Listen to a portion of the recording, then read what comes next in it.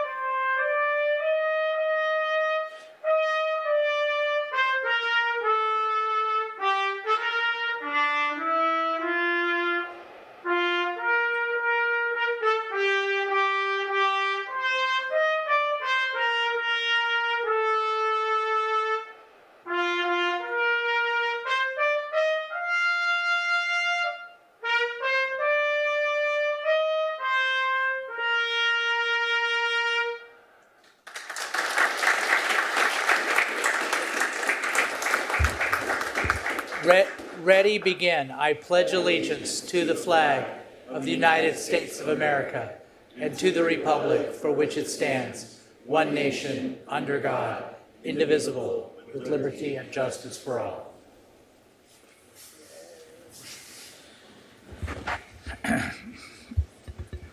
Thank you very much. Now we have the moment of solemn expression led by Rabbi Stephen Einstein of Congregation B'nai Tzedek in Fountain Valley. Rabbi, you have the floor.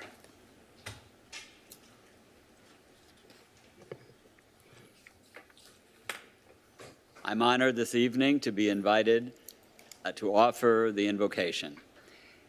It's my first time doing so here in Costa Mesa. I'm a Fountain Valley resident and a volunteer chaplain with the Fountain Valley Police Department. I'm also a founder and past president of the Greater Huntington Beach Interfaith Council.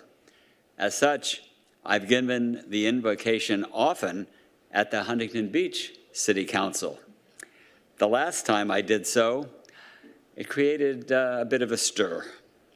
Though when I offered the same words in Fountain Valley 2 weeks later, it was well received. I'm pleased to offer that same prayer here tonight. Eternal God, we offer you the words of our heart. In the past few years, unfortunately, we have witnessed a deterioration of kindness and decency, both locally and nationally. Hatred has become normalized between individuals of differing political viewpoints and even expressed in acts of violence against Jews, Muslims, Asians, Blacks, Latinx, the LGBTQ+ community, and the list goes on. Tonight, we all join in a prayer for your blessing upon those entrusted with leadership. May they heed the divine message brought down through the centuries by the prophet Micah and recorded in Holy Scripture. It has been told you what is good and what God requires of you: to do justly, to love mercy, and to walk humbly with God. May they constantly seek fair and equal justice for all. May their actions embody the virtue of mercy, and may they relate to one another and to the members of the community with caring and humility. To this ideal, let us all say, Amen. Amen. Thank you, Rabbi. Thank you. You're welcome here anytime. Thank you. Okay, yeah, I hope so. So, Madam Clerk, would you please do the roll call? Thank you. The record will reflect that all city council is here except for Councilmember Reynolds. Ms. Barlow, do you have a city attorney closed session report? Thank you, Mr. Mayor. There was no reportable action taken in closed session today. All right, so we have two presentations today. And council, we're going to do something a little bit different. We're going to have both presentations, and then we're going to take our photos with both recipients of the proclamations. Will go down just once after the second one. So our first proclamation is for Native American Heritage Month 2023. Native American Month is celebrated each year in November. It's a time to celebrate the traditions, language, and stories of Native Americans, to ensure their rich histories and contributions continue to thrive with each passing generation. Joining us tonight is Costa Mesa resident and Navajo Diné artist Ronald Chi. Mr. Chi owns Ronald Chi Studios and is well known for his contemporary approach to traditional Native American subject matter. Primarily self-taught, Mr. Chi began drawing horses as a young boy and selling his work to tourists passing through Native American lands. Nowadays, he uses vibrant colors and a love for experimentation and change to depict traditional and modern Native subject matter and imagery. With visual allure, Mr. Chi deconstructs the stories, myths, and culture of the Native people. Mr. Chi, would you please make your way up to the podium?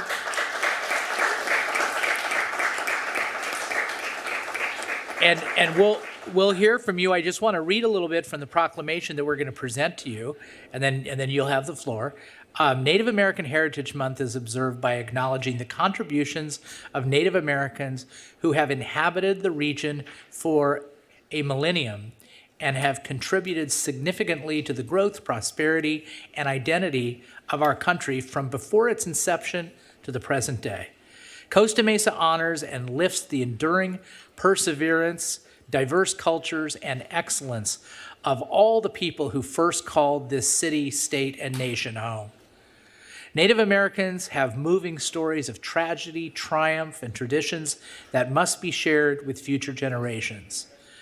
The city is aware of the historical importance of local and national tribes and the way Native Americans continue to enrich our heritage and add to all aspects of our society by sharing their customs and traditions.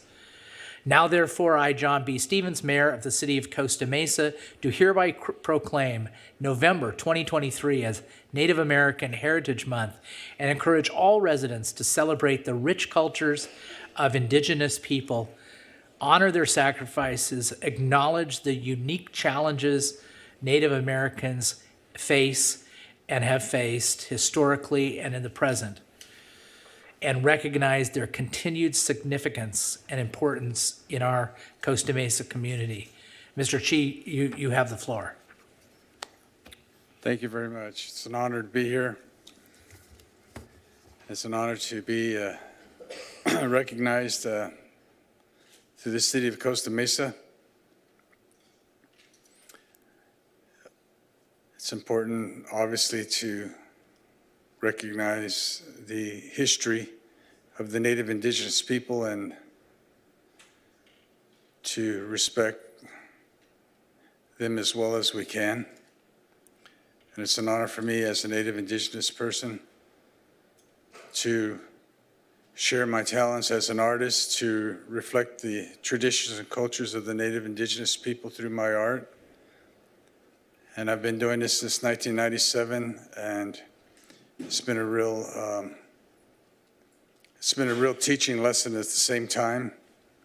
And living in two worlds, the urban, modern world, and trying to retain the traditions and cultures of the Native Indigenous people can be a challenge at times, but it's been an honor for me to know both sides of the world and continue to be creative through my art and share my traditions and cultures with the people. And it's ronaldshee.com if you want to take a look at my work. Thank you very much. I appreciate it. Thank you.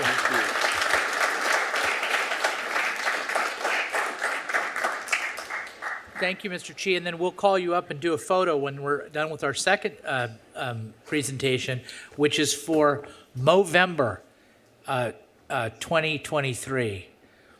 And you'll notice that Luis Hernandez has got his Movember going on when he comes on up. As we make our way into November and are greeted by the sight of men proudly brandishing their Movember mustaches, it is important that we remember the serious message behind the fun facial hair. The Movember campaign originated to increase support and research into men's health, with the specific aim of raising awareness and funding into the often silent issues that commonly affect men. These include mental health issues and suicide prevention, testicular and prostate cancer. Raising awareness and funds allows for delivering innovative and breakthrough research and medical treatment that enable men to live happier, healthier, and longer lives. Joining us tonight is Movember Foundation's people partner, Luis Hernandez.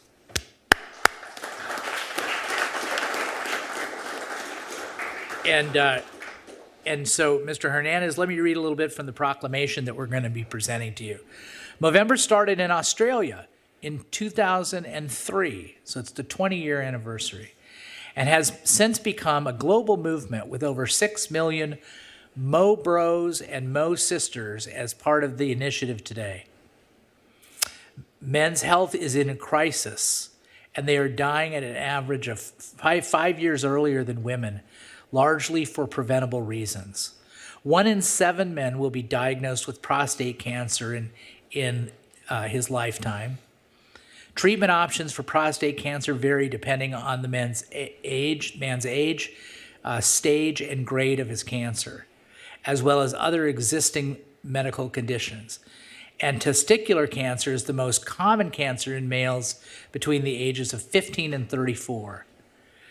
1 in 4 adults in the U.S. will experience a mental health problem in any given year, and 87 men in the U.S. die by suicide every day. The city of Costa Mesa is committed to raising awareness about men's health issues and their effect on fathers, sons, brothers, uncles, and husbands across Costa Mesa and the world. The city of Costa Mesa encourages its residents to talk about their mental health and commit to a stigma-free culture. I urge all Costa Mesa residents to join in the movement to change the face of men's health. Now, with that, the bearded one, Mr. Hernandez, you have the floor.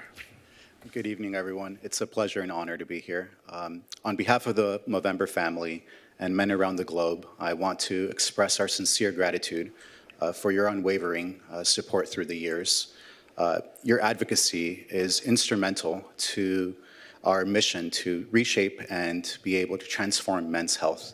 And together, we've been able to establish over 1,300 projects worldwide, at times challenging norms and reshaping how we think about research, but all in the best interest and in our goal to really just impact men across the world and help men across the globe live a healthier, longer life. So thank you all for your support. And for further information on some of our current programs, please visit our website, movember.com. Thank you. Thank you. Thank you. Okay, council, now we're going to take the photo first with Mr. Chi and then with Mr. Hernandez.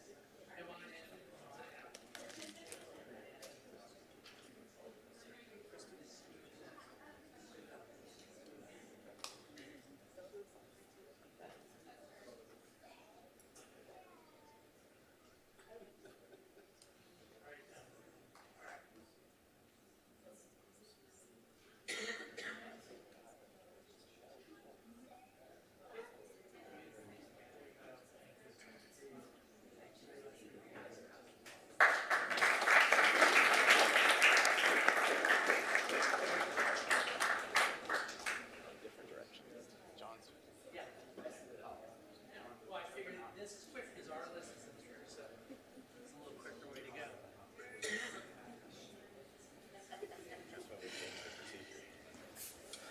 All right. So I think that worked. I think that worked pretty well. Let's, thank you for the feedback, Councilmember Chavez and Gameros. Okay, so those are presentations. I'm sure you wish we had more, but we have just those two tonight. And so now it's time for public comment. Public comment is 3 minutes. You could speak on any topic on the consent calendar or any topic that's not on one of our agenda items. For the agenda items, you have to wait till the matter is called. You have 3 minutes. You're going to hear a ding after 2 minutes. After 3 minutes, the microphone cuts off. We go to everybody who's in the chambers first, and then everybody gets a chance to speak. And then we go to Zoom. And if you're speaking in Spanish and having it be translated, you get 5 minutes instead of 3 minutes. So with that, I think we know the ground rules. We're ready to go. Ma'am, you have the floor. Thank you.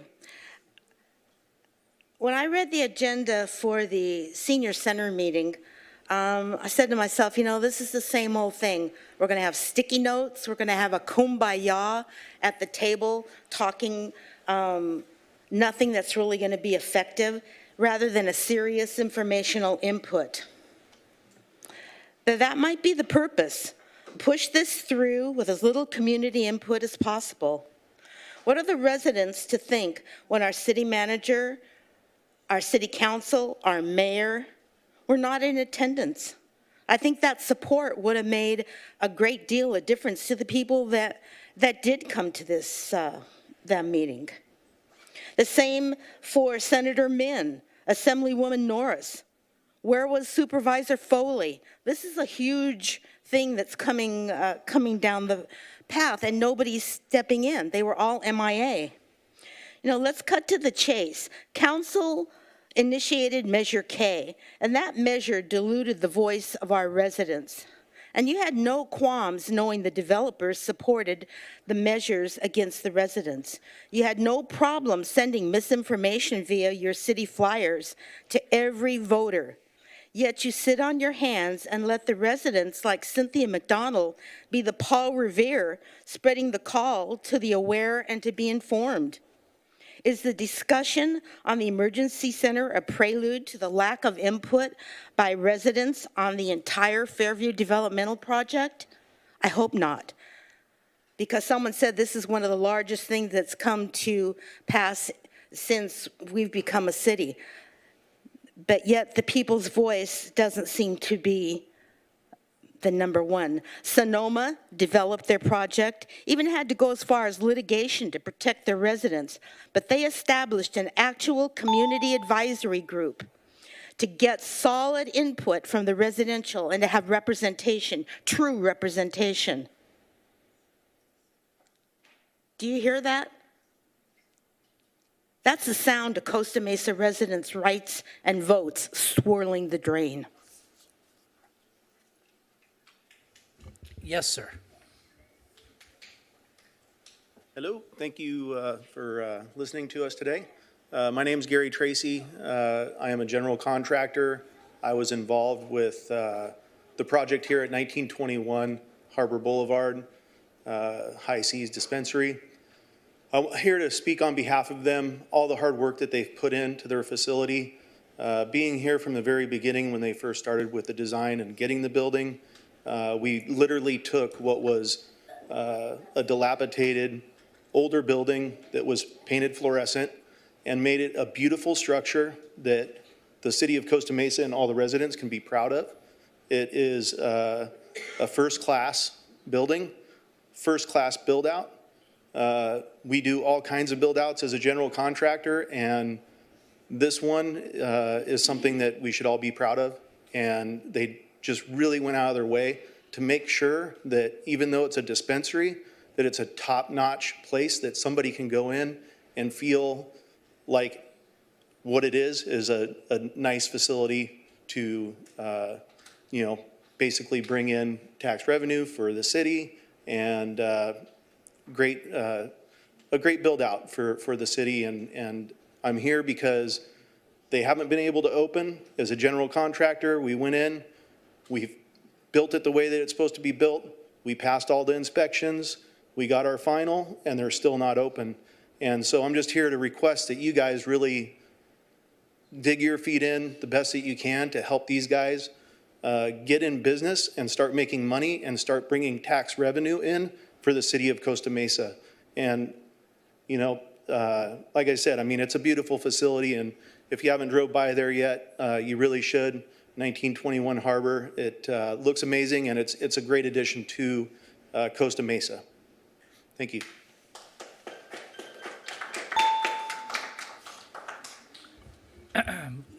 One second, just let's let the record reflect that Arliss Reynolds, Councilmember Reynolds, has arrived. Yes, you have the floor.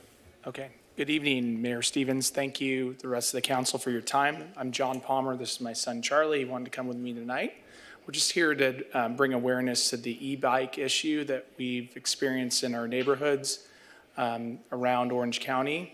On Thursday evening, my daughter was practicing her flag football and went to go grab a ball. And at Heller Park, where they have some inner sidewalks, pathways within inside the grass green belt, she was struck by an e-bike going at least 15 miles an hour, maybe faster. And it was a hit and run by either a junior high or high school student. Just want to encourage that there's a lot of incidences that are close calls around our neighborhoods.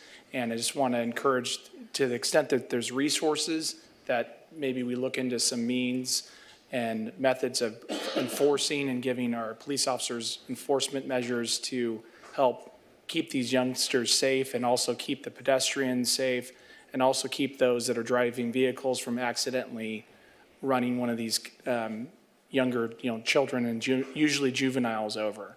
I think it's an important issue, and I encourage you to look at what Huntington Beach has done as maybe a guide on some ways that we can look at some better enforcement and education. So thank you for your time and your service to our community.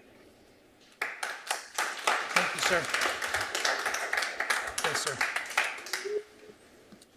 Good evening. My name is Bill Mason. I'm the architect for High Seas. We've been involved with this project for over 3 years. We were there from the start, going through all the entitlement process, and then we submitted our plans to the building department to be plan checked. We've cleared all of our requirements. We've been through multiple field inspections. We've received our approvals from all the inspectors. We've cleared everything that needs to happen to open up the store, but yet it hasn't happened. As Gary had mentioned, we have spent a lot of time and a lot of money beautifying the facility. If you haven't been by 1921 Harbor, it used to be the old barbecues galore.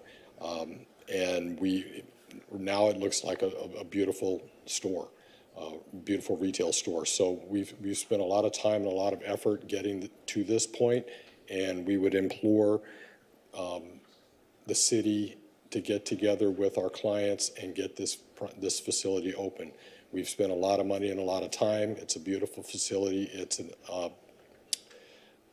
a beautiful facility, and it's an asset to the community. So we'd like to get it open and not have a $10 million investment go down the drain. Thank you for your time. Thank you, sir. It might be, some of you that are standing in line there, you're welcome to come over to the other side. It might go a little bit more efficiently, and you'll get a better spot in line. Yes, sir. Hi, good evening, everyone. My name's Joel Medina. I live here in Costa Mesa. I've been living at Bernard and Harbor around there since 2017. I just wanted to really quickly talk on two different topics. First, I wanted to sincerely express my gratitude to the city of Costa Mesa for some of the positive changes that I've been seeing in my neighborhood. We walk our dog around a lot, we ride our bikes, and we try to use as much time as we can out of our cars, and we've been noticing a lot of the really positive changes been happening in our side of the neighborhood that really need it, like the lead out walking signals that has really made it a lot safer to cross 19th. The new bike lanes that just went in on 19th that I know maybe people aren't super happy about, but it does make our neighborhood a lot safer.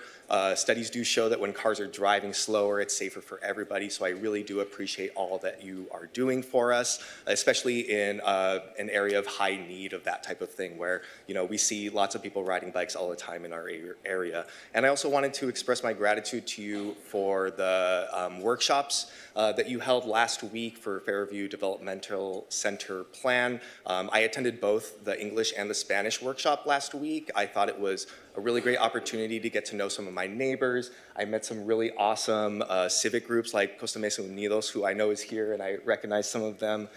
So I wanted to just thank you for providing us with these opportunities. I love living in Costa Mesa. My fiance and I were getting married next summer, and we plan on raising our children here. So thank you so much for all the positive changes you've made.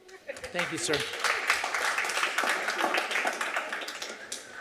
Yes, ma'am, you have the floor.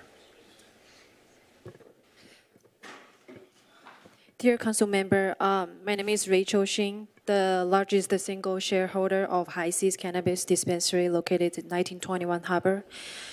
I spoke previously this evening during public comments before closed session because High Seas has been prepared to open a store to the public since September 26. City has been withholding our cannabis business permit since then without clear communication or justification as to why. We have received all the necessary sign-offs required for the permitting process, which has taken us over 2 years to complete. And we're eager to open our incredible store and share it with the community. I'm here today requesting a meeting with the City Council and the City staff member to try to resolve this matter before any more damage is done to our business, our employee, and the local community. Despite our countless attempts to communicate directly with the city over the last several weeks on this issue, we have continued being stonewalled and unable to get any kind of productive dialogue going. All we have heard are some rumors as to why our permit is being withheld. Rumors, which I might add, are full of complete misinformation and mischaracterizations, none of which we have been able to address fairly in any kind of open dialogue with the city.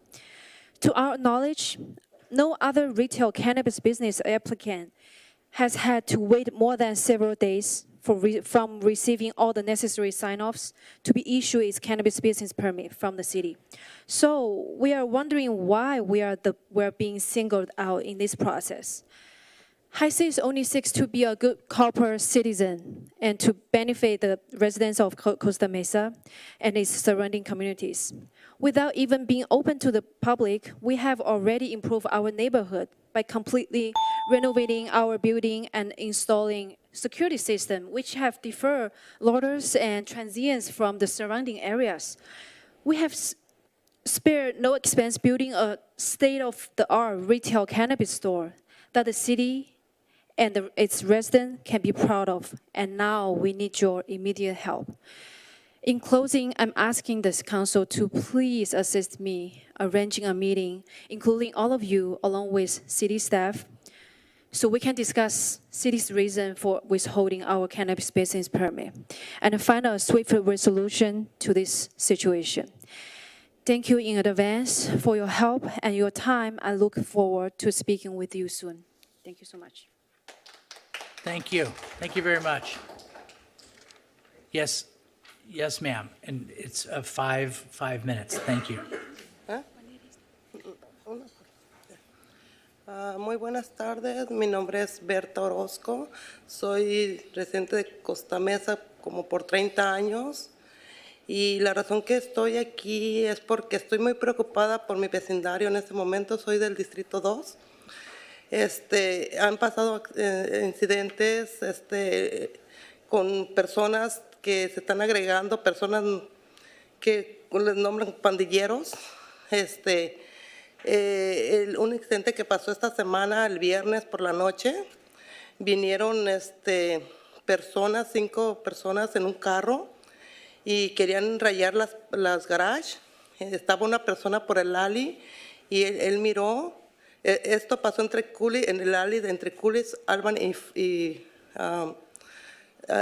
Fillmore. Y esta persona se dirigió a decirles que no tenían que hacerlo y llevaban bates y 2 personas llevaban cuchillos. Entonces, cuando esto salió otra persona y se metió, les gritaba que se fueran, que no tienen que hacer nada allí. Y entonces en eso, varios llamaron a la policía también, y la razón que se están diciendo que por qué la policía tardó para contestar y les ponía como a unas personas que les contestaban, los ponían hold, que se esperaran. Entonces, tardaron hasta 12 minutos para que les contestaran, para que dijeran qué es lo que estaba pasando. Y otra persona, sorry. It's okay. Good evening. This is on, but it's not on. You could just pull the mic over, yeah. Hello? There we go. Thank you. Good evening. My name is Berta Orozco, and the reason I've been a resident of Costa Mesa for about 30 years, and the reason that I'm here tonight is because I'm really worried about what's going on in my neighborhood right now. I live in District 2, and there's been some incidents with people coming, people that you would call gangbangers or gang members. And this past Friday night, there was 5 people that showed up. They came in a car, and they came to tag up the garages in the alleyway. There was fortunately 1 person that was there. And this happened between Cooley, Albert, and Fillmore, that alley. And they told them, like, don't do it. But those people, they had bats, and there was about 2 of them who had knives. And so they were yelling at them, like, no, go away, you can't do this here. And several people called the police. And, you know, they were just saying why the police took so long to answer. They were placed on hold, and it took them about 12 minutes to even get an answer. Okay. Y después, pues esas personas salieron afuera y decían, es que llamamos a la policía, ya tenemos tanto rato que la estuvimos llamando y no vienen. Entonces después otra persona que habla español habló también y dice, no, a mí me han tenido como por 20 minutos y porque no tenían quien me translieran. Dice, entonces a mí cuando me dijeron eso dije, pues entonces, ¿qué seguridad tenemos aquí?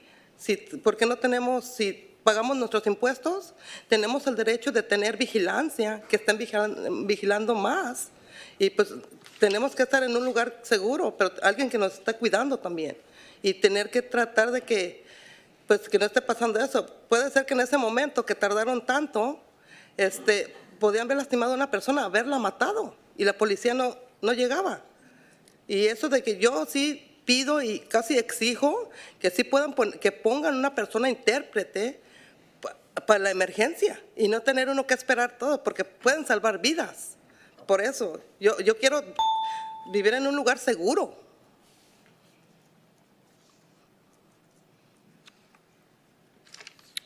And so later, you know, I spoke to these people and they said, you know, we called the police, but we had to wait so long. And there was a person that came and told me, you know, I speak Spanish, and they had me on hold for about 20 minutes because there was nobody to translate for them. And so they told me that, and I'm just thinking to myself, you know, what kind of safety do we even have? You know, we pay taxes as well, and we should live somewhere safe, and there should be someone that's patrolling. Obviously, we should live somewhere safe, but we should have someone to take care of us as well. And you know, they took so long that during that time someone could have been really hurt or someone could have been killed. So I'm here asking and demanding that we have interpreters there for emergency cases so that they don't have to wait that long, because it could save lives, and I just want to live in a safe place. Otras personas me han dicho que tienen angustia porque uno de sus hijos trabaja. Ma'am, sorry, that's your time. That's your 5 minutes. Thank you. Thank you. Yes, sir. Good evening, Mr. Mayor, esteemed council members, dedicated staff, and wonderful residents of Costa Mesa. I'm Josh Gessman, the Vice President of Operations at Orange County Model Engineers, and I proudly call Costa Mesa my home. I want to extend a special hello to Councilman Chavez and his group Soy, who visited our railroad over the weekend.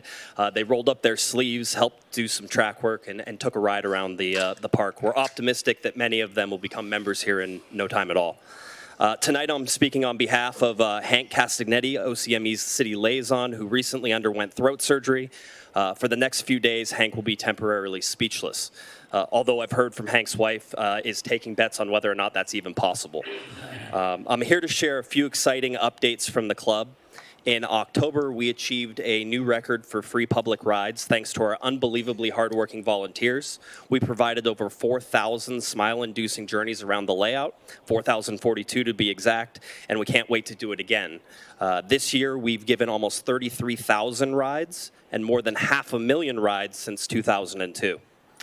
On the 18th and 19th of this month, the club will be collecting toys for the United States Marine Corps' Toys for Tots. Our dear Costa Mesa namesake, the Goat Hill Lions Club, has generously donated toys, and we'll have members at the station to share about their club's charitable activities. And joining us for the first time this year are the outstanding members of Costa Mesa's Women's Club. Thank you, ladies, for your enthusiastic support. Members of the public can bring new and unwrapped toys to the train station for donation on the 18th and 19th from 10 a.m. to 3:30 p.m.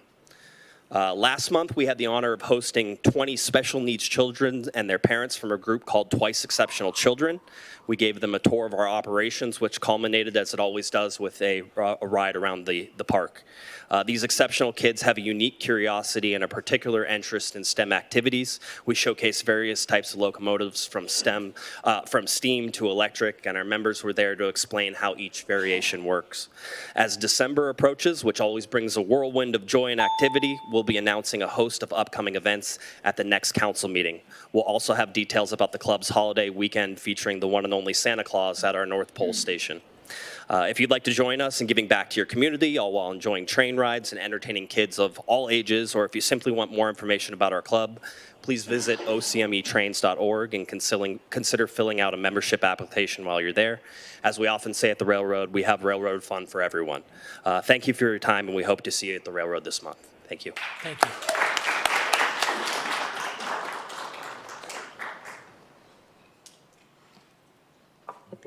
Buenas noches. Good evening. Mi nombre es Juana Trejo y vivo en el distrito número 3. My name is Juana Trejo, and I live in District 3. La comunidad está muy preocupada The community is really worried porque en las últimas 3 semanas ha habido robos de carro en pleno día. because in the last 3 weeks, it's been car thefts in the middle of the day. Robaron una camioneta últimamente y traía la herramienta con la que el padre de familia sustentaba sus necesidades. They stole a truck that contained all of the tools of a parent, a father, who used that to fulfill all their needs. Estamos notando jóvenes nuevos que están llegando a la comunidad. We are noticing new youth, new young people coming to the community. Y este domingo amaneció todo lleno de graffiti, el alley que está en medio de Valencia y el camino. And this Sunday, we woke up to graffiti in the alley of Valencia and El Camino. También en varios apartamentos que están en Mission Drive. And also in several apartments that are on Mission Drive. Era imposible tomar tanta fotografía de las muchas propiedades que fueron afectadas. It was impossible to take that many pictures of the properties that were affected. Sabemos que algunos dueños ya pintaron esas letras que las gangas hicieron. We know that some of the owners already painted some of the letters that these gang members drew. Pero lo que a nosotros nos preocupa es la presencia de pandillas que están llegando a la comunidad. But what worries us is the presence of gangs that are getting to the community. Hay gente que ya considera la comunidad peligrosa.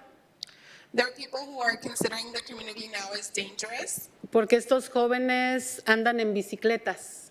Because these young people are moving about in bicycles. Y cuando se roban los carros, dejan la bicicleta y se llevan el carro.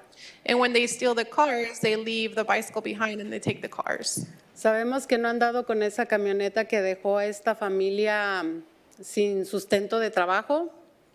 And we know, they took the truck of this family and they left them without being able to work. Y hemos hecho los reportes correspondientes al Departamento de Policía. And we have made the reports to the corresponding police departments. Les pedimos por favor que hagan acto de presencia más seguido para que estas personas no se estén apoderando de la comunidad. We're asking you all to show up and be there more so that these people don't start taking over the community. Gracias. Thank you. Thank you. Mr. Humphrey. Good evening, Council. Jay Humphrey, Costa Mesa resident. We just had a gentleman and his son come up and make a comment about electric bikes, e-bikes, which I have made a number of times before in the past. And I note tonight that you have on your consent calendar a bicycle education program.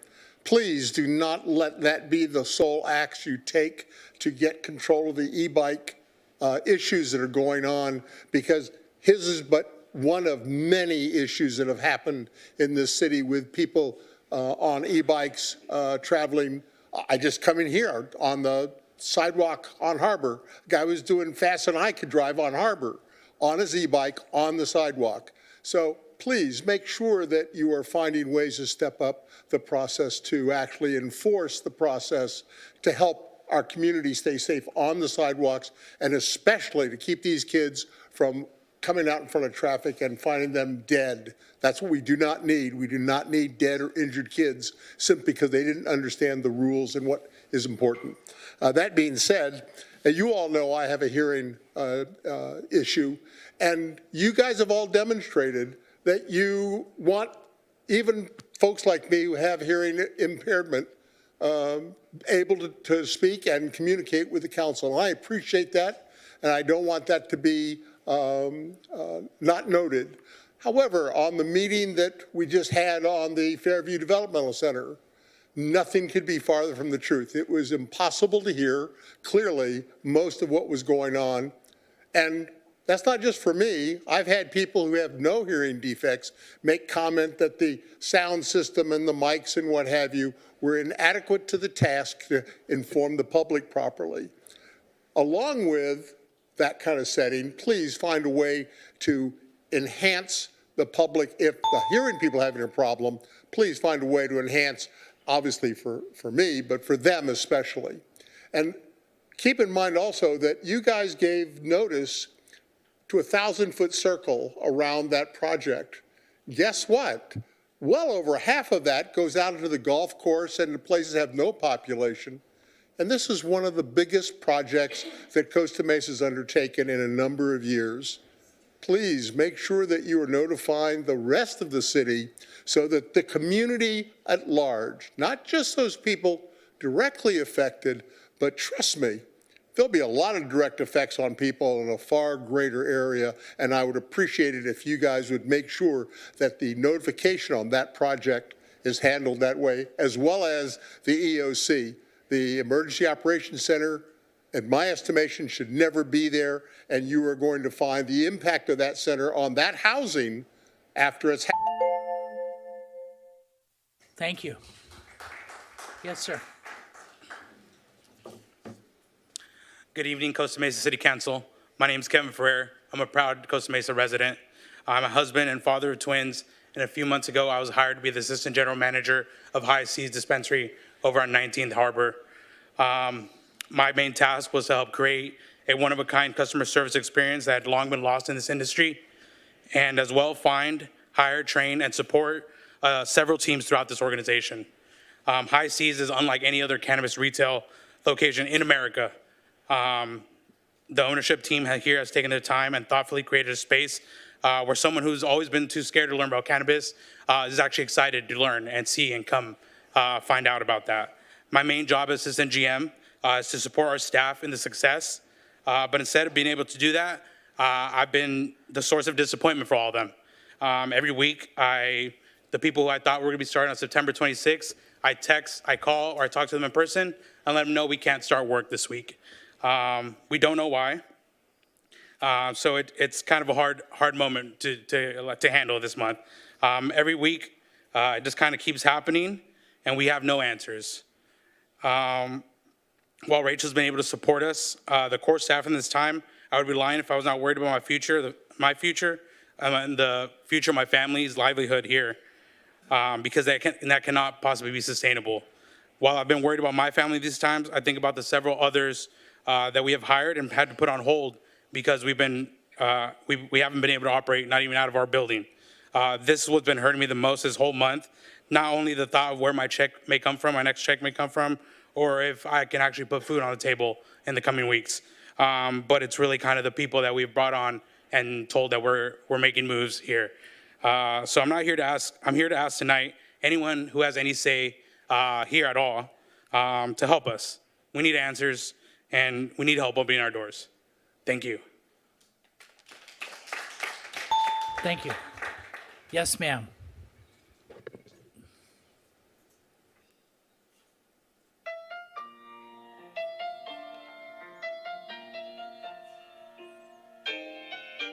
If you're young at heart.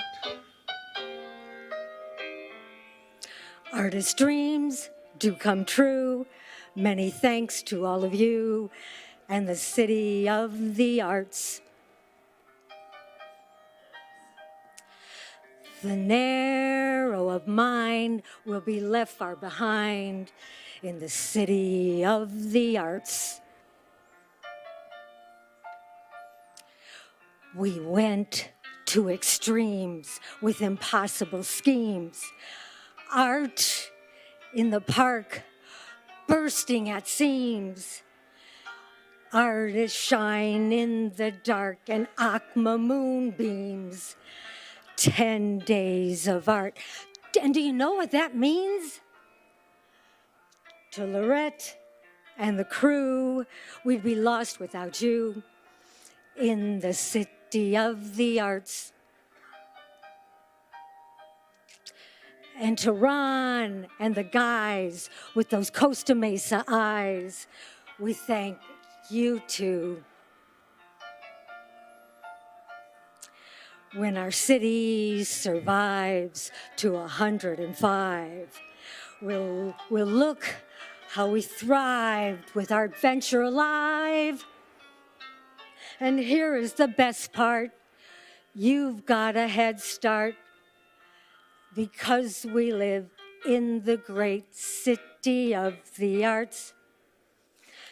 So, just like creativity and art evolve, our adventure has also evolved over the last 6 years, including COVID and a virtual online event.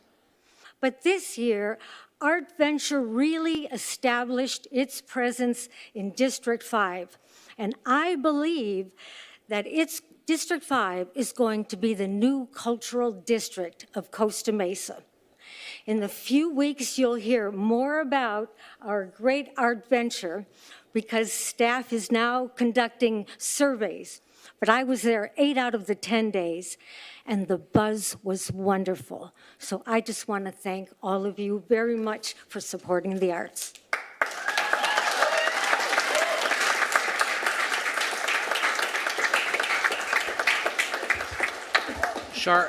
Charlene is the chair of our Arts Commission, and we could not have a better chair than that. So one more time. Thank you. Thank you. All right. Do you need music? No? Sure, why not? I can dance. Just kidding. Hello, how are you, council members? Good evening. I do know you all have your own lives of your own, so I do appreciate you being here tonight and hearing me out and my team. I'm here in front of you today because of the High Seas expedited granting of their cannabis business license. As a lead product specialist and a proud resident of Orange County, I have wholeheartedly embraced the core values of High Seas since joining the team. I've dedicated unwavering commitment and energy to this venture and even foregoing other cannabis opportunities in the industry solely to be part of the High Seas family. Today, I stand before you to express my deepest concern regarding the ongoing delay in securing our business permit. for our retail. I've poured my heart and soul into this project, tirelessly working towards the successful opening of the store. With each passing day, the delay weighs heavily on my mental well-being and financial stability, as you all can manage. As this venture represents as my primary source of income, of course you can see why I'm very stressed and very hurt. And I don't want to cry up here because this is my job, so forgive me. We all know the holidays are coming fast, and unfortunately, the way that the trajectory of the store not being opened, we might not be able to celebrate the holidays, the colleagues and I. With over a decade of experience in the cannabis industry myself, I envision a long and fulfilling career with High Seas. Our dispensary is meticulously designed, surpassing all expectations and setting ambitious goals for our team to grow and thrive together. This shared vision has motivated me to persevere through all these challenging times that we're going through. Even when we have not received compensation for our efforts, just as I stand here before you tonight advocating for a cause, I have not been compensated for my time.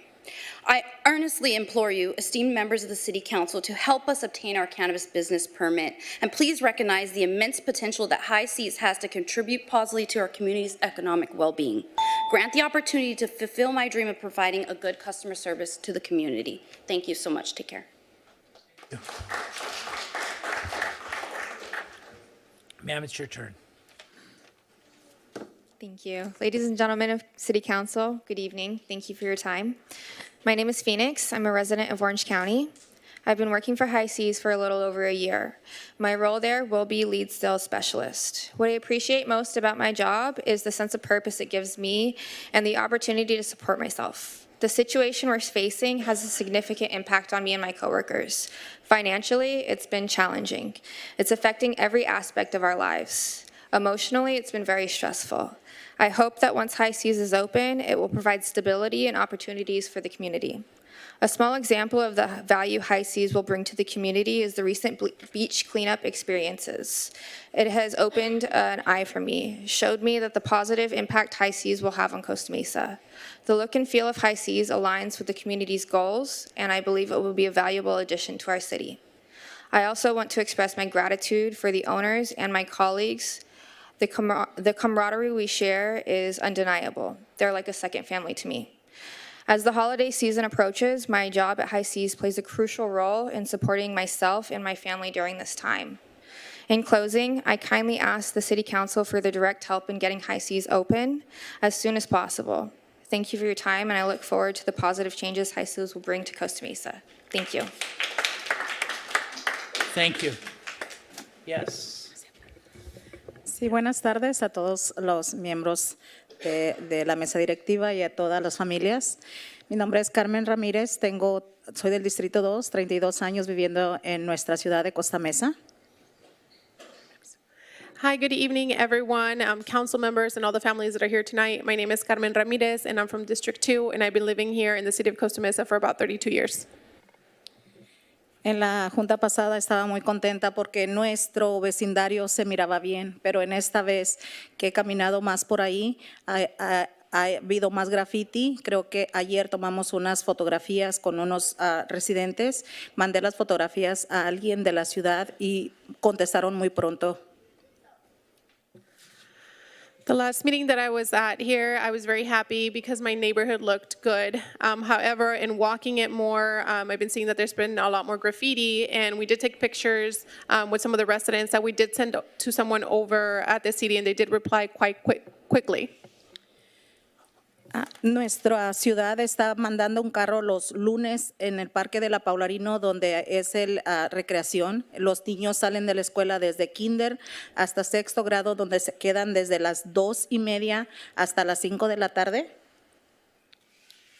The city has been sending a car over on Mondays to Paularino Park, which is the rec area of the park, for the kids, because from kinder to 6, they go there and they stay there from about 2:30 to 5. Uno de esos niños es mi hijo, Aldo, de sexto grado de Paularino, y cuando voy a recogerlos trato siempre de llevarles agua a todos los niños, pero también los muchachos de ahí son muy buenos.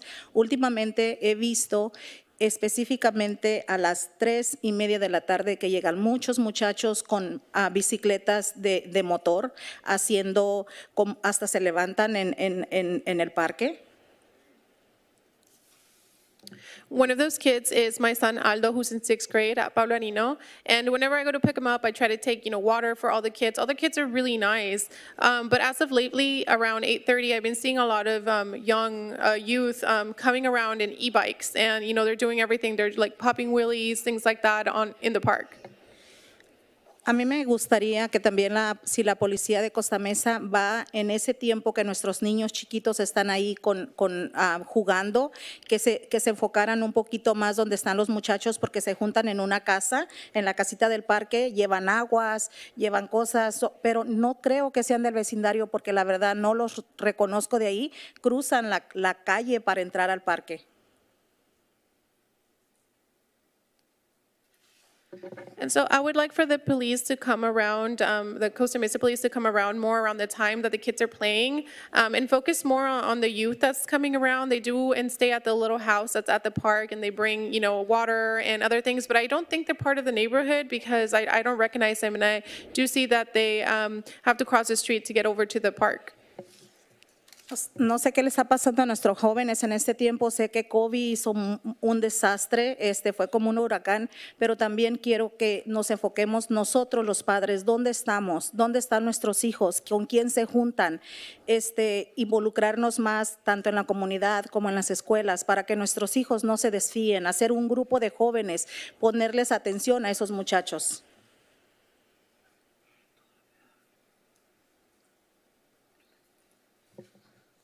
I don't really know what's going on with our youth. I don't know what's happening. I know that, COVID made a mess out of things. It was kind of like a hurricane that ran through. But, we need to know, where are the parents at, where are the kids at, who they're hanging out with. And we need to get more involved in the community as well as in the schools and maybe get a youth group together to look out for these kids.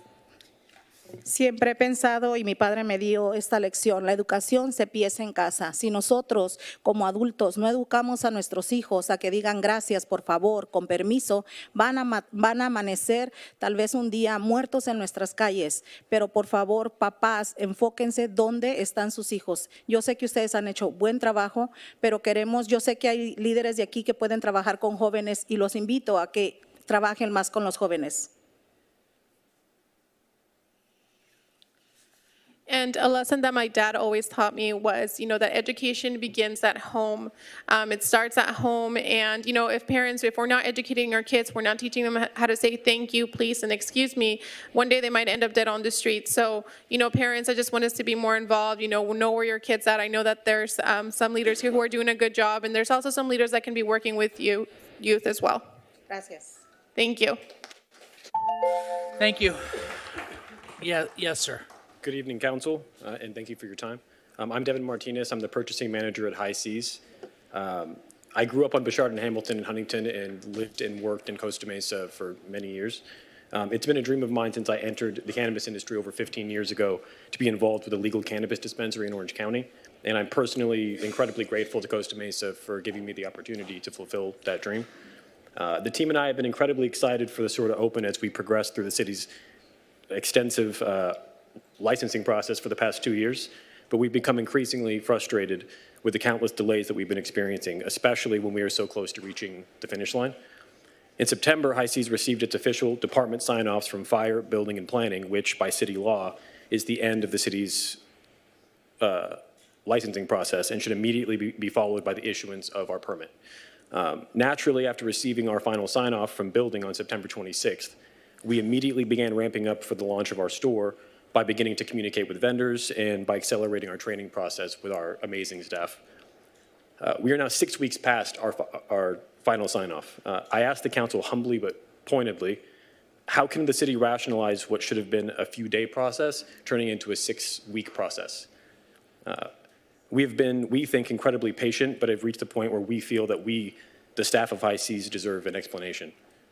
I genuinely think that the city has not taken into consideration the financial hardship that this inexplicable delay has put on High Seas employees, to speak nothing of the company's ownership and investors. Many of us have turned down other job opportunities because of our commitment to the company and hope that in just one more week, the store will be open and we can finally take our roles.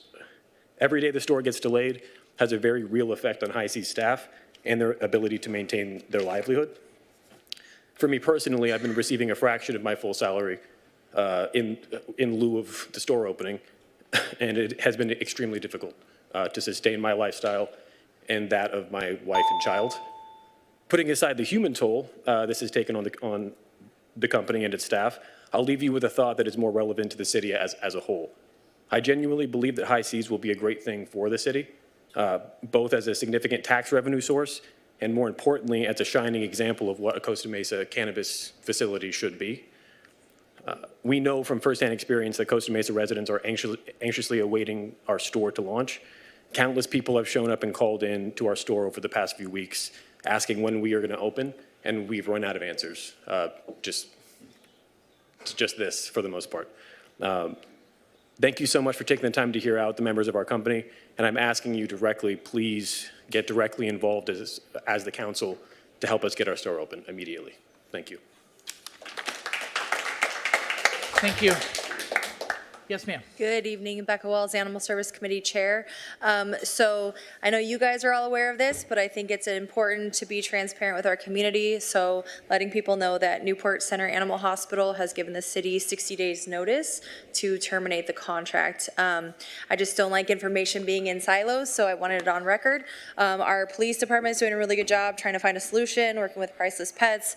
I think under our new police leadership, things will be good, but they need support. So we were here in November, December of 2017. We were working on contracts. We got, held to the fire. At that time, we got notice from our prior contractor, and so they need support. So police is taking back over animal services. That's great. We got good leadership. That's all good, but they need support. So we're down to, 53 days or whatever already, and so that time's gonna rush really fast. And this is a big piece of our city, our pride in taking care of our community members, taking care of their animals that they consider family members. So I ask the council, please provide support with them. Quite honestly, this has been delayed long enough. Our contracts expired in June and it's November. We were still weeding through RFPs and now we've been, held to the fire. So now we have less than 60 days to figure out a plan. I know we did it before, but our options are more limited now. And so I just ask that the council provide support to the police department. I know that they're still in transition. They're doing the best they can, but they really need additional support through this process because it's pretty rapid fire at this point. So just wanted it to be public record that NCAH is no longer going to be participating with the city, and they've also no longer have the prior vet who was holding the contract is no longer there as well. And I just think it's important for information to be shared publicly on record so that people are aware of what's going on and how that impacts us. So my understanding right now is everything is still continuing as is, but to be aware that that contract will be ending and the city's on notice, we got to get on this. So please support our police in this. It's, not really their thing to do contracts, but they're having at it. So please give them the staffing, the extra support and extra love, especially during the holiday season. You guys don't have a lot of council meetings and stuff. By the time we hit January and this contract is up, we are literally exactly where we were in 2017, 2018. So let's not be in a race to the finish line like we were then. So thank you. Thank you. Yes, sir. Good evening, City Council members. My name is Zachary Blauvelt, and I serve as the General Manager of High Seas. I wanted to take the time tonight to address you directly concerning the pending cannabis business permit for our retail storefront in Costa Mesa. Over the past 7 months, I've dedicated myself to turning the High Seas vision into a reality. Our store is a true marvel, featuring unparalleled fish tanks that are home to an exquisite collection of fish from every corner of the world. It has always been my passion to redefine the cannabis retail shopping experience. Our goal is to elevate, educate, and excite this city by creating a must-visit destination for our local community. As the GM, my role is to build a team as you've met here this evening, and to foster a company culture that reflects our innovative approach to retail cannabis. Regrettably, the city's delays since September 26th have had a detrimental impact on our staff, causing significant fear and job security concerns. Now we approach the holidays, months after we hope to open our doors to the public. And what answers do we have for our families? How do I prepare for my own job security in 2024? And how much longer do we need to wait for these answers? Our building is ready, our staff is trained, and we anxiously await the city's approval.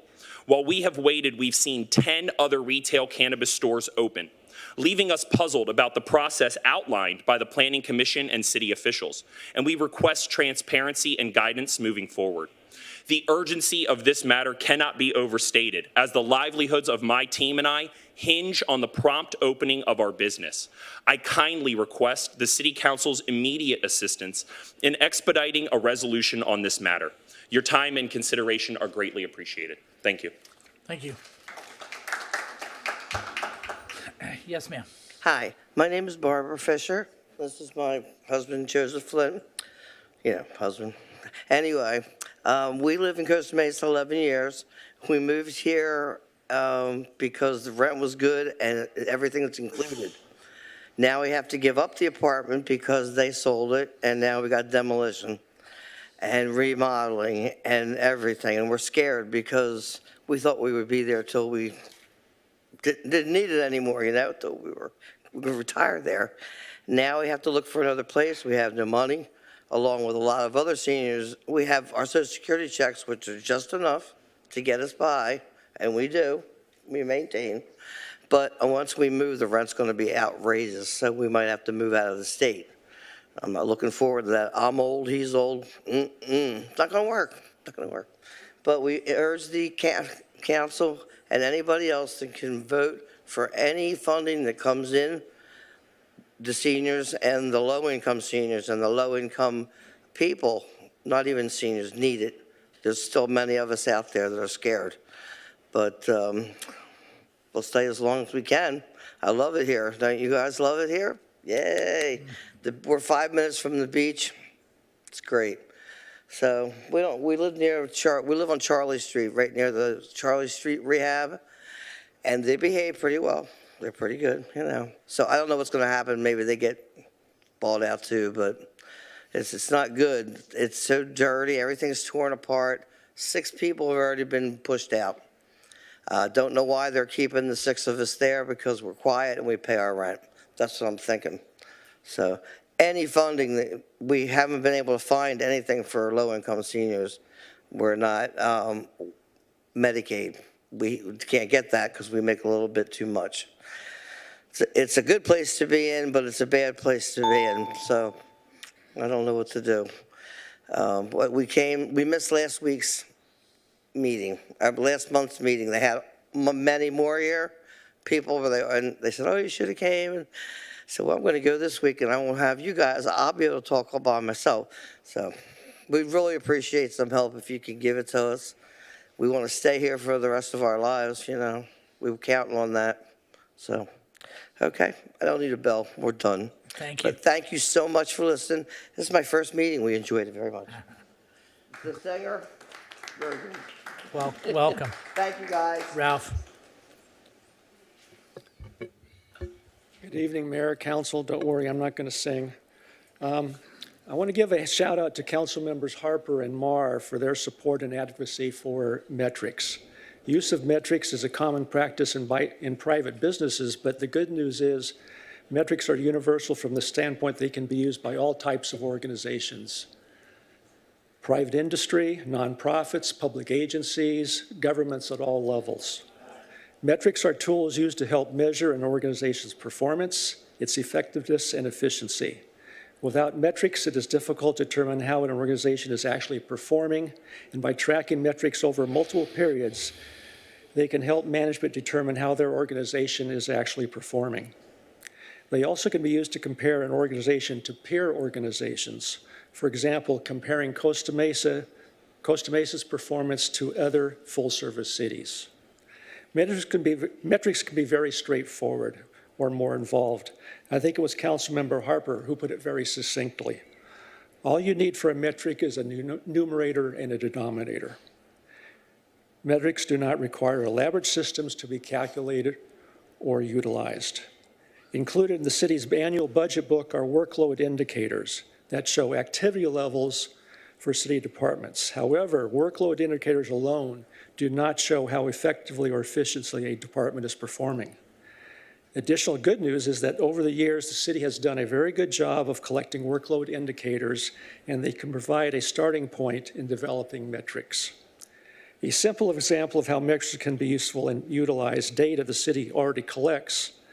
The fire department highlighted two numbers during its recent overview to council: its annual budget and number of calls for service.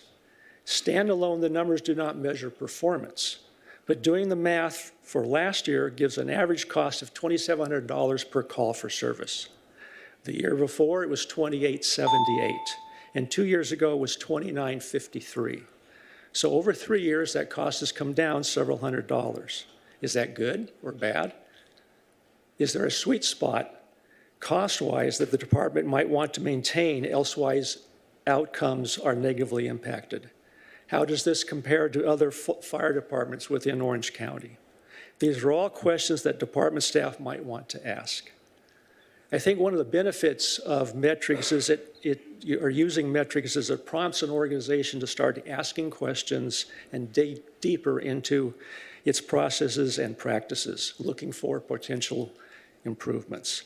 I suggest council ask for and staff begin to provide some basic metrics with the next budget cycle. Start out simple and then progress. I also believe FIPAC can assist in this effort. Thank you. Thank you. Yes, ma'am. Good evening, Mr. Mayor and City Council members. I'm Cynthia McDonald. I'm a Costa Mesa resident. I'm also an officer of Costa Mesa First. You can find our website at costamesa1st.com. I sent you an email last night. I hope you read it. There's a lot of information that comes right out of textbooks on best practices of public outreach. Whatever the city is doing, the efforts they're putting into getting the residents to attend the outreach meetings for the Fairview Developmental Center specific plan, those efforts are not working. I got one email, 25 hours before last Thursday's meeting. If I didn't know that meeting was going to happen, it would have been hard for me to make it because this time of year I'm very busy. I imagine a parent with small children would look at that email and delete it. You have a tentative schedule of meetings. You need to be noticing meetings 1 month prior to the meeting, 1 week prior to the meeting, and 1 day prior to the meeting. It seems like the developers and builders got the message. Affordable housing advocates from across the county got the message, but only a few Costa Mesa residents got the message. I sent out an email blast to our Costa Mesa First members. I don't know how many of them were there, but I saw a lot of familiar faces of the few residents that were in attendance. The meetings I attended, including last night's virtual meeting, had pitiful attendances, and I attended all the meetings for the general plan update starting back in 2013. This is the worst attendance of meetings I've ever seen. This is the most impactful project the city will see in many, many years, but only a few people seem to know about it. And maybe that's what you want. Besides the lack of notice, there's a lack of education. There's a lot of misinformation about the project out there. Some people at last night's meeting thought the units would be built in the next few months, and they wanted to get on a wait list. There was one lady who had this sense of hope on her face at the beginning that just turned to a sense of despair. Maybe the city didn't intentionally mislead her, but it was unkind to do so nevertheless. And as far as the quality of the audio at the meeting, I have excellent hearing, and I had a hard time hearing the residents. You know, for God's sake, you can go on Amazon and get a better microphone. The girl that does the translations here, that's been going on for months. Need to fix that. You still need to take the opportunity to form a citizens and a stakeholders advisory committee. They aren't unusual up and down the state. Big cities, small, they're used to make input in municipalities. Thank you. Yeah, hold on one second. I think I got to turn your mic on. There you go. Good evening, Council. I wanted to make comments regarding street safety tonight. I guess my first comment is there was a bill in the legislature, AB 413, that required vehicles not park immediately in front of crosswalks so that pedestrians didn't have to peek out behind a parked car to cross at the crosswalk, especially children. I'd love to hear and see some direction of understanding on the city level of how that's expected to be implemented, and if it can't be implemented on an infrastructure level with potentially red paint and bollards.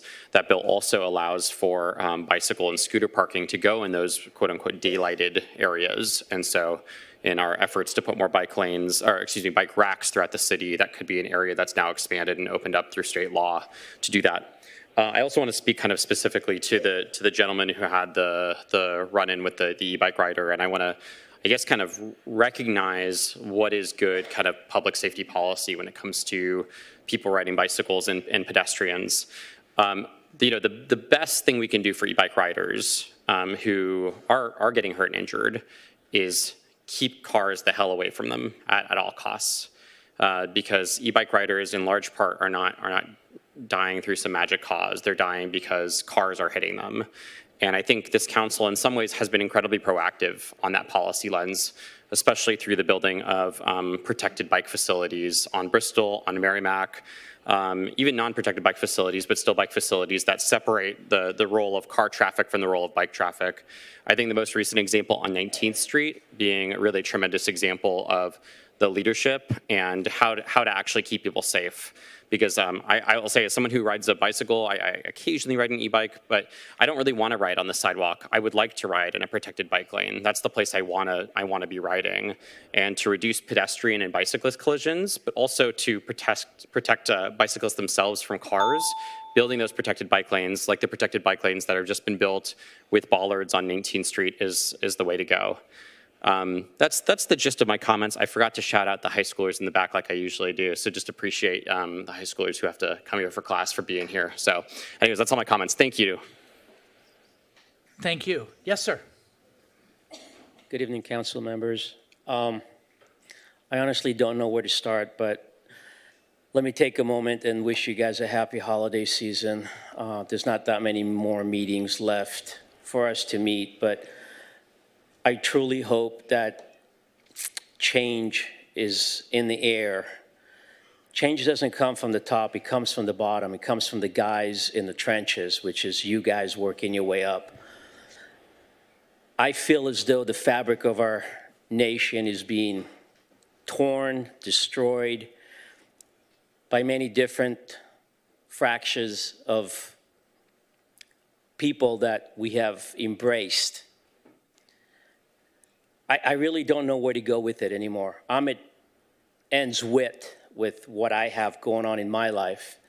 But you guys have opened up a Pandora's box where everybody's coming to you and asking for assistance. Government is to govern. It's to take charge. It's to create infrastructure, to make sure we're safe. Police, fire department, housing. As government fails, they can only ask for one thing: more money. More money means more taxes. Government doesn't make money. Government distributes money. So there's only two ways to make it. You either print it or you charge a citizen more money. With you guys just dispersing funds like it's going out of style because it's coming in from a different entity, and if you don't spend it, then you might not get your next allocation next year. There's just tons of waste. Nobody stands up. Nobody's saying any of it. Everybody looks the other way. I don't know why. We're at a crossroads in our city, in our lives, in our beliefs, and it's in our world. We can't leave. We have to live together. We have to help each other. But there's just so much help that can be given from a city to the citizens. I'm beyond words. I mean, I'm seeing what's happening to my family in Israel currently, and I don't know what to say. It's on the news. The majority of people do not understand what's going on. They couldn't even start wrapping their minds around it. And we're having people that are trying to open businesses for cannabis begging you guys to help them out. It's a numbing effect. I don't get it. You opened up a Pandora's box. We've been discussing this cannabis thing for the past 6, 7 years. And here we are. Every corner.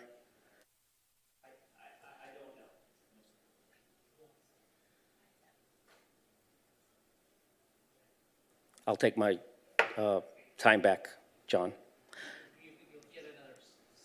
I'm kidding.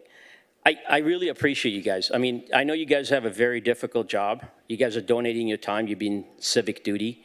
And I understand. You have lives, you have families, and it's difficult. It's difficult to balance and take care of everything. But at some point, something has to give. And I am not sure what's going to give. You guys, the city, or us, the constituents. I've been coming here for years, and the number of people that have come up and spoken is dwindling rapidly. I mean, there's lots of new families moving into town, but nobody seems to come. Everybody's looking out for their own.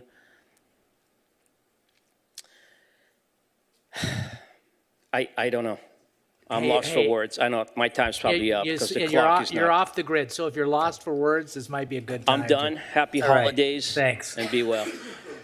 Okay, we got everybody in the chambers. How about on Zoom? Let's start our Zoom speakers. Erin McCall, please. Erin McCall, you have the floor. Hello, City Council. Thank you so much. I want to just start off by talking about the e-bikes. I do agree that we want safety when it comes to e-bikes, but this is about infrastructure. I think when we talk about accidents and injuries, folks are angry about what happens to pedestrians or riders, as they should be. But we have also normalized the harm that comes from cars and the planned conflict zones where cars intersect with bikers and pedestrians. The sidewalks are currently way too narrow for people walking on them in the first place in different parts of town. And then adding bikes on that is of course going to be dangerous. But the reason why the bikes are on the sidewalks is because the people feel unsafe in the streets. So we have an opportunity to address this with federal funds, and we want to make sure that bikes, cars, and pedestrians can all use our roads safely. We don't have to approach this strictly with a punishment model of let's ticket e-bike riders or whatever. Like there is a reason why people are riding this way. I also just want to add great thanks for all the work that's being done in Wilson Park. It is very beautiful and great. Folks are, really enjoying it in my neighborhood to visit. But one of the very big concerns is it's still very dangerous for kids to cross that street because the crosswalk has not been completed. So any ways that we can expedite that would be amazing. Thank you guys so much, and that's all my time. Thank you very much. Priscilla, please. Priscilla, you have the floor.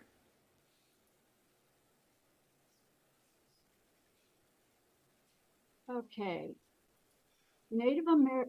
Ancient Native Americans live in concert with the earth as their lives depended upon a healthy ecosystem.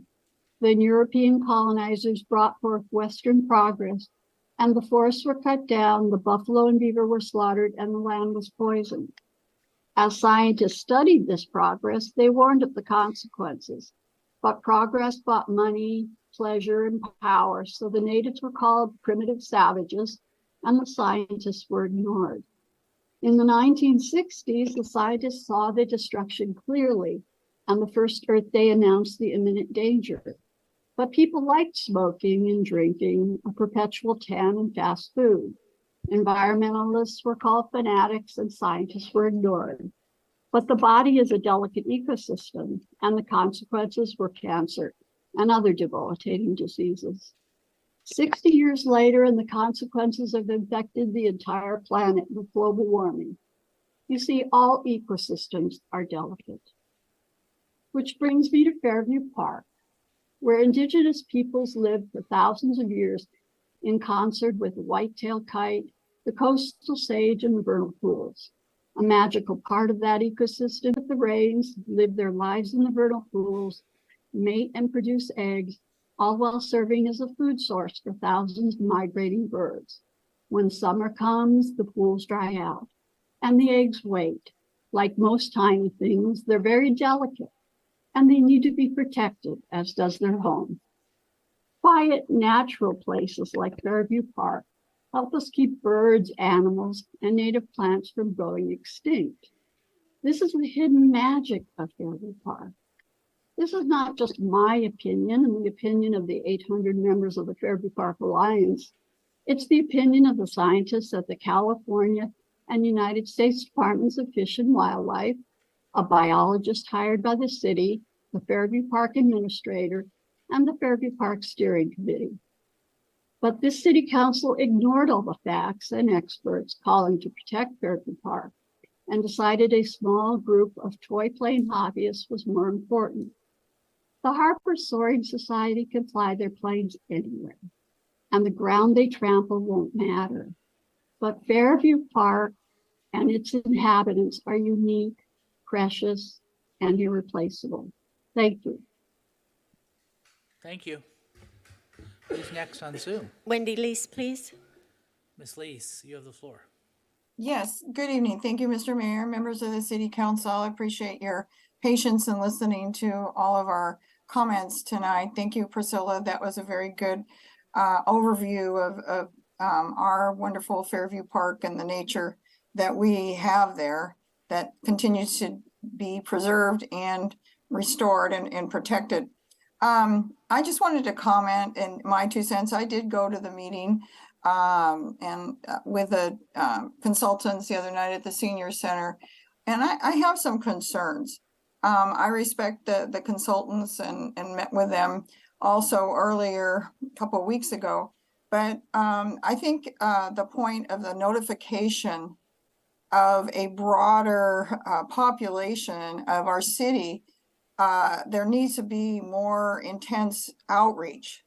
And this is always kind of a problem from, our side, the citizen side, that the notice needs to come in a timely manner, and the reminders also maybe from your side, it looks like we're doing it, but from our side, we need to step it up a little bit, because this is a major project, something like 2,600 units. And we've got the EOC plans from the state to complicate matters.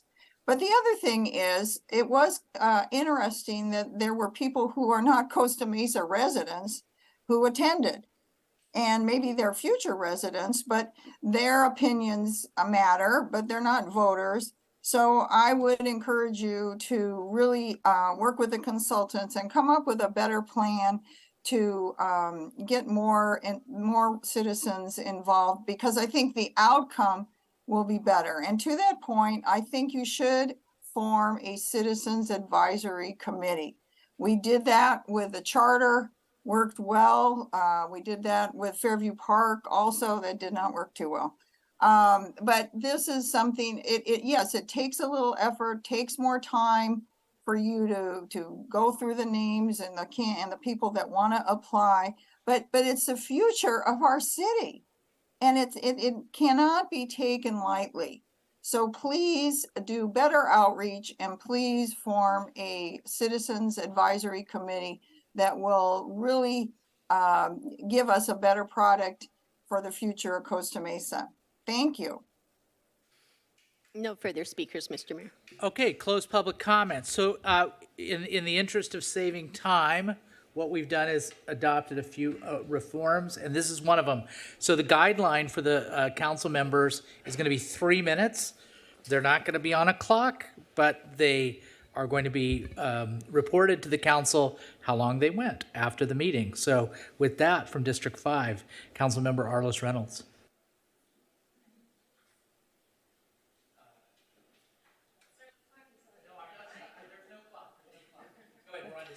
All right, thank you. Thanks everyone for your comments tonight. I really love public comment because we learn so much and get really important feedback from the community. I will say I'm disappointed to hear in the feedback on sort of the outreach and I guess implementation of the community meeting on Fairview Developmental Center. Especially disappointed because PlaceWorks is the contractor and this is supposed to be one of their specialties. So I want to look into that. We need to improve that. We really need a checklist toolbox as our standard approach to notifying and conducting these meetings. And PlaceWorks really should have some good toolboxes for that. So I'd like to see some improvement there.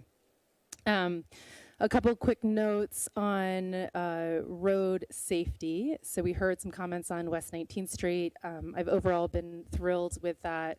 I get tickled every time I see someone using the bike lanes, and it's a daily thing at this point. I was really happy to see the bollards east of Placentia. Just want to put a note out there. We do need bollards west of Placentia as well. I'm seeing people parked in the bike lanes, and it's causing some dangerous situations. I also want to reiterate my request to do some public information videos like we did for LPIs on some of our traffic calming measures. I think those are really helpful in communicating to the public the purpose and the benefits of these infrastructure improvements on our roads. Love the input on metrics. One of the metrics on this topic that I've been focused on is 0 deaths in our city on our roads. So a lot of this infrastructure, emphasizing how it is improving safety and moving us towards the goal of 0 deaths, 0 injuries on our roads is a key focus of mine. 2 new developments that have me excited about safety on our roads. First, our mayor joining OCTA. Congratulations. It's huge for our city. Huge for our city to have a seat on OCTA again, especially as we're pursuing a broader range of mobility options for residents and visitors in Costa Mesa. And also, in case it doesn't get pulled, just want to note that we do have an item on our consent calendar on a safety education program with Walk and Rollers, which was an organization that's hosted several rodeos in our city, really successful rodeos to help improve bike safety in Costa Mesa. So just one more thing, I wanted to express gratitude to the team that hosted a community cleanup on Avocado Street this weekend. CMPD was there with the Explorers, our Community Improvement Division was there, Code Enforcement, our Public Works Street Division, and our Constituent Services team. I think this is the first time in a while that we've been out as a city on Avocado. I think we filled 5 bins. We had conversations with folks who came to the event, also conversations over fences and shouting at people, conversing with people on their patios. So it was a really nice community building event, and I think a continued presence there with more frequent events will be really good for community building in that area. It also sparked some discussions about using the lot that we were at, potentially partnering with the church or looking at opportunities to use that space for a pop-up park or for some other community building events. So I know we've got a new real estate manager on the team. If we could look at potentially partnering with the church for the use of that space, that could check one of our add green space goals for a community that doesn't have it. So those are my comments. Thank you. Thank you. Now from District 4, Councilmember Manuel Chavez. Thank you, Mr. Mayor, and thank you everyone for joining us today. Thanks to those that spoke and shared their perspectives, and thanks to the students from high school that are visiting us today. 2 quick things I want to address. First one is public safety. To the moms that spoke up, I want to say thank you for calling the police. I know sometimes it's a fear in our community to not call, but as you can tell, they do come. Obviously, there's always room for improvement, and I know we'll take it to heart, but our job is to make sure you're safe. And as you see graffiti pop up in your neighborhoods, if you see it, don't forget to use the new Costa Mesa app, Costa Mesa 311. You can get it on your phone. It's replacing the old app. So please use that, report anything you see that's suspicious. The most important thing you can do is report. And furthermore, city managers, think for the future, if we could perhaps look at creating some way to incentivize maybe apartment owners to install cameras in areas that we see upticks, that might help out as well. Secondly, when it comes to housing, I do want to address the big elephant in the room, which we mentioned, which is Fairview Developmental Center. As you know, this council is opposing putting a Cal OES system there, particularly for the purpose that the community by and large agrees that that's the best site for housing. As the only person in this council under 30, as the only person that rents in this council, I understand how hard it is to get into a house in Costa Mesa. Over 60% of our residents rent in Costa Mesa. I guarantee you a majority of them want to own in Costa Mesa. This site is the best chance for us to build housing, the best chance for us to build a village perhaps in that environment, and we'll do our best we can do to build and promote housing development in Costa Mesa. I, for one, am interested and open to reviewing our processes to make sure we're streamlining things, to make sure it's faster and easier to build. I work with youth in Costa Mesa. They're going to stay here. You know, some of them are going to go far for college. Some of them are going to come back when they come to college. And we need homes for them. Because if not, they'll be doubled up apartments. So those are my 2 comments today. Public safety, keep calling. Housing, we got to get better on that. But overall, thank you all for joining us today. And hope you enjoy the meeting. Thank you, Councilmember. Next up is from District 2, Councilmember Lauren Gameros. Thank you, Mr. Mayor. I just have a couple of things I want to discuss. So one of the things we have coming up is a holiday here. It's going to be Veterans Day. And I just want to remind everyone to take a moment and reflect, especially if you do have Veterans Day off. The purpose of that is to pay respects to those who have fought for the freedom of our country. There's an old saying that freedom is never free, and there's living proof right now if you turn on the television and you can see all over the world where and why freedom is not free. Be very thankful for what you have and be extra thankful for those who have fought for this country. So with that, I will close. Thank you very much. Thank you very much. From District 1, Councilmember Don Harper. Thank you, Mayor Stevens. Ralph Tabota, thank you for talking about metrics. You said it far better than I've ever said it. And I think I've been asking it for 3 years. And maybe when this council kind of comes together, we can pressure and push the city to create those. Chief Stefano hates me for saying this. I know he does. With regards to a citizen advisory committee, I frankly think that's a good idea to get a group of people that are more committed, have more experience in how to develop Fairview Development Center. With regard to bikes, there are so many e-bikes and it's just exploding and everybody's got one. We've put these kids on essentially motorcycles. And I see them in my neighborhood run down the middle of the street and they're young boys that, like me, had no common sense. And it's dangerous. I think the answer is education and education and education to keep them safe. With regard to Placentia, we put up bollards. And I've been going up and down that street for the last 2 weeks, once or twice a day.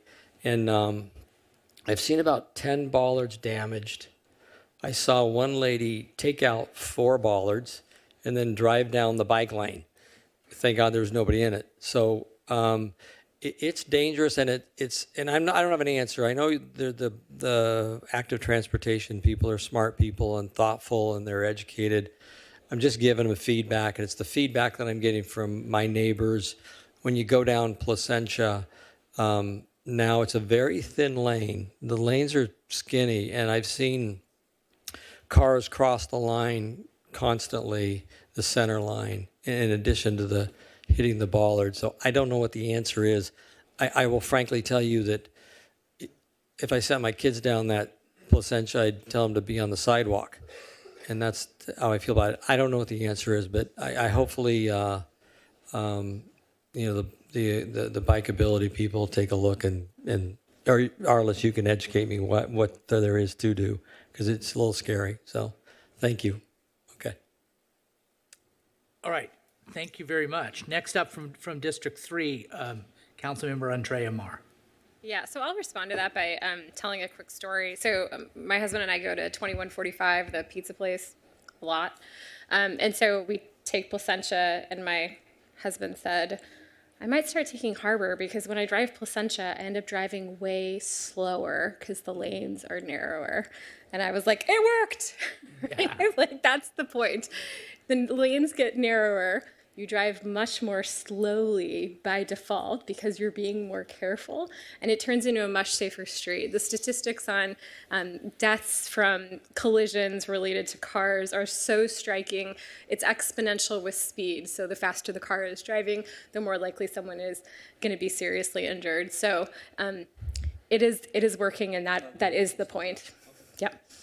So just a couple of comments. I mean, I think they're all gone now, but we had a number of folks from High Seas. I'm just wanting to punt to the city attorney. We've received some letters. There's legal things involved. I don't feel super comfortable hosting meetings, but I also am very cognizant of the number of people who said their livelihoods were at risk. So I was just wondering if you could just provide a little bit of commentary to the public about what's going on there. Just very quickly, yes, we have received both a claim from High Seas as well as a lawsuit which purportedly was filed, but I'm not sure if it has been or it hasn't been. There are issues. I spoke with the attorney for High Seas on October 20th for over 15 minutes, including offering meeting with him. When I spoke to him again on October the 23rd, he said they were not interested in a meeting. So I will, in light of the comments today, will be reaching out and offering a meeting again. Thank you. Thank you, Ms. Walls, for the commentary on the animal hospital. If staff could provide an update on our next steps there. I have no idea what the search for a new veterinary partner looks like, but want to be helpful if I can be. The comments from the public made me wonder about how we handle Spanish language dispatch and Spanish language calls for service. So I don't necessarily need any of the chiefs to come to the podium right now, but maybe the city manager could respond to that in her comments a little bit later. I don't know what our process is. If you call 911 and you only speak Spanish, I haven't asked that of myself before. And then, yeah, I would just remind everyone on the Fairview Developmental Center meeting, it is the first of a very long process. I think we'll continue working with PlaceWorks. We'll continue hosting some meetings. I'm sorry I was out of town for work and then vacation. I couldn't attend any of the meetings, but it is the beginning of the process, certainly not the end. There's a lot more public outreach to come. Thank you. Thank you. Now, our Mayor Pro Tem from District 6, Jeff Harland. Thank you, Mr. Mayor. A couple quick items. First, I'm very happy to report, and I want to appreciate staff's efforts in this area, that the fence at Harper Park, excuse me, will be expected to come down in early to mid-December. I appreciate the coordination with the school district. As I understand it, we're going to reassign one of our park rangers in the short term while we continue the recruitment. But I know that the community there has been clamoring for some access to the park, so I really appreciate that. Along those lines, I want to thank Public Works Department for installing the signalized crosswalk at Santa Ana and Esther streets. This is part of our efforts to improve pedestrian infrastructure, also to help safe routes to schools. I know the kids at Kaiser and Woodland have been using it. The parents are very happy, so thank you, Raja and team. On the Fairview Development Center workshop, I attended that last night by Zoom. I couldn't be in person last week, so I wanted to check in and hear what people were saying. I thought it was at least a good first effort. As Councilmember Marr pointed out, this is the beginning of a 2-year process. So let's let things unfold. We can certainly do more for outreach, and I think that that's a note worth taking. But we do want to get as much input as possible and have a community dialogue about what ultimately is envisioned for that 100-acre site. I also wanted to comment on, I had the honor of attending a 25th anniversary for one of our local businesses, Robinson Hill Architects. They've been in the city for more than 2 decades, and they had a really lovely event at ACMA a few weeks ago. You know, one of the things that is really nice to learn about our business community is all the people that they impact. I was really impressed with not just the clients that were there, but the families, the vendors, the subcontractors. They really created a fascinating community there. And that obviously helps our economy as well. Robinson Hill does some really good work, especially commercial interiors. They've made their mark in the city. So I was happy to be there to honor them. And then lastly, I'd be remiss if I didn't make a comment this evening again about Israel. It's been exactly 1 month since the terrorist attack on Israel by Hamas. And I can tell you that the 16 million Jews around the world, and that's right, I didn't misspeak, 16, 1/6, that's 0.2% of the world's population. The Jewish community is still reeling, still very much in mourning. The grief and anger and fear certainly has not abated. In fact, I would hesitate to say it, but things have gotten much worse. Anti-Semitism has been on the rise, not just worldwide, but locally. We had an incident at Corona Del Mar High School a few weeks ago. It has really been a bad place. And so I wanted everybody to think about how this is not some abstract issue. There are about 60 or so people here in chambers tonight. I think there were a few more earlier. Keep in mind that 241 people were kidnapped and taken hostage on October 7th. That's basically this entire chamber's packed. This is men, women, children, toddlers, babies that have been separated from their families. It is a gut-wrenching condition, and I can't imagine what those families are going through. So, heeding the words of Rabbi Einstein tonight, please act with kindness and grace and pray for peace. Thank you, Mayor Pro Tem. Thank you very much. So Veterans Day is coming up, and I was so honored to present the Cotty Petrie Norris's Assembly District 673 Veteran of the Year for Costa Mesa to Chris McGuire. Chris was a staff sergeant in the Marines.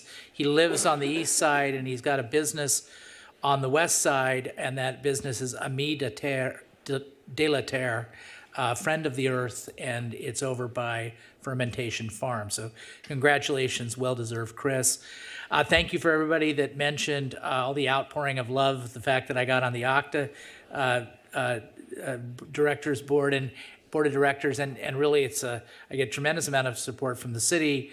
You know, people like Costa Mesa for Better Streets, specifically Councilmember Reynolds, who's taught me a lot about this topic, and Sergio Escobar and Janet Hauser that helped me with my application. So thank you very much. Regarding e-bikes, yes, I do recognize it as a safety issue. I have to believe my own lying eyes when I see people on the streets and they're going in the wrong direction. I mean, I'm looking this way and they're coming this way, e-bikes, and I almost hit and killed somebody. Luckily, I was paying attention and I stopped, but there was, it might have been 13 years old on an e-bike with no helmet in my neighborhood. So it's a serious problem. And I think we need to coordinate with Huntington. We need to coordinate with Newport, have a coordinated effort on this. I don't think we should have different rules in those cities that are contiguous and people are riding their e-bikes through. I also think that education, I love education, but sometimes a citation is the best education. I think that, I've had 4 kids. Sometimes the best love is tough love. And if you have to give citations, then do it. If it saves somebody's life, it's definitely well worth it. So Northgate Market is opening, yay. I think they're opening, don't quote me on this, but I think they're opening on November 17th. I know the grand opening is on the 14th. So check off Northgate Market. I also forgot to say there's a Veterans Day celebration on Veterans Day, the 11th at 2 p.m. at Heroes Hall. So you should all put that in your calendar. So a lot of people mentioned tagging during the public and graffiti during the public comments. I've also heard that there's an uptick in that. But I want to give credit where credit's due to our Public Works Department that does a spectacular job. Recently, the sign at Tewinkle Park was defaced, and they had it fixed within an hour of showing up to work on Monday yesterday. So thank you for that. Regarding The Fairview Developmental Center, just a couple of words. Number one, I don't know if you saw, but I wrote a letter to the governor on October 20th, put it up on social media, entreating the governor to not go forward with the Emergency Operations Center there. The governor's been in China. I'm sure he'll get back to me shortly. I keep my phone on at all times, and I'm looking forward to his response. As for that meeting, I do agree that there should be a notice to the city, the entire city. I wanted to call out Costa Mesa TV. Costa Mesa TV, I'm tying this together, won the outstanding, I had it here, but it's the award that they've never received. It's the highest possible award, the outstanding award, and we're very proud of them, and they do a spectacular job. They're really the best at what they do in the whole country. And so it occurred to me that we could engage Costa Mesa TV to help with this effort, to get out the word about the importance of this FDC planning effort. And I'm not opposed to a Citizens Advisory Committee. I don't know what that would look like, but I'm willing to look into it. We have had them before. Some have been successful. Some of them have not been successful. So I like the successful ones. And then finally, our fire chief, there he is.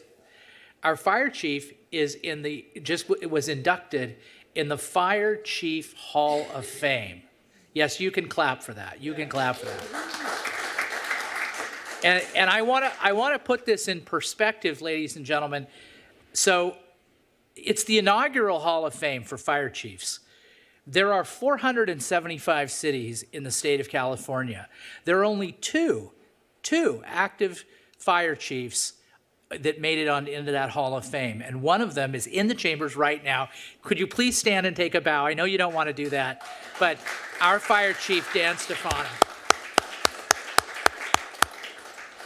Okay, with that, let's go to the city manager's report. Good evening, Mayor, Honorable Council, and esteemed public. Thank you so much for all of the comments this evening. And Mayor, thank you so much for acknowledging Chief Stefano. That was part of my remarks as well. We just wanted to echo your comments and support for our incredible chief. He's just been a great leader in our city, really helped me and the police chief during COVID, the pandemic. Just as incident command, has been a great personal friend. He led the city after I had a personal injury for some time and did a fantastic job. And so I'm just thrilled for you, Chief. You deserve that and so much more. We're just really lucky to have you.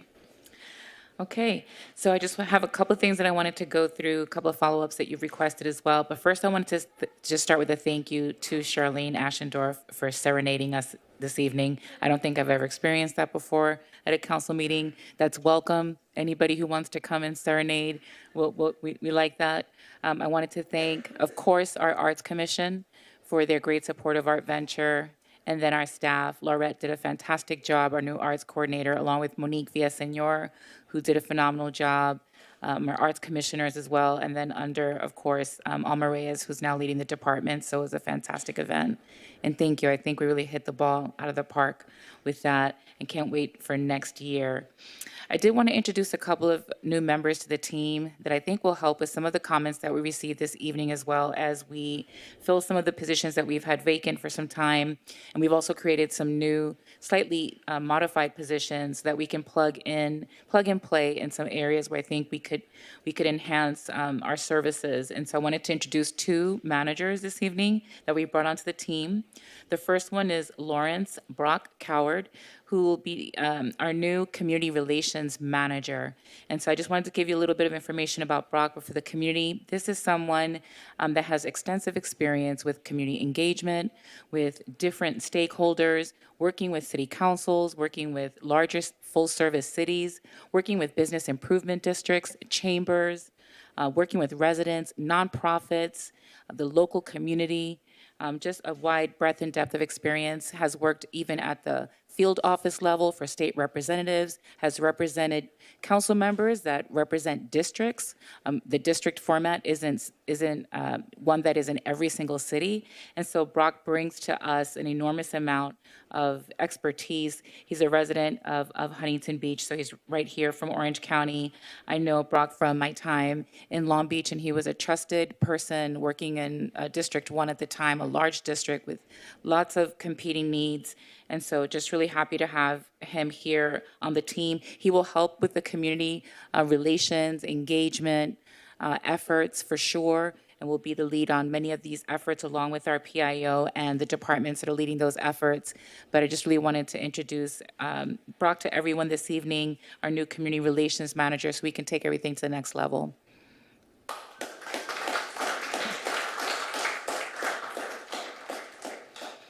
Another area that we want to increase our depth in, and we will absolutely put some metrics together on these types of issues, is really having more of a stronger presence when it comes to legislation at the state level.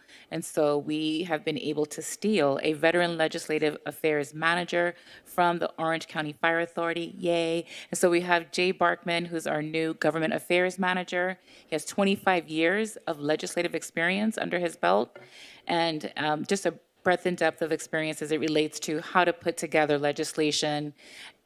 Fairview Developmental Center is a perfect example of a challenging issue for us with a state parcel, lots of different competing legislation, sometimes legislation that overrides previous legislation, budget trailer bills, surplus land act, excess land information, and a lot of other variations, and putting that all together so that we can leverage our relationships at the county with our state legislators, our state senator, and really do what we think is best for the city of Costa Mesa.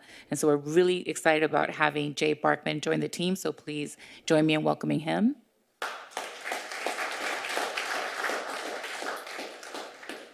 So with these two key positions, I think that we'll just be able to have a much stronger presence as it relates to government affairs, relationships at all levels, and then also with the community and enhancing many of those efforts.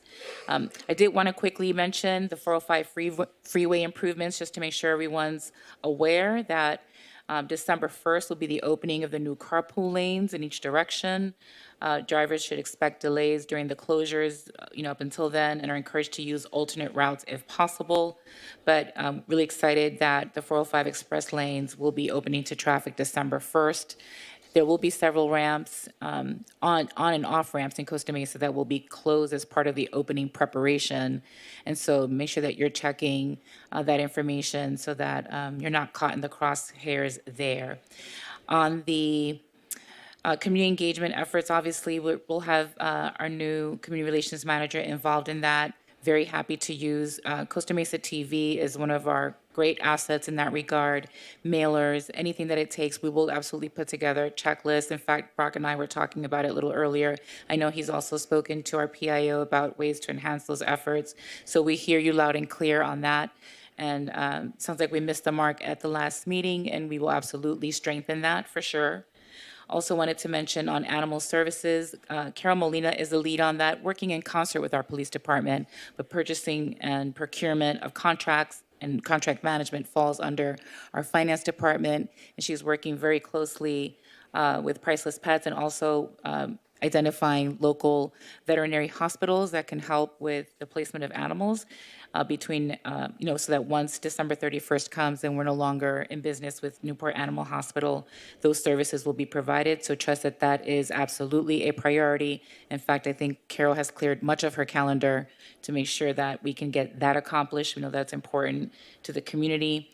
For the e-bike ordinance, our chief, Lawrence, will lead the effort here, working in concert with the chiefs in both Huntington and their staffs and Newport, since we're adjacent to both cities, to make sure that whatever policy we develop is consistent between the three cities. And so we hear council and community loud and clear that we need to do something to improve safety for everyone, adults, seniors, youth, and as we have so many different people on these e-bikes that have very high speeds.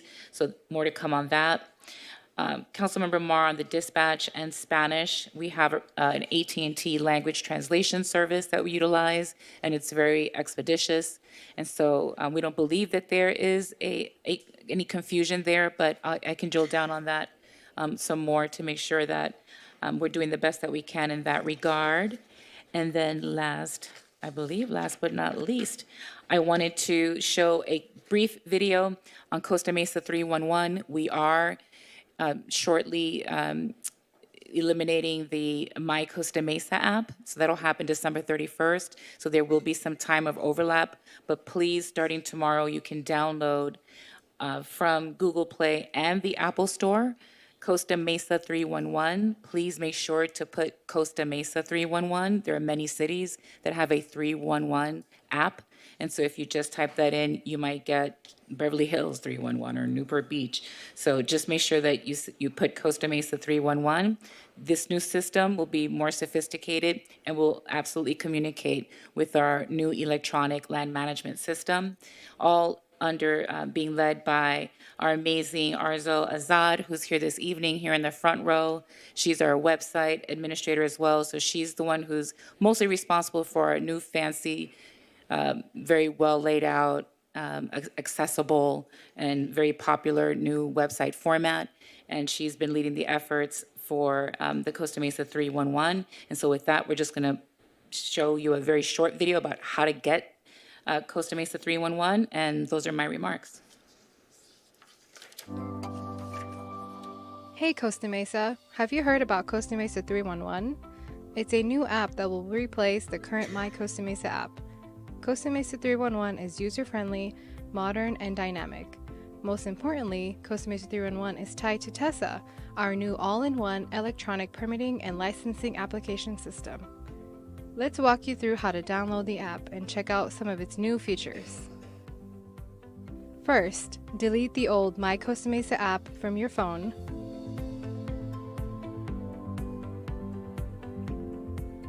Next, go to the Apple or Google Store to find and download the new app. Type in Costa Mesa 311 in the search bar and click on the app's icon. Remember, don't just type 311, as you'll get many hits related to other cities. Be sure to type in Costa Mesa 311. Once downloaded, you can open the app and view its features. You can report an issue, such as graffiti or potholes, link directly to TESA, find City Hall contacts, or look up local events, city news, and what's trending in the city of Costa Mesa. To report an issue, users have the ability to submit service requests by creating a profile or submitting anonymously. Choose the service request type you're looking for, fill out the information under Contact Info, or skip. Check to see if the location is correct or choose a different location. Add any notes and photos if needed.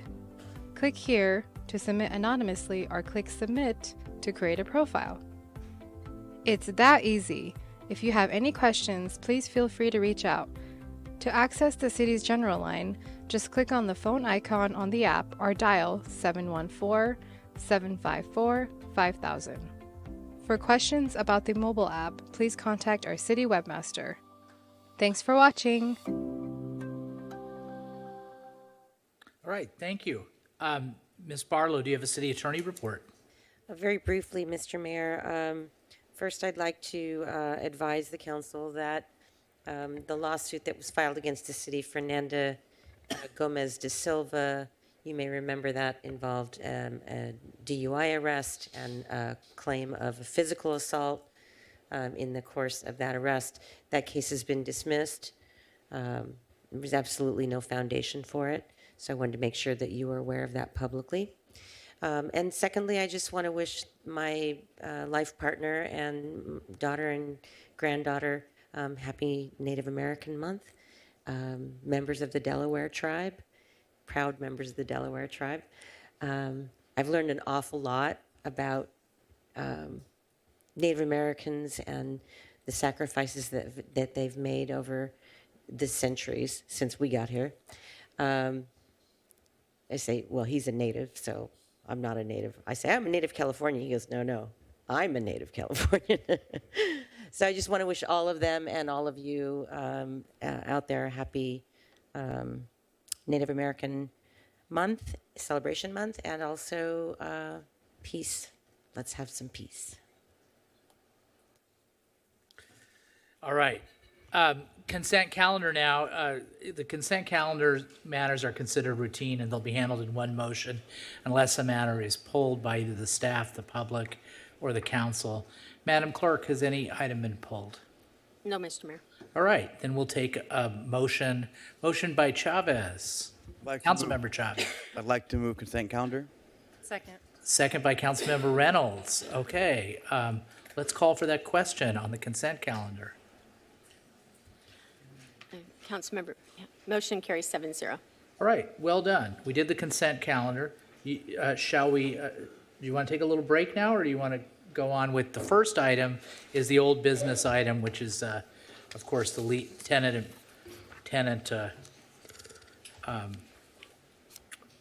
protection items. So I see you saying, let's go. I'm saying let's go, but the city attorney's asking for a break, so. All right, why don't we let's take a 15-minute break. That won't hurt us. We'll come back at, let's just come back. Yeah, let's come back at, we'll compromise. We'll come back at 8:20.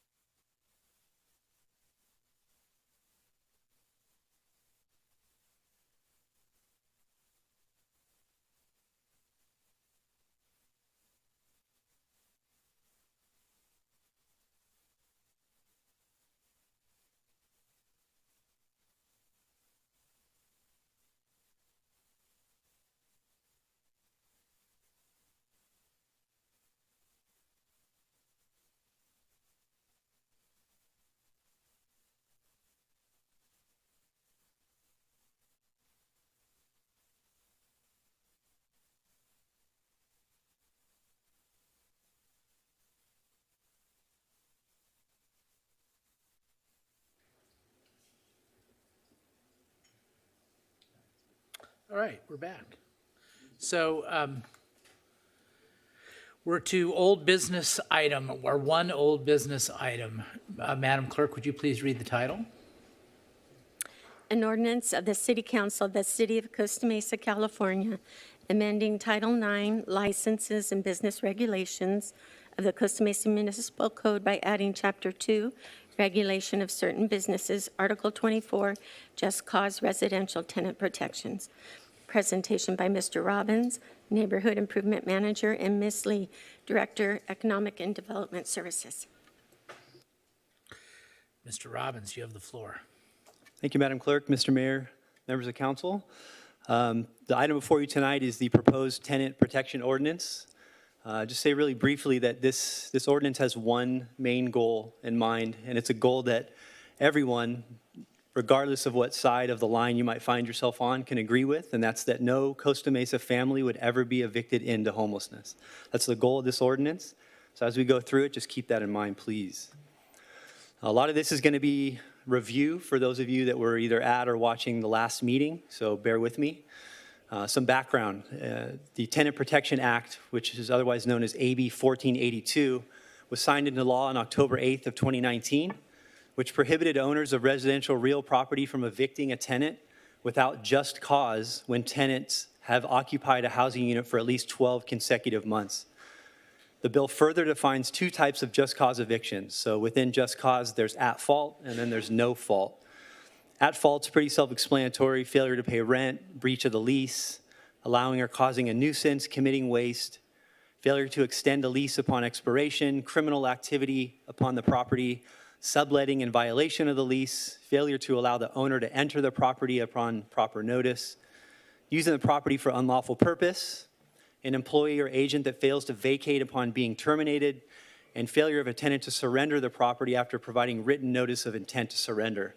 Those are all at fault, just cause eviction reasons. Then there's 4, which have been broken up into 5 just for clarity's sake, reasons why tenants can be evicted at no fault of their own. This is actions that are taken by the owner, again, at no fault of the tenant. The first one is intent to occupy the property by the owner or an immediate family member.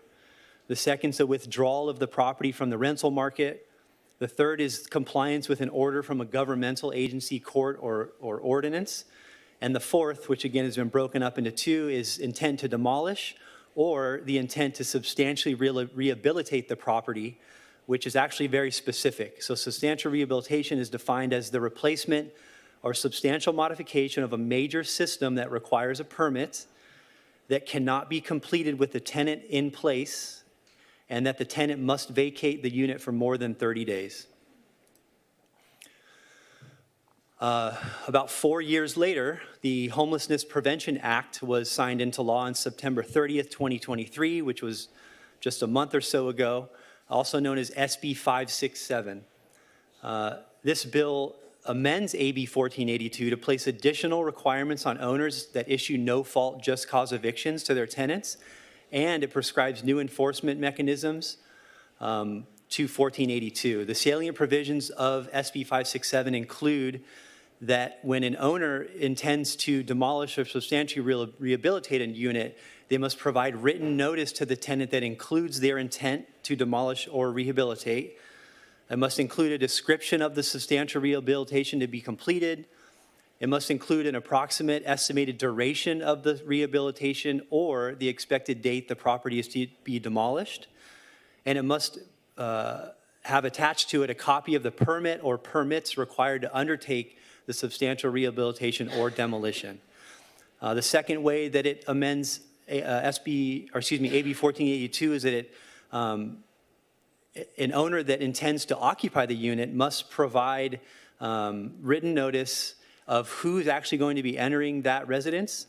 The people that will be entering the residence must move in within 90 days and must occupy the unit for a period of 12 consecutive months. And last but not least, the SB 567 included additional enforcement. Basically says that the owner who issues a notice of eviction in violation of AB 1482 or SB 567 is liable to the tenant in civil action for damages of up to 3 times the actual damages in addition to punitive damages. Some additional background that are inclusive of both AB 1482 and SB 567 state that owners who issue a no-fault just cause eviction must provide written notice informing the tenant of their right to relocation assistance, which includes either of the following: that they would either waive the final month's rent of the tenant, or that they would make a direct payment to the tenant equal to 1 month's rent. Payments must be made within 15 days of issuing the notice to vacate, and a failure of the owner to comply with any of the provisions of AB 1482 or SB 567 renders void a notice to vacate. So the city of Costa Mesa has drafted a proposed tenant protection ordinance that is essentially identical to the two bills that I just outlined just a few minutes ago. The goal, as I mentioned in the onset, the goal of the proposed tenant protection ordinance is to ensure that Costa Mesa residents aren't being evicted into homelessness. That is the goal of this ordinance. The proposed tenant protection ordinance, again, is identical to state law with 3 exceptions. The first is that it would be implemented immediately. SB 567, while signed into law, actually doesn't become effective until April 1st of 2024. Our ordinance would go into effect 30 days after council approval. The second exception is that while the AB 1482 and SB 567 require owners to notice the tenants, there is no other noticing requirements. The city's ordinance would require owners to notify the city within 3 business days of giving notice to their tenant. This is super important because what we're finding is that there's tenants that are not reaching out to the city, that are just leaving after receiving potentially an invalid notice or a valid notice, many of whom aren't able to afford housing, who become homeless, and again have no support, nobody advocating for them, and really no voice. And that's what we're trying to avoid here with the notification to the city. And last, it says number 2, it's actually number 3, increased relocation assistance. So as I mentioned earlier, state law requires owners to pay 1 month rent or waive the final month's rent. The city's ordinance would require owners to pay 2 months of fair market rent or waive the tenant's rent for 2 months and then pay the difference if FMR is greater. There's some examples of actual zip code, so very detailed amounts of fair market rents based on the 2 zip codes in Costa Mesa. You can see the amount of relocation assistance that would be due based on the unit size of the tenant. There are some exemptions to AB 1482 and SB 567 with regards to the types of residential real properties or residential circumstances that, again, are exempt from the provisions of the 2 bills.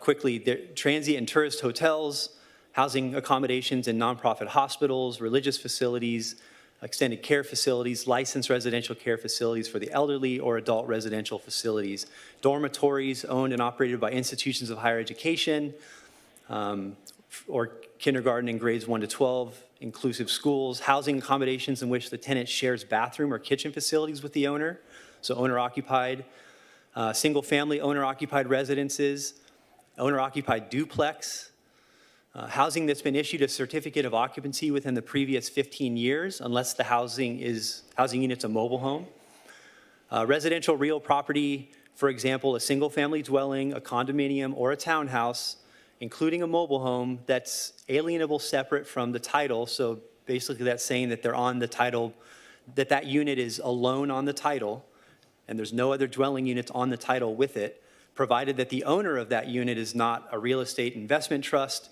a corporation, an LLC, where at least one member is a corporation, or the management of a mobile home park. And the tenant has been provided written notice that the residential property is exempt from the provisions of AB 1482 or SB 567.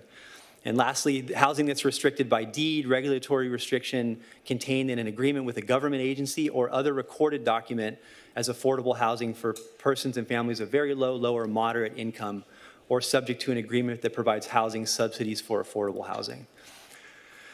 So with that, in the past, this is actually a slide that we added. I know that there was some talk at the prior meeting about eviction data. And we were able to confirm since the last meeting that there is no empirical data around eviction. We reached out to OC Superior Court. They notified us that that eviction data is available only for the purpose of litigation. So if there's some type of lawsuit, we could reach out to Superior Court. They would provide information on that one case, but there's no aggregate data surrounding evictions. So the only eviction data we have is the data that we've received directly from our constituents, people that have called, that have emailed the city requesting assistance, really with nowhere else to turn. In the past 4 months, from July 2023 through October 2023, the city's received correspondence from 67 households that are being evicted from their homes for various reasons. Between July 1st, 2023 and October 16th, 2023, which, quick math's about 3.5 months, the city received correspondence from 41 households that were facing no fault, just cause eviction. So the exact reason why we're here tonight.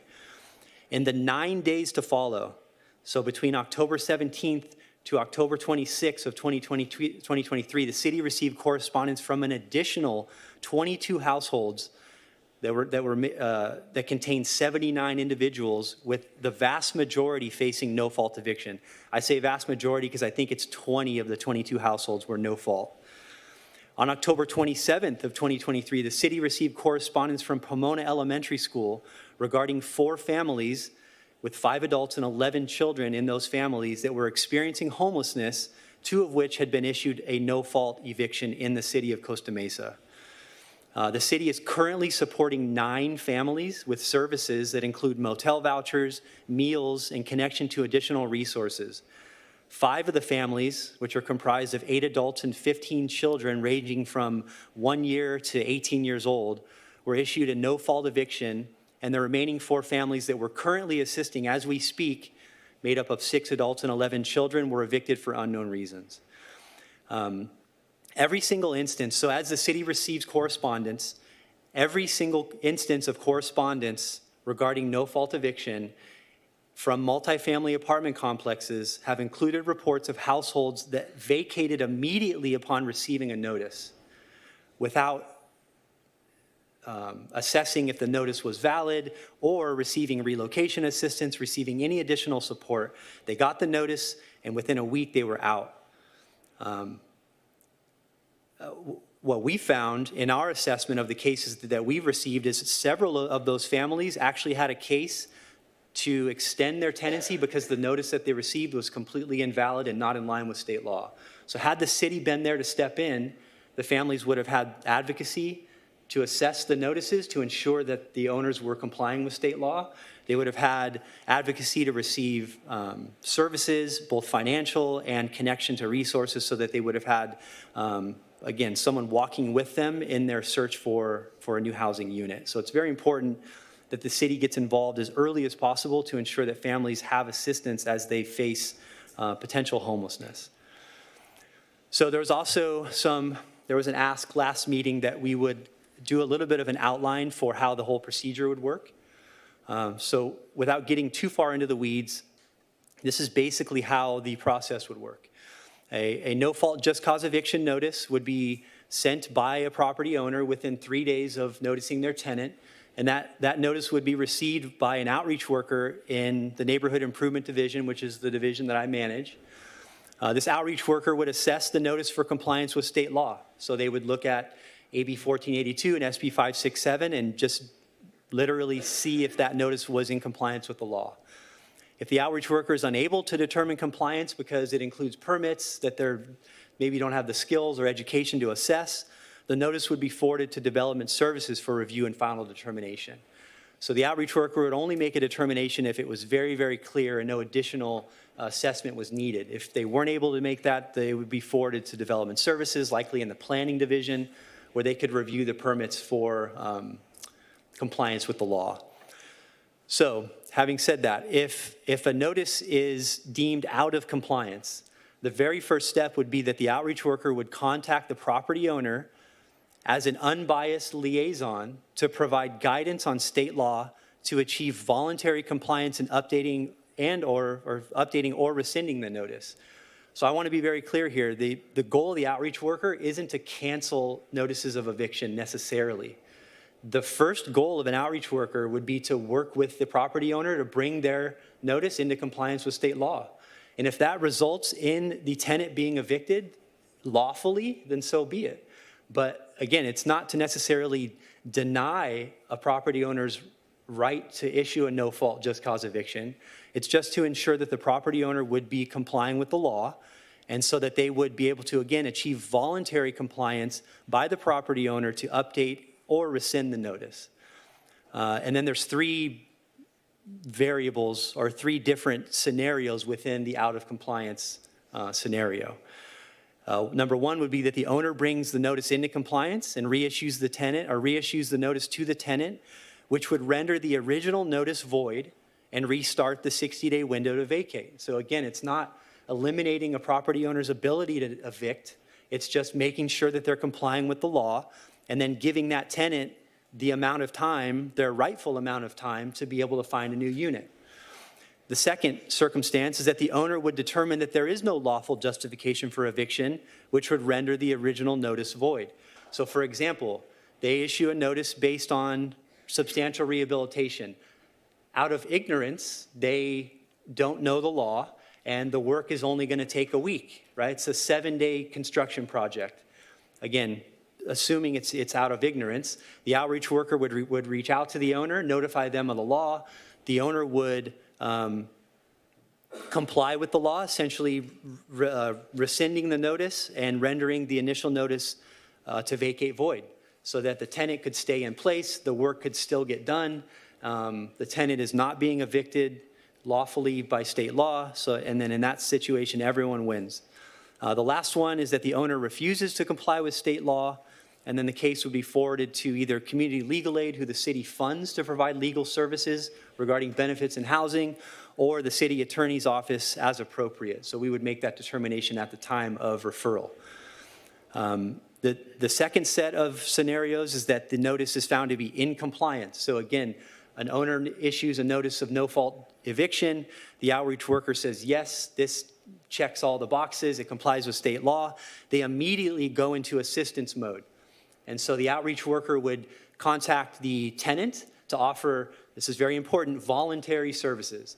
This would likely be a knock on their door or a phone call. The outreach workers that we would hire would be Spanish speaking, would be able to go into these neighborhoods and speak face-to-face with people who might be afraid to contact the city for services. That's why it's so important that we have an outreach worker doing this work, because if we rely on tenants to contact the city, it's not going to happen. And we know it's not because it's not currently happening. And so it's going to take an effort by the city to go out and be proactive to reach out to people that are being evicted to provide different services. The services that the outreach worker would provide include crisis intervention and support. You'd be surprised how important it is just to be there, to listen, to support someone in a moment of crisis. Not even providing resources, just being there for somebody who's confused and scared and they don't know what's going to come. The outreach worker would be that rock and that foundation for them, in addition to what else they would provide, which includes housing navigation. I was no-fault evicted from my residence of 7 years. It was a mad scramble to find a unit for my family at the time of 6 people within my budget. I had 60 days. It came down to the wire. I had to borrow money, to even make it work. I can't imagine people that are either Spanish only, multiple incomes, just to barely afford rent. Housing navigation is so needed in this process to ensure people land on their feet. Eligibility screening. So as you know, the city has many different resources available, a lot of which take time to screen people for eligibility. The outreach worker would collect documents and pre-screen people so that they could be referred to the city providers to immediately receive assistance. There would be no delay in determining eligibility. They would be able to be referred and the next day receive services. And last but not least, as I just mentioned, connection to additional city resources. So they would be a clearinghouse, if you will, a hub to be able to point tenants in the right direction for any and all benefits that are available to them. And then cases that require additional monitoring. So for example, if someone's going to be moving their elderly grandmother into a unit, and that's the reason why they're evicting their tenant, AB 1482 and SB 567, as I mentioned earlier, requires that it be an immediate family member, requires that the family member move in within 90 days, and requires that that family member live there continuously for 12 months. That would be the role of code enforcement. Code enforcement would come in, they'd do spot checks just to ensure that that owner was complying with the law, not only initially at noticing, but ongoing as that case goes on. So again, it's an all hands on deck effort there. Just to go over some staffing and funding that is going to be required to bring this ordinance into effect, to monitor and to enforce this ordinance.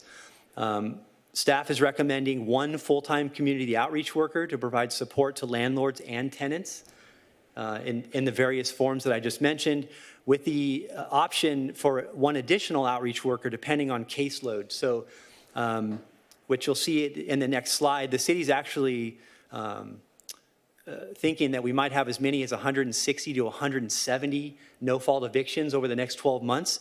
That's obviously way too much for 1 outreach worker to handle. If the time comes where their caseload gets too heavy, at the city manager's discretion, we would ask that we'd be able to hire 1 additional outreach worker to provide those services. We would also need 1 full-time senior planner to assist in assessing notices that include permits. Again, the outreach worker is not going to be skilled in assessing permits, so if that's a requirement to make a determination, we're going to need staff in development services to be able to provide that. We're asking for 1 full-time code enforcement officer, 2, to provide on-site property monitoring and or evaluation of notices, so they could assist the planner in evaluating notices, and then of course doing the ongoing monitoring that I mentioned previously. We're asking for additional funding of $250,000 in American Rescue Plan Act funds to the city attorney's office to ensure compliance with state law and the ordinance.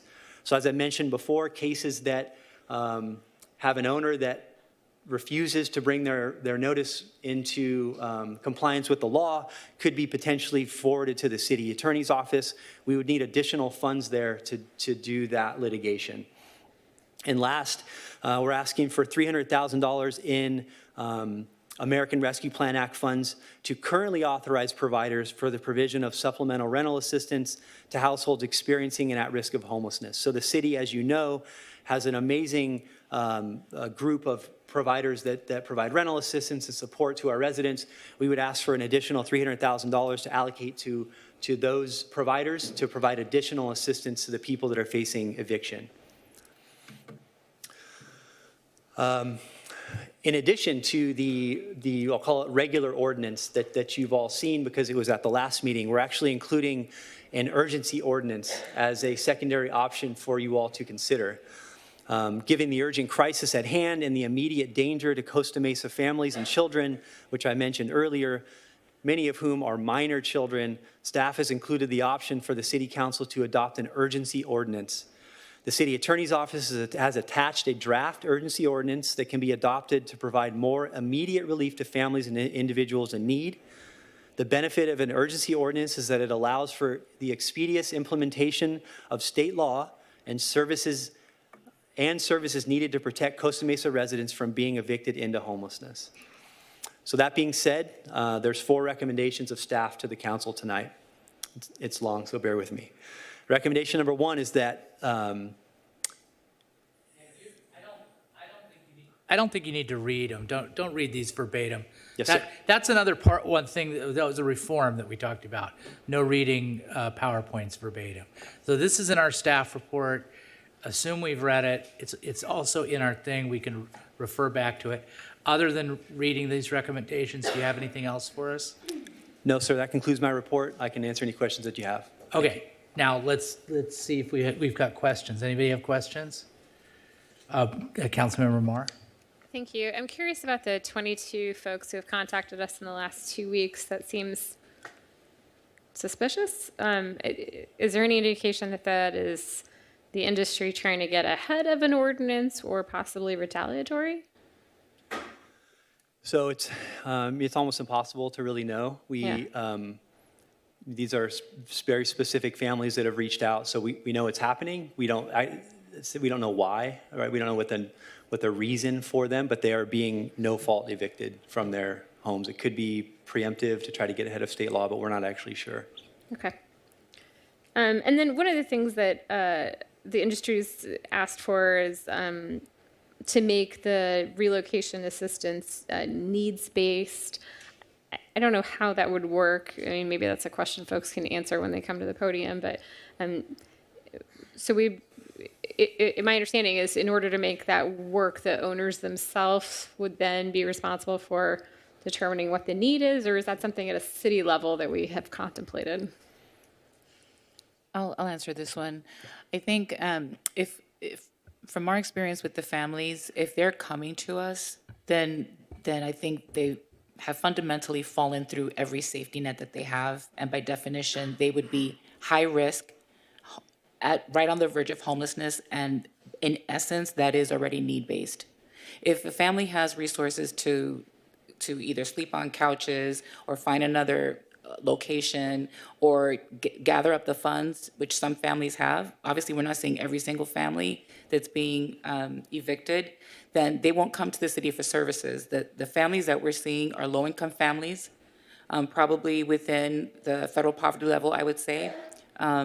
And if they are at risk of homelessness, by that very definition, they would qualify for most of the programs that we have already, because you have to be at risk of literally homelessness, being on the street, living in a car, living in a garage, or living in a park, as one family that we found, a mom and a 3-year-old.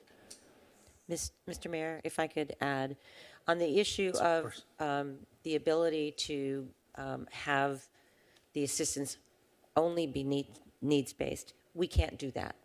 And the reason we can't do that is because the state only allows us to vary from state law in ways that are more protective of tenants. So if we were to make it a needs-based analysis, at least as to state law's minimum 1 month, we would be making it less protective than state law. So the only way to do a needs-based analysis that would work in a local ordinance would be to have the minimum be the 1 month, and then have a needs-based assessment for a higher amount. Understood. Okay? Thank you. I also so the city manager provided a good segue. I went back through staff reports last year. We had allocated $842,000 of CDBG CV rental assistance money. And we then followed up in June of 22 with the separate allocations for Mercy House for individuals. I think there was another $500K of ARPA money. And then in September of that year, there was $1.8 million of home ARP money. At this point, I mean, that's like $3 million. Is the question that we've run through the $3 million, or is it that so much of that money is tagged for such specific uses that we're not able to use it for rental assistance for all of these folks who are coming to us now? So the except for the additional, I think it was $1,050,000 that was allocated to Mercy House of ARPA funds at a more recent council meeting, all the additional funding that was allocated for rental assistance has been expended.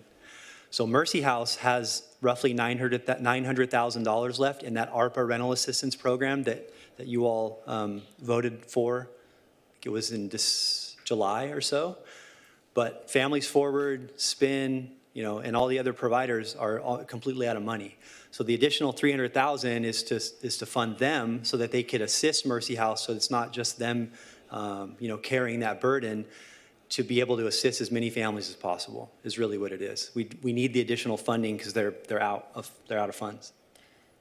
So realistically, what do we think the cost is going to be on an annual basis to serve the need, given the number of folks that are coming to the city for rental assistance? It's hard to tell without knowing how many families. If you look at a per family basis, along with the relocation assistance that's being voted on tonight, 1 month, potentially 2 months of FMR, the city would then step in with its own rental assistance program that is needs-based. So that would be based on the justification that that family actually needs additional assistance. And so if the 2 months of FMR, which would get you a deposit and the first month's rent, isn't enough to sustain that family for the next couple of months, then Mercy House Spin Families Forward could step in, provide additional rental assistance to kind of ground that family in their new home, having just been evicted, right? But again, outside of the ordinance, it would be needs-based. So that money's going to go a lot longer because of the provisions of the ordinance, where they're going to already be receiving relocation assistance. Okay, so in a way, this sort of is transferring some of the burden to landlords and away from the base of all of the taxpayers of the city. I mean, the funding is still needed. It's a question of where is it coming from? Okay, correct. Thank you. Councilmember Harper. Yeah, I have similar questions. I support the thought behind it, but I'm concerned we've got a broad-based rule that is not specific enough. So what happens to most of these people that need to relocate? And I'm assuming they're getting evicted because they want to change their rental structure or they want to increase rents. Why does someone, I mean, I understand what the just cause, but what's the reason? Why do you see the 22 in the short period of time evicted? Are they just trying to restructure their rents, or what are they trying to restructure the lease agreements? What are they doing? So the vast majority of these no-fault evictions are tied to substantial rehabilitation. That usually occurs when a property is sold to a new owner. So a new owner comes in, they want to rehabilitate the units, and in doing so, I don't want to assume, but that's usually what happens there. It's bought out. They want to rehabilitate the units, and so they evict everyone. Yeah. That's why we got 22. Did you talk to any of the 22 landlords and find out any information from them, what their reason was or what their plans? I'm just curious what's going on, and see if I don't want to see us create a bigger problem than exists. And you think there's going to be 170 of these situations over the next year? Is that what you're estimating? Yes, sir. 170. And so I did some crazy math because I'm stuck on this concept that the differential to keep these people housed is maybe $300 to $500 per month, and that's the assistance they need. And when I look at, we're going to spend $850,000 plus 170 times the average rent is about $1 million. We're taking that from the developers, which I'm not crazy about, or not developers, but the property owners. So we got $1.8 million divided by 170 is about $900 a month that we could supply to all these folks in a. I know you just follow that math. I know maybe you can't get there, but economically, we're spending $850,000 a year, and I'm assuming that's going to keep going, right, year to year. And then if there's 170 evictions, no fault, and the average rental assistance or relocation is going to be roughly $6,000 per eviction. 170 times the 6,000 is about $1 million. So $1,850,000 divided by 170 evictions is about $900 a month. I mean, if the rental assistance is only $300 to $500, you're kind of Councilmember Harper, I think spending your money in an odd place. I think I can clarify. No, I understand. I think my point is, I guess more, what does a needs-based program look like that's more specific and more targeted? Because I don't like penalizing property owners that may have put their life savings into something, and then we penalize them when it's not needed. So what efforts did you make as far as trying to find something that's more needs-based? And I understand the state has a basic minimum we can't touch. It's that extra month's rent that I'm talking about. I'll try to take a crack at answering. So the only thing that we're asking for this evening is the recommendations that are before you tonight, because we think we have enough, at least in the Mercy House contract, that we don't need additional fundings at this time. And then we have the ask that we're making tonight, some including staffing, and some are for more funding for 3 other providers that can come back into assisting with these families. And so that's the only funding that we're asking for at this time. Our efforts really over the last 2 weeks, quite frankly, have been crisis management mode. It's like triage in the ER, where we are just literally trying to keep families from falling further through the safety net. We've been contacted by the school district. There were 4 families just for Pomona Elementary. We're getting calls from principals. They're in a panic. Kids are being dislocated from their schools. So we did not reach out to the landlords. We went straight into emergency management mode, which was public health and safety for the families and the children involved, given how many minors, especially 1-year-olds, 2-year-olds, 3-year-olds, even in some cases, special needs children. And so our main focus, we apologize for not having information regarding the landlords, but our main emphasis was we were getting calls all weekend. The team came in on Friday when City Hall was closed. They came on the Saturday. They were still getting calls. They actually went to assist families. There were 2 families living in cars. There were families that were looking for garages from anybody that might be able to help them. And so we were literally in crisis management mode. So we apologize for not having landlord information, but our emphasis was just to get the families Really, in a safe place. I didn't mean to, again, I'm trying to look for ways to use the dollars more effectively and help more, because I don't think it's going to get better. I think your gas prices, your grocery prices, everything, everybody that earned a wage that didn't own something got poorer in the last year, significantly poorer. And I think that's what you're seeing. I don't think it's going to get better. And so I'm looking for a way to use all these dollars to more effectively help those people stay off the streets. That's my only point. It isn't that I'm not denying a problem. I know there's a problem. That was my point. So I misunderstood. So I'm done. Thank you. Thank you, council member. Let's go to the mayor pro tem, and then we'll go to council member Camaros. Okay, thank you, Mr. Mayor.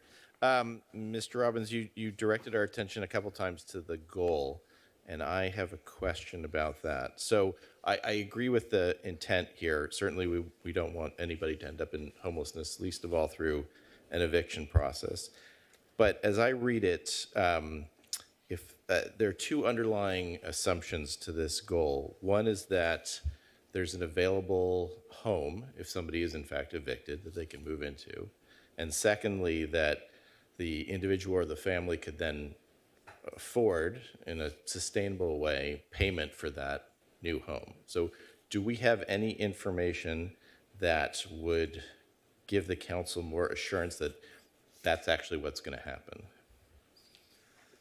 Well, I mean, so the outreach worker that we would hire would fall in line with the other outreach workers that we have a $1.3 million budget to assist homeless people to find housing. It's the same exact conundrum that they face every single day, is how do we locate housing that's available and sustainable financially? And so my team is experts at that. That's what they do all day long. They have connections all around Orange County. This wouldn't just be housing in Costa Mesa. It would be housing really anywhere they can find it. The vacancy rate in Costa Mesa is, I think, under 3%. So the idea that they'd be able to find a unit in Costa Mesa that's somewhat affordable is kind of a pipe dream. And so the goal is to ensure that they don't end up homeless in any housing unit, as close to their support system and schools and churches and all that stuff that they can find it, that is also sustainable. And I do want to mention a little bit of what Councilman Harper had brought up, in that these aren't people that are being evicted for not being able to pay their rent. These are people like me who lived in a house for 30 years that are being evicted for no fault, that are now being thrown into a housing market that's going crazy, that just need a little bit of help to make sure they don't end up homeless. They have wages and they have incomes and they can afford housing. We're just here to stabilize. Right. That's all we're asking. And I understand that. I think part of my concern is that, and we've heard this from both housing providers as well as others, is that AB 1482 essentially provided a roadmap to move units into market rate. And so for people who've lived for a long period of time in below market rentals now are in a really unenviable position, right? So how do we make sure that once you get into a unit, you can continue to pay for it? And I think I don't have any information about that. I don't have the data, but my concern is that this is not necessarily going to be it's going to be a stopgap measure, and we're going to have to kind of continually fund this. One question I did have was about, and we didn't really discuss this last time around, but SB 567 has enforcement mechanisms, which to my mind essentially serve as deterrents. So if an improper notice is issued, a tenant can get damages up to 3 times, as well as punitive damages. So I'm wondering if that was taken into consideration in kind of the projections for how many cases we might have. Because if we don't know how this is going to work yet, so if it does what it's intended to do, which is deter property owners from doing improper notices, we may have a fewer cases. I don't know how many, but I suspect there'd be a decent amount. Well, yeah, and especially since the main goal of the outreach worker would be to, again, act as a liaison to achieve voluntary compliance with a notice that does comply with the law. That's their first goal each and every time. Literally calling, hey, we received your notice, just so you know, the law states you must provide this. Do you have this information so we can update your notice, right? Working with the property owner. So I think the number of cases that will need to be forwarded to the city attorney's office is going to be minimal because of, again, the main goal of the outreach worker to achieve voluntary compliance. We're not here to fang property owners. We're here to comply with the law. Right. And help families. Okay, that's all I have. So can I just ask a question before we turn, I have others, but I want it before we turn it over, is why do we make this distinction in this discussion between at fault and for fault, in the sense that, okay, so somebody can't pay their rent, and they've got children and families, but they lose their job, whatever the case may be. I mean, don't we want them to find homes too? I mean, we don't want their kids to live in a car. So why wouldn't we apply this to all evictions? So that was certainly something that we thought about. We decided to go more in line with what state law said, which was the noticing requirement for no-fault evictions. Our rental assistance programs catch people all the time that are evicted for at-fault reasons like not paying rent. That's actually the main reason why those programs were even put into place during COVID. Was they were called homelessness prevention or eviction protection rental assistance programs. And so people during COVID weren't able to pay their rent. We could step in, right, to keep them from being evicted. So the city's current system of care provides resources for people that are being evicted at fault. We were looking to, again, just be as much in line with state law as possible to create as few waves as possible while helping tenants not end up homeless. Thank you. Councilmember Gutierrez. Yes, thank you, Mr. Mayor. So I have a few questions. I guess my first question would be, in recommendation number 4, you have a request for basically 3 full-time employees, and that's kind of based on your prediction of 170 no-fault evictions. Is that correct? Yes, sir. What if we don't have that? What if this is a knee-jerk reaction? Next year, everything smooths out, everyone gets in compliance, and we're not having mass evictions. And we have 3 full-time employees now. Now what? So I can speak to my staff. Maybe Jennifer can speak to her staff. My staff, if we didn't receive another no-fault eviction, my staff could continue to provide crisis support to people that are facing at-fault evictions or any type of crisis in the community. There's some path for salary savings that I'm attempting to procure for the city, where we would be able to be reimbursed by CalOptima for a lot of the services that were provided, that I'm talking about my staff providing here. Housing navigation, connection to services are all eligible reimbursement services for CalOptima. And 99% of the people that we're dealing with are CalOptima eligible. So my staff, again, speaking for the 1 to 2 outreach workers, could easily pivot and provide additional support to the community for, again, crisis intervention, for seniors, for families, and again, have that salary offset by some various programs. So when you say CalOptima eligible, is that kind of like the qualifier for someone who gets evicted? And I'm going to use you as an example since you chose to use yourself as one. Someone who speaks English, makes good money, gets evicted for whatever the reason, a no-fault eviction. would you qualify for this? Would you qualify for rental assistance in the city of Costa Mesa if you got kicked out today? I would qualify for the relocation assistance that state law requires, but not additional rental assistance.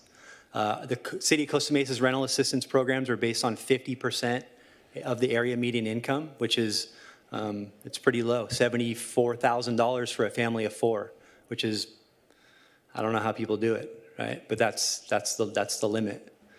The relocation assistance, even for someone like me that makes good money, is really, really needed. Again, we barely, my family and I barely made it in doing, we had to pay $12,000, 2 months rent for deposit and first month's rent. It was insane. So if we're gonna help whoever, I'm gonna say you again, if we're gonna help you find a new place, we're gonna pay for you to get a new place, wouldn't that kind of be an incentive for a landlord just to start bucking people out? Hey, City of Costa Mesa is gonna start footing the bill, so let's get rid of them. We can raise the rent. We can get more money. We'll get them to move back in and the city will pay for it. What's to stop something like that? So they would still have to comply with the law. They'd still have to issue the notice based on one of the 4 eligible reasons. And again, our goal isn't to necessarily deter no-fault evictions. If a property owner wants to lawfully evict somebody, that's fine. The outreach worker will even help them get their notice right, which is the unbiased liaison that I mentioned earlier. Working with property owners to not get sued by the tenant is one of the goals of the outreach worker. And if they want to do it lawfully, they have every right to do so. So that's another concern that I have as well, is that if we do bring in 3 FTEs, full-time employees, to do this, that they're not on a witch hunt, that they are actually there to help both sides of this. And that's a serious concern, because I know that there's a lot of landlords out there. To use an example, someone who owns a 4-plex maybe lives in one of those and rents the other 3 out, isn't in a position to take on, an attack, all of a sudden a compliance attack, whatever, code enforcement attack.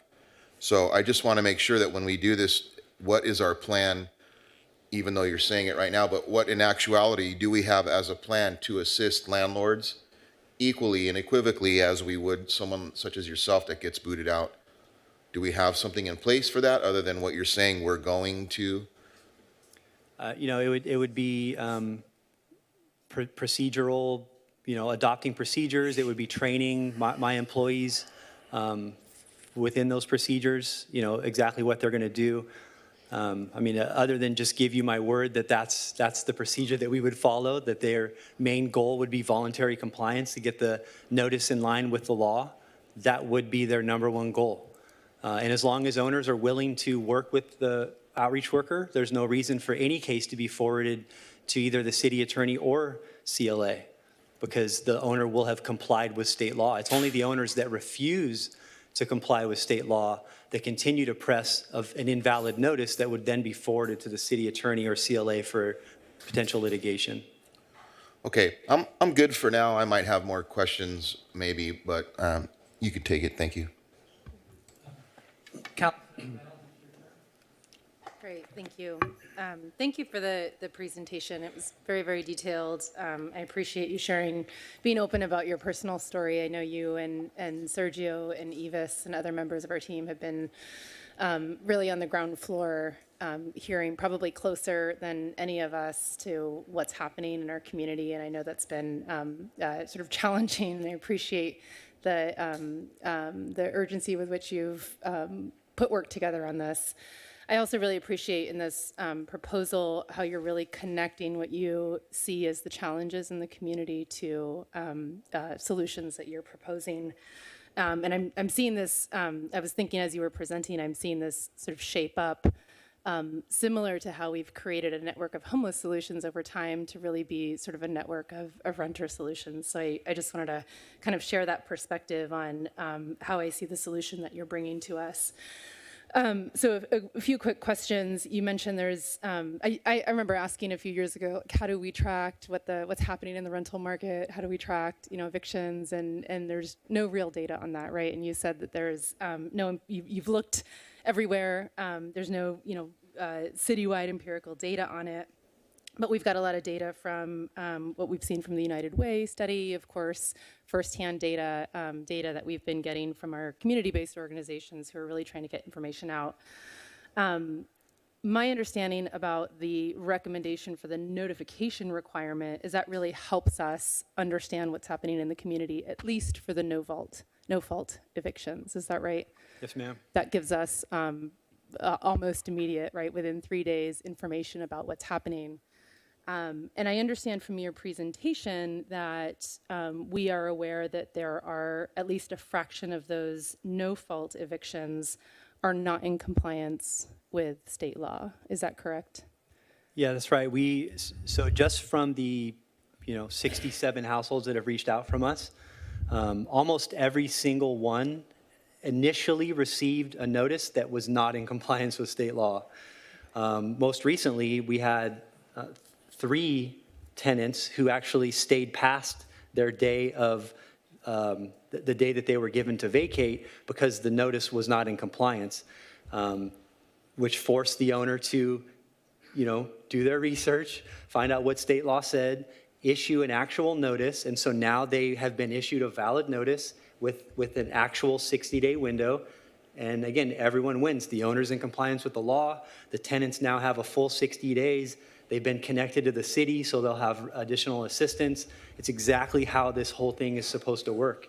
If the city's not involved, though, in that process, we don't know. We have no idea what's going to happen. Yeah. So I misunderstood. So the majority of no-fault evictions that we're aware of are actually out of compliance with state law. And the solution that you're recommending here ensures that there's not, or tries to, minimize at least unlawful evictions in Costa Mesa. That's correct. And if I could just add, the notices that are out of compliance are due to ignorance. These aren't malicious notices. These aren't owners that are maliciously evicting their tenants, on purposely trying to make them homeless. These are owners that are probably like everyone else in this room. It's hard to keep up with recent laws, and they just don't know. And so they might use an old form, or they might just write a letter. Hey, you have to move out. I'm doing rehab.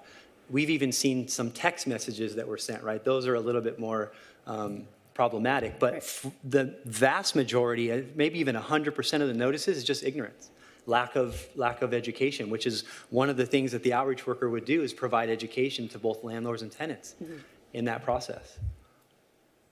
Okay, great, thank you. And I was gonna, you mentioned Councilmember Gamaris's comment about how are we helping landlords. So part of this work would be, making sure that where there are valid evictions, that they're done appropriately. Yeah, that's correct. Okay. And then, so my follow-up on that is, if they're not unlawful evictions, which I certainly don't want to happen in the city, there are lawful evictions. We're not trying to get in the way of lawful evictions, but we do want to try to maximize our opportunity to connect residents to resources. Is that correct? Is my understanding correct? Yes, that's right. Almost every single correspondence we've received has been at the 11th hour. Someone that's been given a notice 30 to 45 days prior and now have a week to move out. And it's too late for us to do anything, which is why we're putting families up in motels, because if it wasn't for that, they would be homeless. Yeah, okay. In the cases that you're seeing and dealing with, sounds like almost on a daily basis now, how many of those were Costa Mesa residents? All of them. What districts do they come from, or is it citywide? Every single district has someone that's been evicted, no fault. Okay, thank you. And we mentioned, I think you mentioned some of our solutions for dealing with homelessness. So once someone has already become homeless, my understanding here is that we're trying to prevent homelessness, which I know in our discussions about, how do we deal with homelessness and housing in Costa Mesa, is that the further we can work upstream, the cheaper it is to address homelessness or to prevent homelessness in the city. Is that, I know we're dealing sort of in crisis mode right now, working with people once they become homeless. Is it your understanding that it's cheaper for the city to prevent homelessness by working upstream?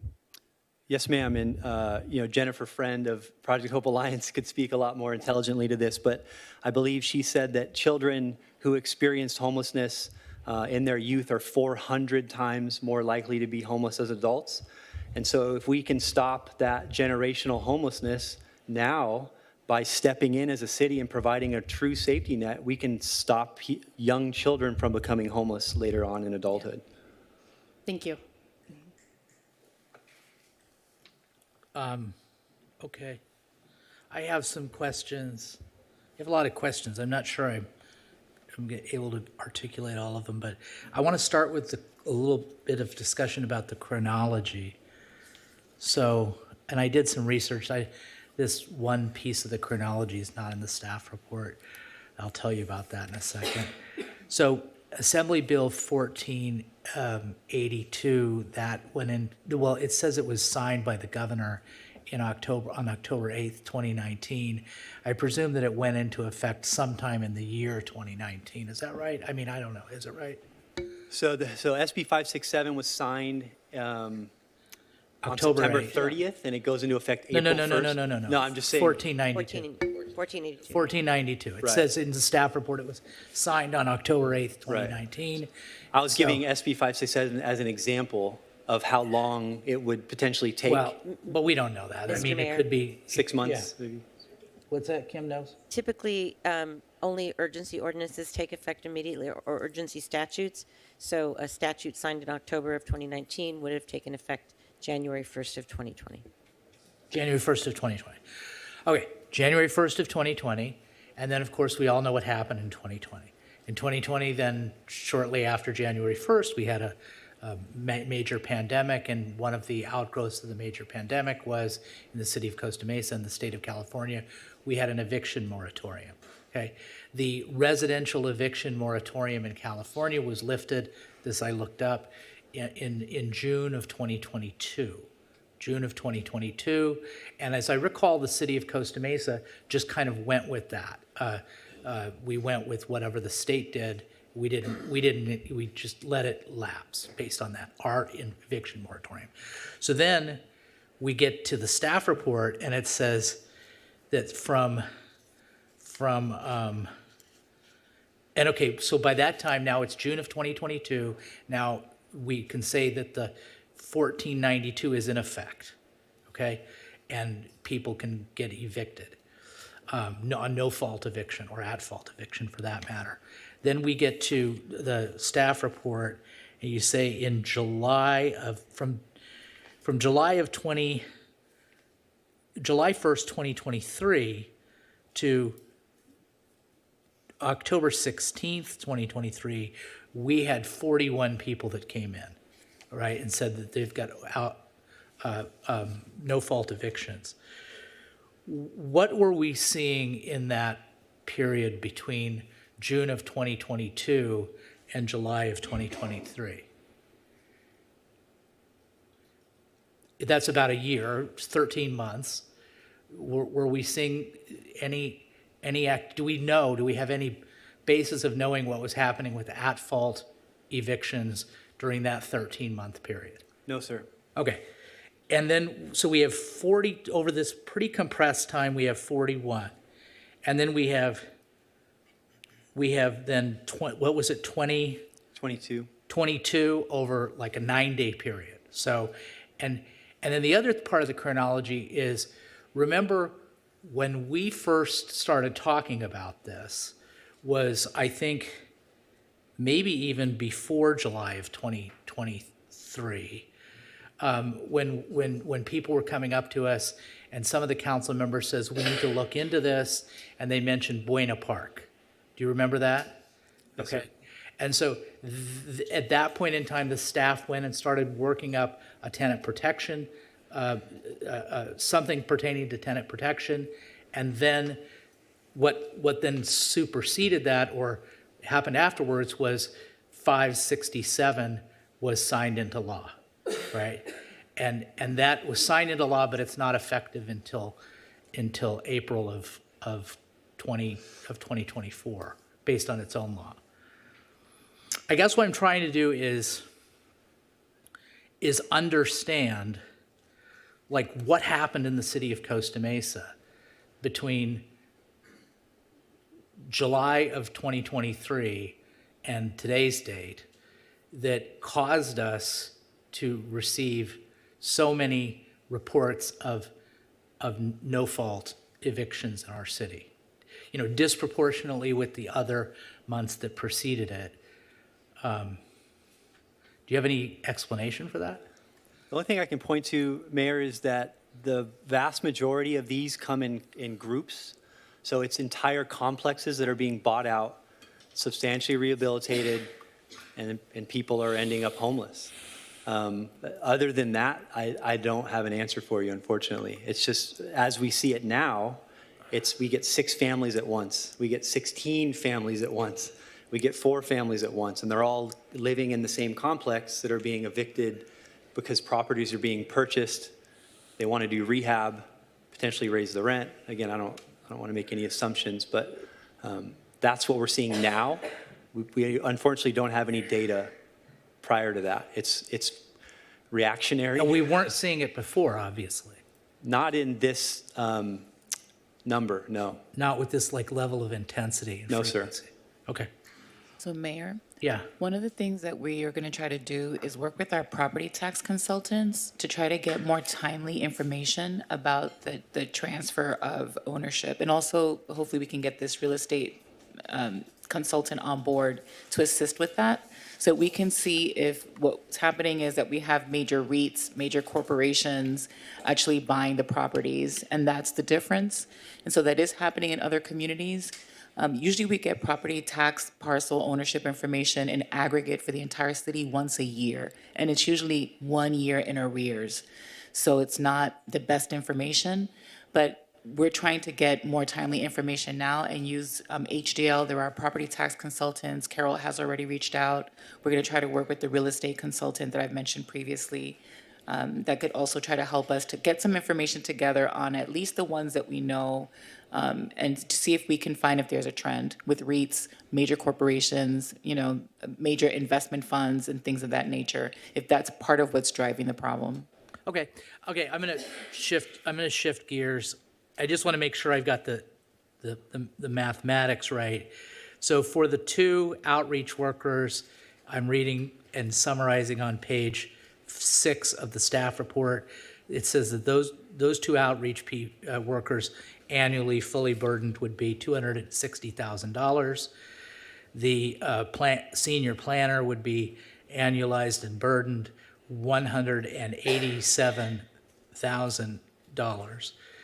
The code enforcement officer annualized and burdened would be $152,000. Okay, I'm so far so good. Yes, sir. And then if I add the $250,000 of more money that we're going to pay to Jones and Mayer, that adds up to $849,000, $850,000, right? And then we've got $300,000 for rent.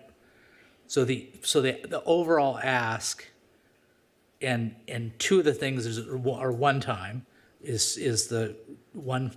Well, maybe not, because we've found that these are recurring. That when they run out, they're going to ask for more.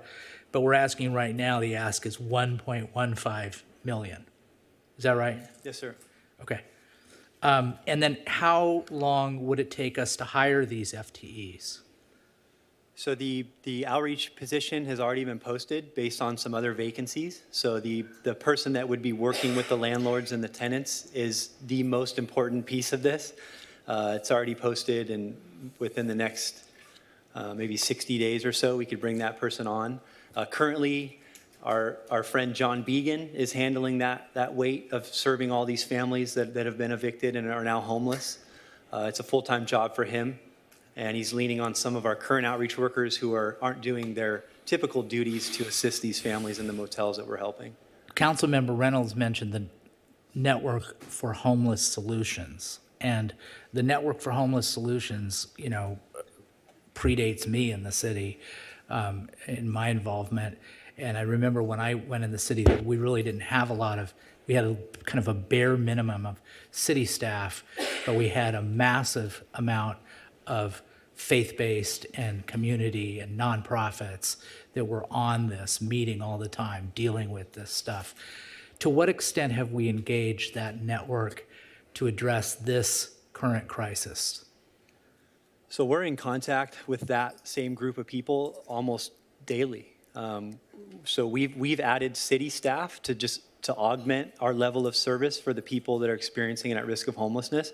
But the connections to the faith groups and the businesses and the residents is still as strong as ever. There's monthly meetings, there's weekly case management meetings that happen. The network is stronger now than it's ever been. Okay. And are they finding for these 26 people that came to us in that 9-day period? Are those faith-based organizations and nonprofits stepping up to find them housing? Yes, sir. So my team of outreach workers is our first responders. They go out, they provide crisis intervention, they try to stabilize families as best they can, and then the next breath is getting them connected to the system, the county system of care for families and individuals, which include nonprofits, faith-based, and everyone else. So my staff is there to, again, just act as a triage, just to stabilize people so they're not living on the streets.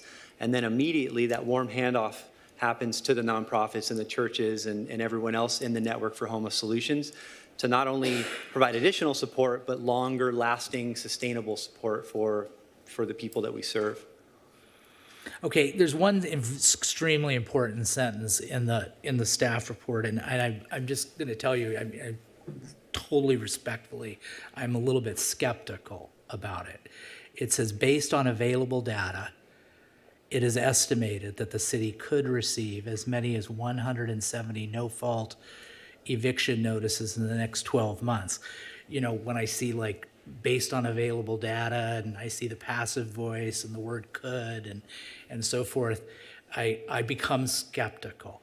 So I just want to drill down on that a little bit. And I think I want to follow up on also Mayor Pro Tem's question is, let's assume we don't do any of this and we just say, let 570-67 move forward with its various, it's called the Homelessness Prevention Act, you know, with its provisions. I mean, what's the basis of this 170 estimate, as specifically as you can tell me? And what is your opinion or thought on how 570 will affect this, the 170 or the estimate or whatever you want to call it? So council had asked us to give our best projections as to how many notices we think we might get, and so that's all that was. It was our best guess.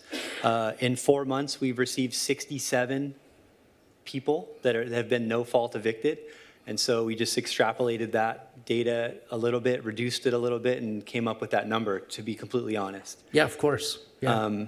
As far as, what was the second part of the question? I'm sorry. Oh, yeah, so if you look, okay, that's a good, now that you've told me, then it kind of isolates what I'm asking for. Because the environment that we're dealing with now is the pre-567 environment, right? So what you're doing is you're extrapolating information to a post-567 environment, assuming that there's going to be no positive effect on the Homeless Protection Act that was signed into law by Gavin Newsom. But it seems to me like, there would be at least some beneficial value to that law. So wouldn't you agree to me that if you've done that extrapolation, if you just said, I'm taking the last 4 months of the pre-567 and I'm projecting it out, don't you agree it's probably overstated, the 170? So there will certainly be some deterrence of property owners issuing invalid notices. But as we've seen from our current data, a lot of it comes from ignorance. Again, it's not that property owners are issuing these notices because the law hasn't come into effect. They're issuing notices because they don't know any better. And so without the city being involved in the process, owners will continue to issue notices that are invalid and tenants will continue to vacate their units without contacting the city. And it's much like the outreach that we perform to homeless people. If we waited for every homeless person to come to the city to ask for help, we would have thousands of homeless people on the street. The work that my team does to intentionally and actively engage people experiencing homelessness is what saves their lives. And there's no difference here. These tenants are in a moment of crisis, and if we wait for them to come to the city, it's just not going to happen in the majority of cases. And we're going to end up with families that are homeless, or, hey, we have 3 days left, what can you do? All we're asking is that the city would be notified with enough time to provide much needed assistance to these families so they wouldn't end up homeless. That's all we're asking. Yeah, I know. I just was talking about the extrapolation in that question. So I don't see anything in the recommendations. You know, you've said it numerous times that it's just the landlords just don't know what the law is. They're just ignorant, I think you said. But yet I don't see anything in the recommendations about a education program for landlords. Is that something that you think would be beneficial? Yes, sir. So the staff report included, a brief synopsis of some different things that the city would be doing to educate. I think a lot of it's going to be very targeted education to multifamily properties, both owners and tenants, of their rights and responsibilities when issuing evictions and dealing with tenant rights and things like that. Utilizing the groups that are already in Costa Mesa, that are already doing some of the community outreach. It's going to be on our website and flyers. I mean, literally every way that we can possibly get the information out, we're going to. Because again, our goal is to keep people from becoming homeless, not to keep owners from being able to do what they can lawfully do. It's education, education, education at the end of the day. Right. But, I mean, the difficulty I have, if I'm being honest, is the person still homeless? In other words, if the idea is, instead of saying, we just want the landlord to make this person homeless the right way, right? The person's still homeless. So, I mean, I guess what I'm struggling with is like, having the landlords comply with the punctilio of the law. The end game is the person still is living in a car.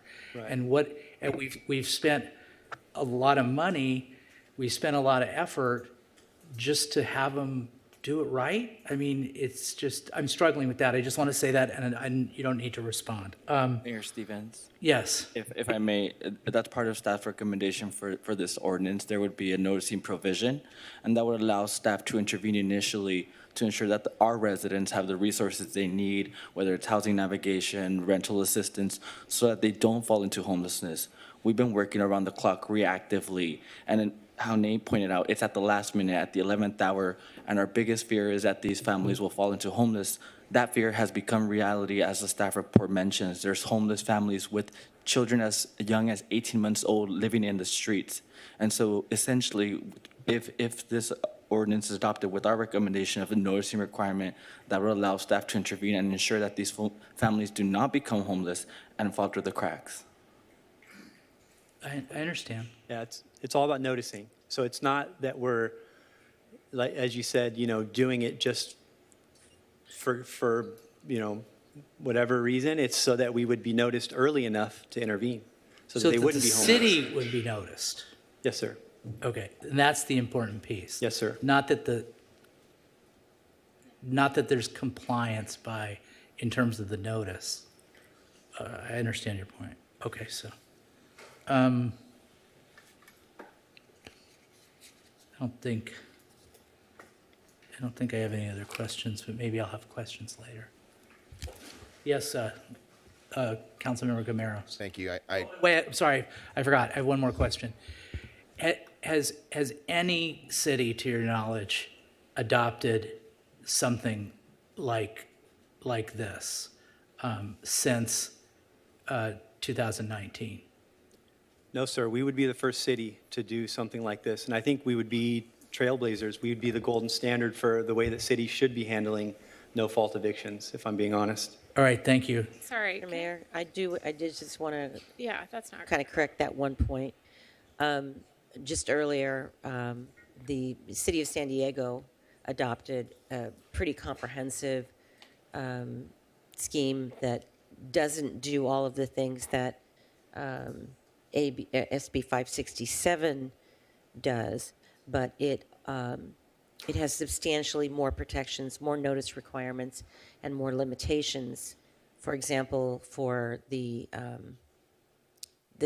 specific relatives that can move in under the relative move-out no-fault provisions, significantly more expansive than this proposal.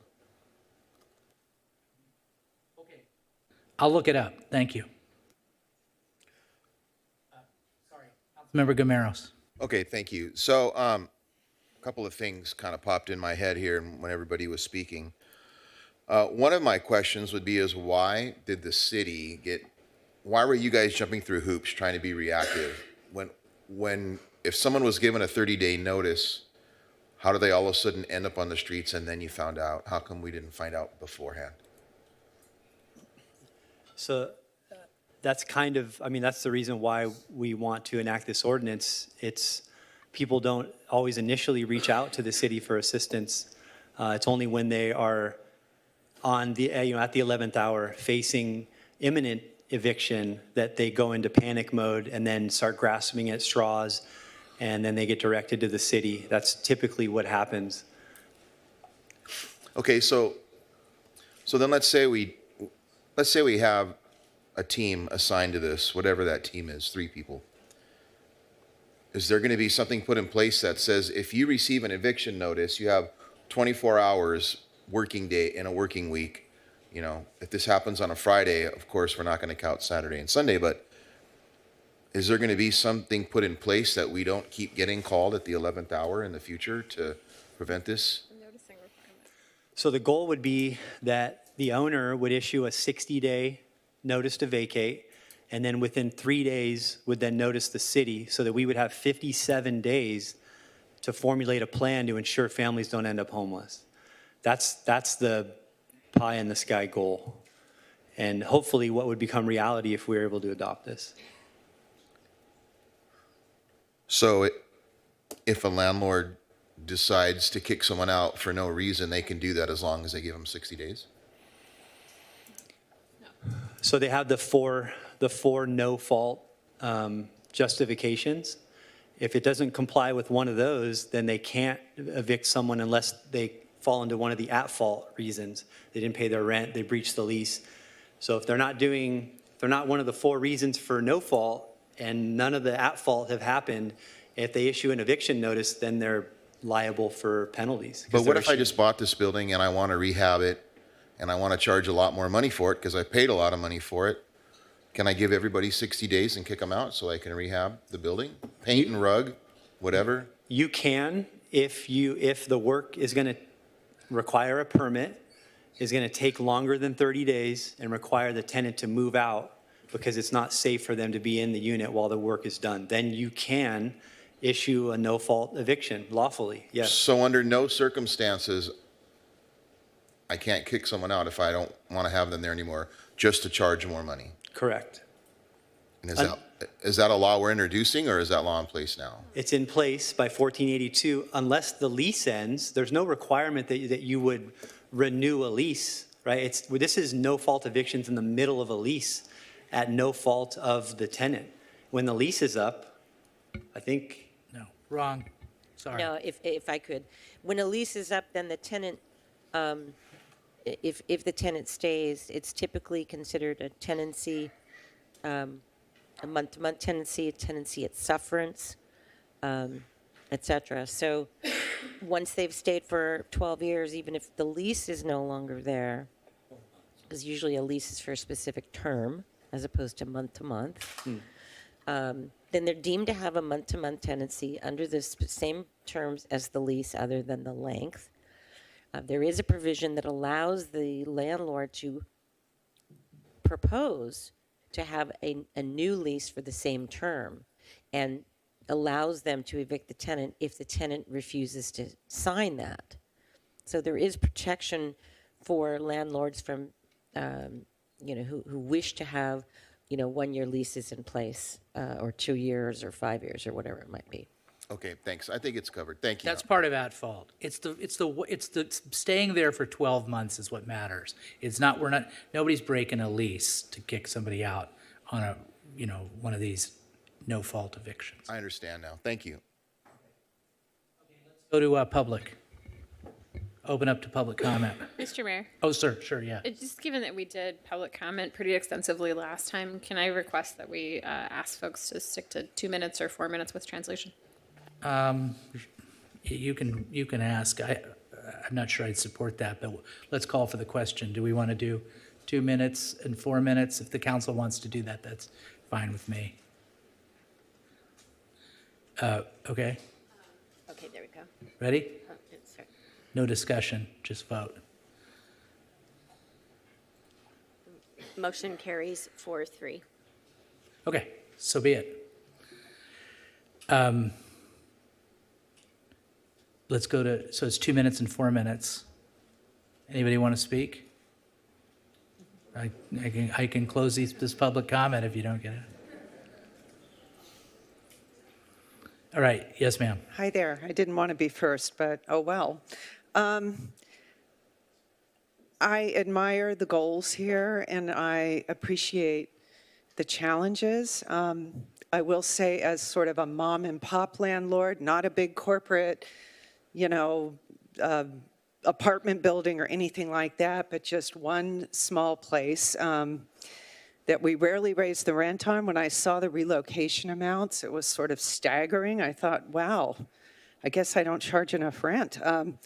I'm looking at all of the timing also of the penalties, all of the rules, the 90 days here, the this, there. I mean, I just see a whole bunch of areas where landlords could easily be tripped up, and there are advocates out there representing tenants who will be very well aware of all of these rules, and I could see a lot of litigation. I could see unsuspecting landlords who think they're doing everything right, maybe getting caught up in some things that are very expensive, and I think it's really going to drive people out of the business of wanting to own a rental property. If they've had it a long time, they'll sell it. It will be torn down and rebuilt into a McMansion. It won't be a rental property anymore. This could actually reduce the number of rental properties that are available in Costa Mesa. All these small little cottages that are still out there, I know that they are becoming less in number as they're being torn down. But that's just going to continue. Who is going to want to put themselves in the hot seat of possibly being in this situation? I've never had to do any of these procedures here, but I could foresee that it could happen, and it would be very worrisome. So I think that's something to take into account. For landlords that are large corporations with huge apartment buildings, that might be a different story. They have a staff. They will be very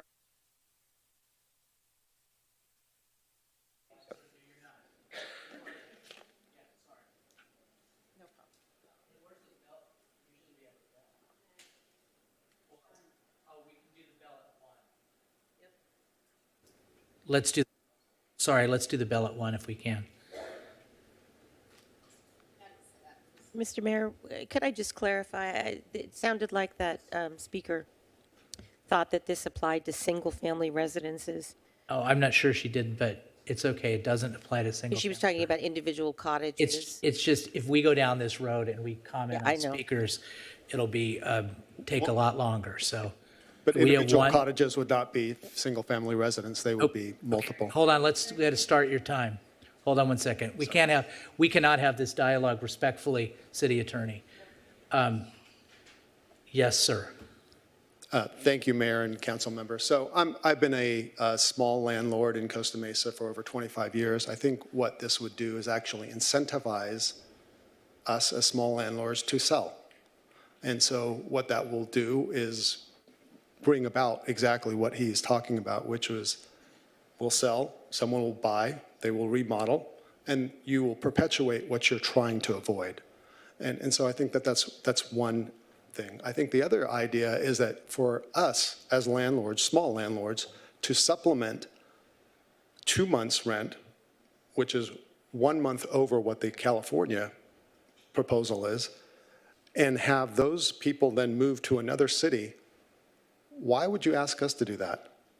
Does that seem fair to you? It doesn't seem fair to me. So I think that if we're going to do something, we should probably stick within what the California law is and make it easier. Because they're probably not moving into Costa Mesa, as staff has said. They're moving into another city. So you're losing the tax revenue from that person. We're still paying the tax revenue in Costa Mesa, yet we're actually paying for that move. That doesn't seem very justifiable or fair. Lastly, I think that if you think about what we're trying to do here, the actual goal, I think, is the right goal.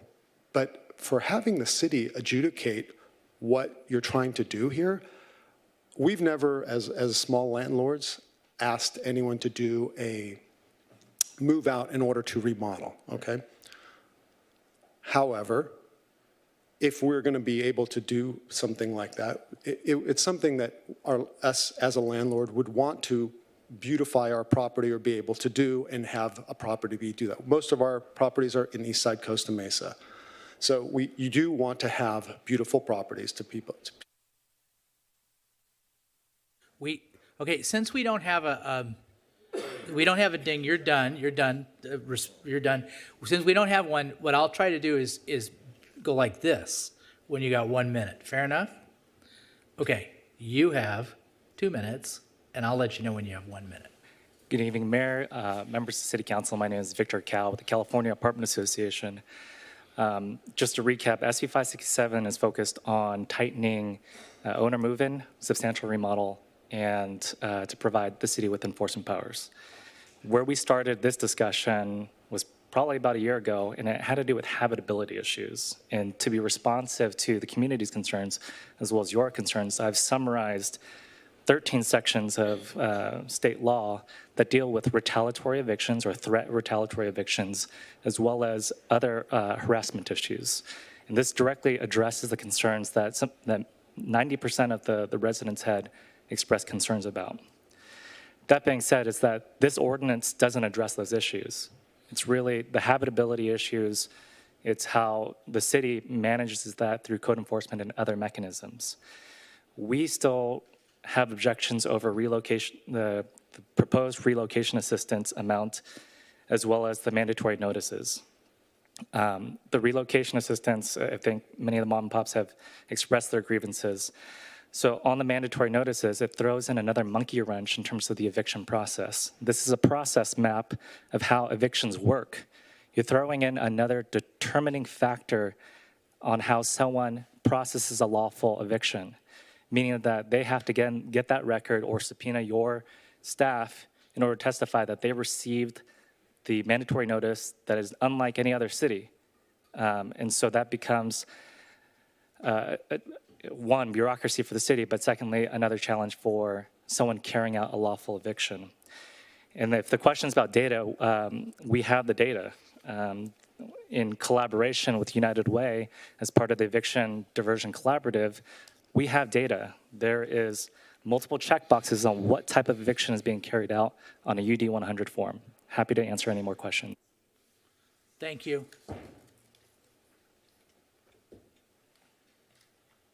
You have 4 minutes. Hold on 1 second. We'll get you on 4 minutes. And I'll go like this at 1 minute. Minuto.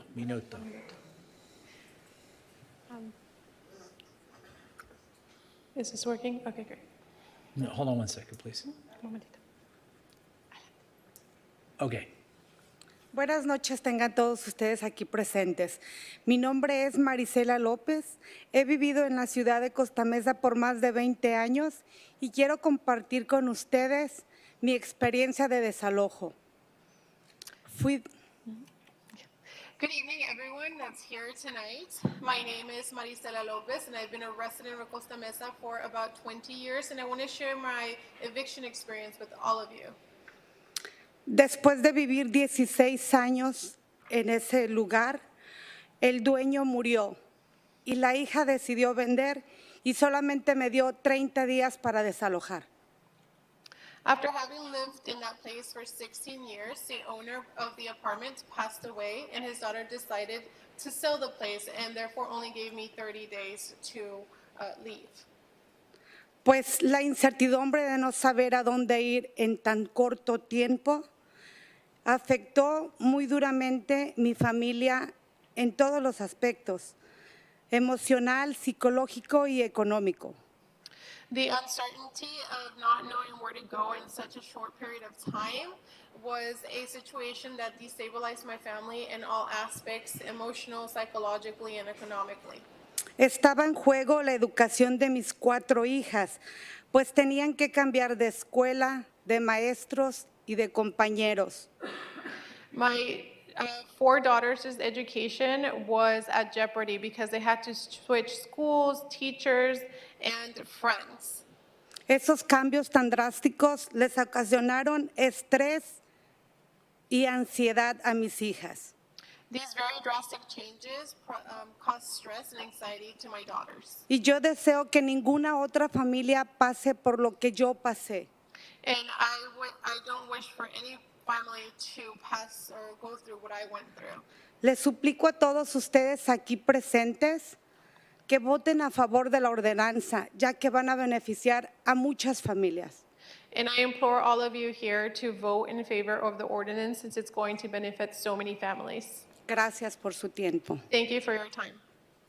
Okay, before we go to you, Reverend, I want to talk, who do we have here from, do we have anybody here from Costa Mesa TV? Because that microphone. Working. Well, maybe I can hear you, but I'm not sure how it gets on the record for people that are watching.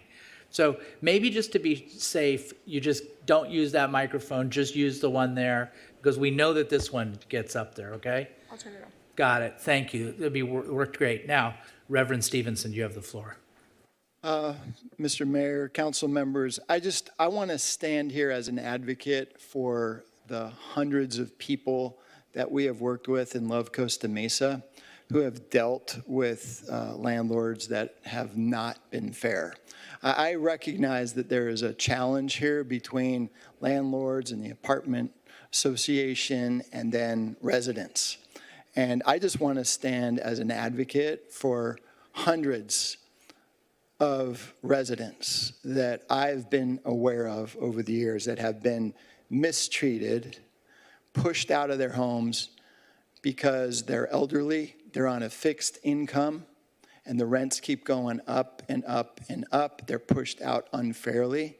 And I don't know all the ins and outs of this exact ordinance, but I just want to stand and be an advocate for people in our community, hundreds of them, not a few owners, not a few landlords, hundreds of them that are getting unfairly pushed out of their homes in a way that makes them then end up homeless. So I'm just here as an advocate today, and I know that the council and the staff are smart, and you can figure out a way to make this work, and I want to encourage you to do so.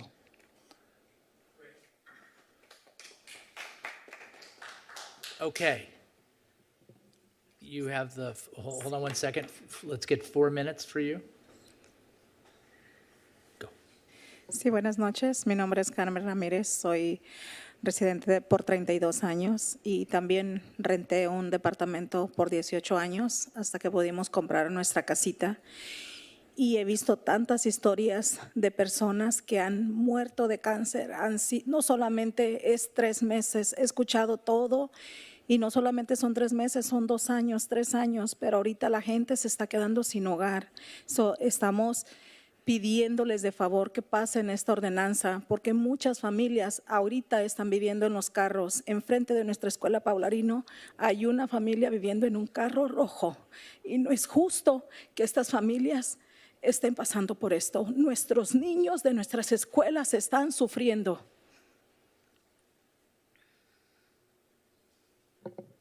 Good evening. My name is Carmen Ramirez, and I've been a resident here in Costa Mesa for 32 years. I also rented an apartment for about 18 years until we were able to buy a home. And I've just been hearing so many stories about, people dying from cancer, and it's not just a 3 months thing, it's 2 or 3 years, and they're losing their homes. And, we're asking you all to pass this ordinance because right now there's so many families that are living in cars. There's actually a family right now living in a red car outside of our school in Paularino, and it's just really not fair. We have kids in our communities that are suffering. No queremos nada gratis, queremos que nos respeten, que tengamos una vivienda justo, no queremos que nos regalen nada, queremos que hemos vivido por tanto tiempo en los departamentos y no nos queremos ir de nuestra ciudad de Costa Mesa, no queremos que los dueños nos paguen para irnos a otra ciudad, queremos quedarnos en Costa Mesa. And we're not asking for anything for free here. We just want to be respected and we want fair housing. We are not asking for handouts. We've lived here in our apartments for a really long time, and we don't want to have to leave our homes and then leave Costa Mesa. We don't want to leave Costa Mesa. We want to stay here. No queremos que nos saquen injustamente tantas familias que están siendo damnificadas. Ustedes lo han visto. Las familias se han ido porque tienen que ir a hacer sus tareas con sus hijos. La vez pasada nos quedamos hasta la 1 de la mañana con las familias aquí, los niños. Ustedes están viendo esto. Pónganse de nuestro lado también como del lado de ellos que están diciendo que no quieren pagarnos. No queremos nada gratis. Por favor, escúchenlos. And, we just want things to be fair. We don't want to be kicked out. You've heard from so many families that have been damaged from this. Families had to leave. Last time we were here up until 1 a.m. and there was families with their kids here. So we're just asking you to also get on our side, just like you're on theirs. And, to pay us. We don't want any handouts here. We just want to be heard. Gracias. Thank you. Welcome. Yes, sir. All right. Good evening. I'm a resident in District 1. I'm here to express concern and hope that you'll revisit this ordinance. Landlords are small businesses also, and you have to look at this as not only supporting the people that are being evicted and affected, but you're also affecting the businesses. So we had a gentleman up here earlier that talked about the possibility of selling. Who's coming in and buying these properties? Most of them are large corporations from out of state. Do you want that? Do you want someone that's a local resident that's here in the city, or do you want a corporation that's based off some East Coast Fortune 500 company? Secondly, anytime you have an ordinance that goes above and beyond the state law is a sign of concern, especially to me. I look at anything that's going to be implemented in 30 days. In government, 30 days implementation is kind of scary to me, especially as a public employee. Notification, it seems like notification can be done in different ways. I don't know why we would have to notify the government of a private action. And finally, I just have questions based upon hiring of positions and then utilizing staff that are supporting the people being evicted, but then you're asking them to also support the property owner as well. Is there not a conflict of interest there? I have questions on that, and I would hope you guys would look into that as well, because that same outreach worker who's helping protect the resident is also helping the property owner evict that resident. So I don't know how that's going to work, but I think there needs to be language in the ordinance to support. Thank you. Good evening, Mayor, City Council, and City staff. Thank you for the great report.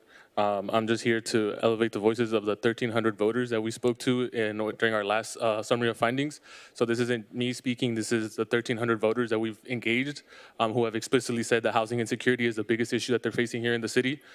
So I want to recognize that there's been a lot of action going in what I felt was the right direction. I was a little disillusioned with seeing how much was rolled back because of the presence of the apartment association and the developers. I understand that they have concerns, but renters have been here for the last 2 years, meeting after meeting, voicing their concerns.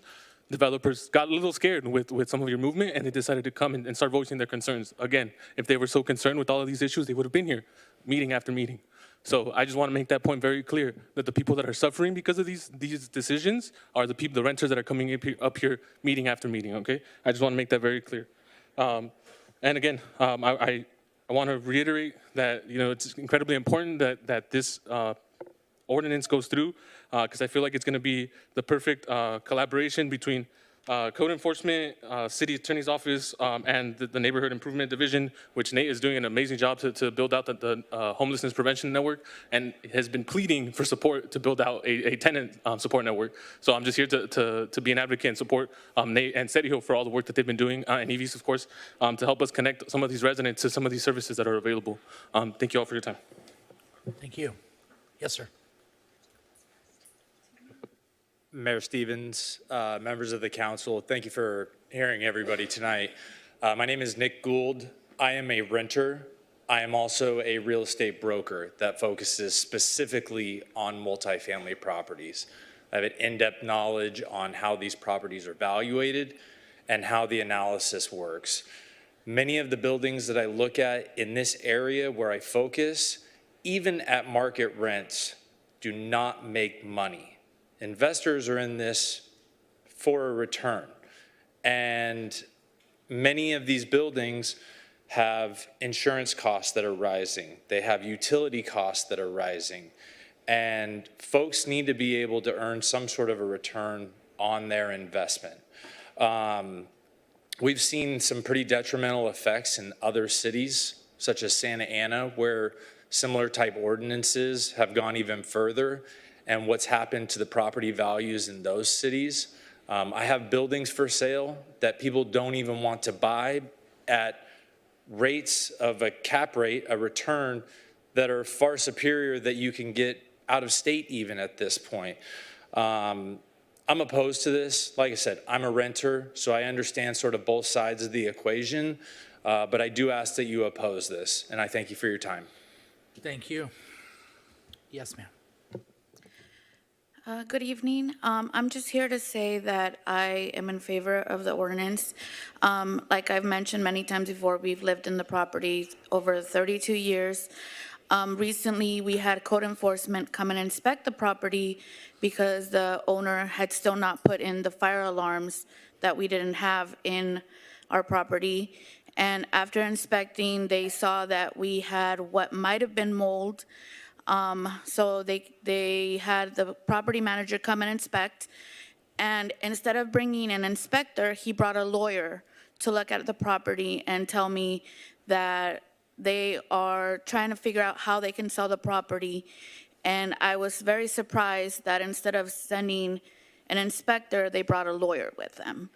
After talking to the officer, they mentioned that there is multiple violations that the owner still has to fix in the property. And at the same time, they still have yet to put any permits in place. So he's expecting us to move out by the end of this month, and there's nothing in place for him to start doing any type of fixing. But yet he's in the apartment next to us doing construction without permits, getting violations after violation, and he doesn't seem to care. So thank you for your time. Thank you. Yes, sir. Thank you very much, Mayor Stevens, members of the council. My name is Chip Allsweet. I'm with the Apartment Association of Orange County. We're a different organization than Victor's, but they do a good job too. Wanted to talk to you a little bit about one of the things that kind of came up here tonight, and I completely understand why you may not have had the opportunity to reach out to the landlords in these different situations. But I think doing so would have been very instructive. And the reason I say that is every single day I am talking to the different owners that are members of our organization. Our membership is completely voluntary. They choose to be a part of it. So we don't have every single owner. I can tell you we have several hundred in the city of Costa Mesa because I reached out to them to make sure that they were involved in what was going on here. And had you had the opportunity to reach out to them and talk to them the way I have, you would have realized something. None of them want to evict anyone. From the simple process of if you evict a tenant, you're not going to receive any sort of income until that unit is replaced. It's a costly process. It takes a long time. It breaks up relationships within communities. It's not something people choose to go into. They either go into it because they have to, or because they're running into a situation where they're trying to improve the housing stock, which is a lot of what this rule is looking to address. So I want to start with that concept and then also bring to you guys the notion that even though these things do happen, there is a lot involved with this, a lot of legal requirements and a lot of legal statutes. By bringing in some of these notices and requiring that the city be noticed in a formal manner, you do insert yourself into that eviction process, which could create problems for those individuals as they're going. See, my time is almost up, but I really appreciate the time and the opportunity to work with you guys on these things. Thank you. I prepared for 3 minutes, so I'll try and speak quickly. My name is Ashley Anderson, and I'm the current board president for Newport Mesa Unified School District. That's the hat I'm wearing tonight. I represent Wilson, Whittier, Victoria, Ray, and Pomona Elementary Schools, and as referenced earlier, Pomona has 4 families currently sleeping in their cars tonight. It's getting colder, and I'm truly fearful of what could happen to other families if this ordinance isn't passed tonight. I'm here to speak to the overwhelming and urgent need to protect the housing of existing and long-term Newport Mesa families and individuals in our city. This council has done tremendous work to care for people who are experiencing homelessness. You have the power to continue that effort by guarding against significant increases in generational homelessness in a meaningful way tonight. Let's not go backwards. Homelessness has been impacting more and more of our students in the past 3 years. Newport Mesa is comprised of 49% unduplicated students. That means they are eligible for free or reduced lunch or other services for low-income families. We have 18,000 students approximately, and that's about 9,000 students who are coming from families that are not financially stable or are already in foster care or experiencing homelessness. All types of evictions can harm and significantly impact a child's future, their academic success, their financial future, and their ability to thrive. Importantly, let's not forget that fair market value for a 2-bedroom apartment in the city is more than many mortgages. I have a photographer friend who most of you know who pays approximately $1,200 for a 3-bedroom house in Costa Mesa. You would struggle to find a studio to rent here in that price range. Councilman Chavez, you're the only person on the dais who is a renter. You have an incredible family and are very lucky. If you needed help with rent, they would help you. However, many residents simply do not have that. They have no support system with financial resources. I ask that you would consider. Thank you.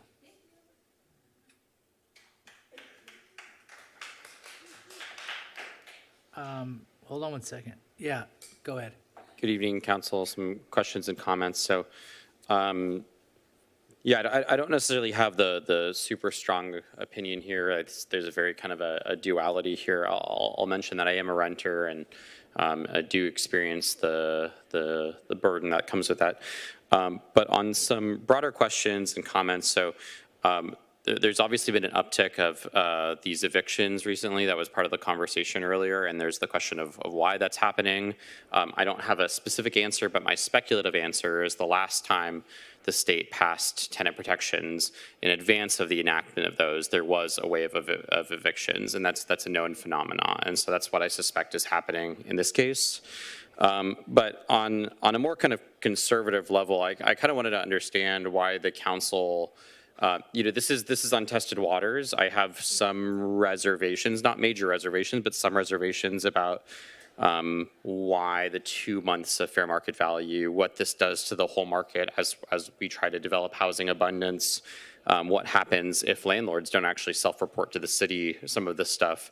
And so I guess the question I would like to end with of council is why not adopt today what the state has adopted and then come back and reevaluate in 6 months? That's my question that I leave for council. Thank you. Yes. Yeah. Oh, sorry. Yeah. Greetings and good evening, Honorable Mayor, City Council, and staff, and audience members, and everybody else watching on YouTube or whatever other media format. My name is Victor Valladares, and I'm the Field Director with Resilience Orange County. For the past 2 years, we've been doing community assessments and surveying 1,300 residents. We have stats. We have conversations, one-on-ones with individuals that we've identified have been evicted. 1916 Wallace, 2011, 2013, Charles Street. Let me add something very important. These numbers are numbers, names. Barbara Fisher, who came and spoke earlier. Danny Walsh, 2013. These folks are detrimentally affected by all these no-fault evictions. I just want to put names to these stories. SB 567 closed the loophole. That's what we're doing, is closing the loophole of no-fault eviction protections for tenants that have done nothing wrong.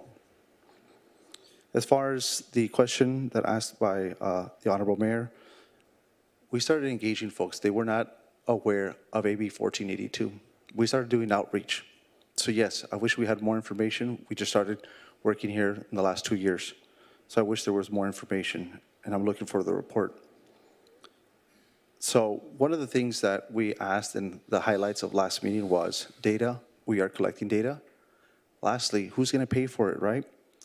Again, I want to reiterate that there are $3 million in ARPA funds that are still available.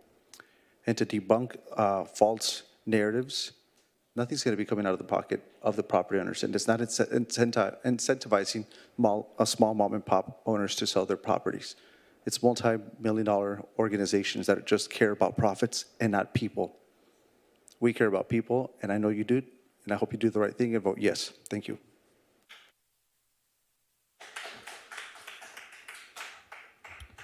Good evening, council, mayor, staff. Thank you all for your hard work. I just wanted to correct a few, or make a couple quick statements. One, I can help you if you want. Pull title, the vast majority of the owners that we're talking about are mom and pops. And yes, there's money coming out of their pockets. Is it going to be the end of the world? I don't know. But I think I really appreciate the previous speaker on this side's question about pulling forward 567. I think that's a great start. I do have some concerns about city staff reviewing documents for legal compliance. That feels a little bit like practicing law in the state of California without a license.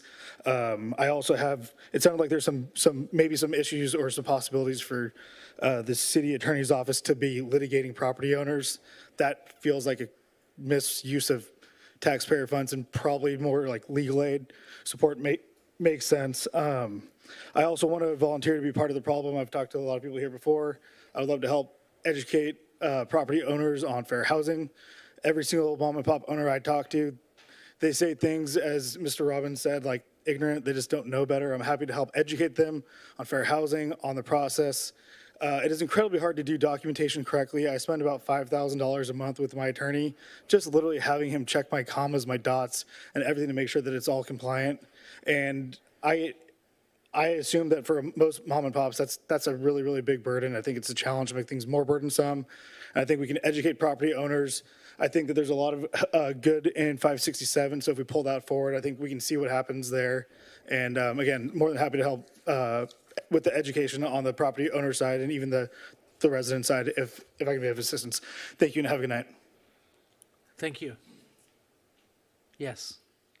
Hold on one second. Let's get your time. Gracias. Bueno, pues nosotros como organizaciones sin fines de lucro también hemos podido apoyar en lo de la pandemia, ayudando a 1,600 familias a nivel condado de Orange y tan solo aquí en Costa Mesa estuvimos con otras organizaciones también que estaban apoyando para conseguir el apoyo a las personas que se quedaron sin trabajo por lo de la pandemia. Good evening. Well, we as organizations and nonprofits have been supporting throughout the pandemic. We were able to help up to 1,600 families here in Orange County, and with other organizations also that have been supporting people that were left without jobs because of the pandemic. Pero también nos hemos dado cuenta que en estos últimos, como en este último año ha incrementado más las personas sin hogar, porque en la iglesia donde yo asisto los sábados abren un espacio para que ellos les den desayuno, laven su ropa, les den comida, y también lo que hacen nuestros pastores es de que cuando está lloviendo ellos dejan que ellos duerman bajo el parking que tiene techo, porque sabemos que ya hay demasiadas personas que están sin hogar y nos preocupa porque nos duele como personas que somos, que todas las personas merecen tener un techo. El techo es un derecho, pero ellos hemos sabido que han muerto ahí, no sabemos si es por el frío o porque están enfermos y nos duele y no queremos que también más gente cada día que pasa esté perdiendo el derecho de tener un hogar. Nosotros no queremos que nos regalen nada, pero queremos que sean rentas que podamos pagar nuestra gente. Yo al dueño donde yo vivo, yo lo adoro porque es una persona consciente que nada más va aumentando lo que el Estado permite. Y ojalá que nosotros no estamos generalizando que todos los dueños lo hacen con mala intención, pero ojalá que pudieran tener estas conversaciones para que puedan escuchar las historias de la gente que también forman parte de la economía y que mucha gente forma parte de tener derecho de vivir dignamente, porque estamos perdiendo ahorita muchas personas que están falleciendo y por pagar renta no tienen para enterrar a su muerto. ¿Y qué vamos a hacer con el muerto?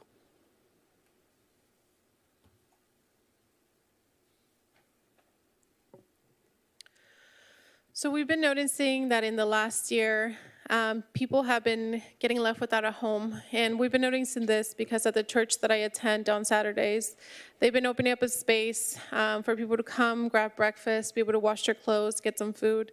And the pastors have been allowing them, when it's raining out, for them to sleep under the parking that has a cover, that has a roof. There's just too many people right now without homes, and that hurts us as people because everyone deserves a roof. Housing is a right.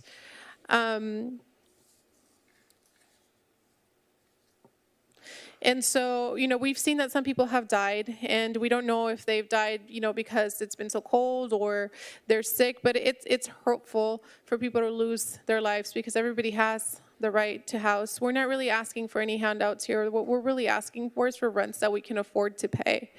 I love the landlord, my landlord, because they're very conscious and they're only raising the rent to the amount that the state allows. So hopefully we're not here generalizing, saying that everybody here does those things with malicious intent, but we would hope that they would have those conversations and listen to the stories. Thank you. Yes. Good evening, council members. I'm here as a member of the community and advocate, and I also serve as policy director with the Orange County Asian and Pacific Islander Community Alliance.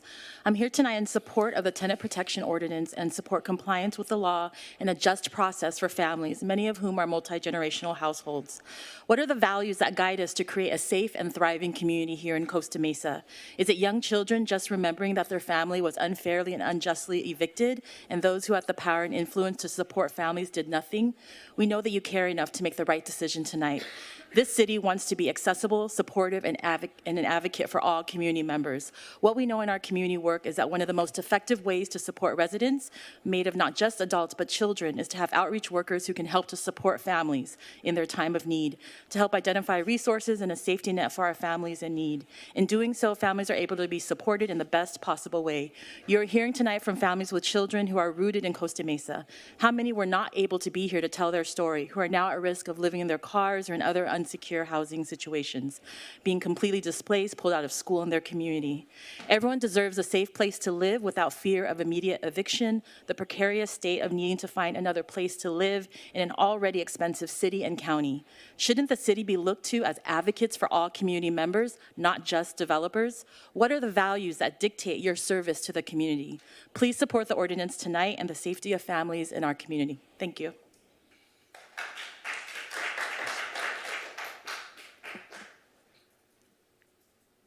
Cool. Thank you so much. My name is Roberto. I'm the Leadership Development Director with Resilience Orange County. We've been working in the city of Costa Mesa for 2 years now, talking with and organizing with Latino voters here in the city.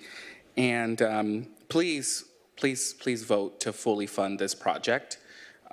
Your city staff really needs it because as what's been projected is that there are incoming evictions and honestly, I should send you all a bill, because we are also, thankfully, our organization, we have decided to choose Costa Mesa to support Latino residents. And so, we are part of this ecosystem of support, this safety net of support that you all, but we can't do it alone, and neither can your city staff. So that's why they're asking for 3 positions. And, I'm happy for that because then I get to work with them and really, if there's a case, I'm like, hey, go over here, right? Go to Nate, but, if maybe one of y'all can hand me your numbers, I can lend that number to the tenants, if this doesn't get passed today. But please fully fund staff to be able to address the needs of your residents. Also, please, there's at the last city council meeting, 45 community members came out, and a lot of the folks are working double jobs. And so I ask, how many of you on the dais are renters, right? How many of you have 2 jobs that you're working? And so the decision to pass this eviction prevention ordinance today is maybe on the fact that you may not be a renter. And so please keep that in mind, is that you are speaking for 60% of the city who are renters. And you need to make that step, right? There are people here that have money, but there are also community folks that are out there that don't have money that need your support and need you to be that voice for them. So please continue to support your staff, fund the positions. Thank you so much. Thank you. Do we have anybody on Zoom? Yes, Mr. Mayor. First speaker, Aaron McCall, please. Mr. McCall, you have the floor.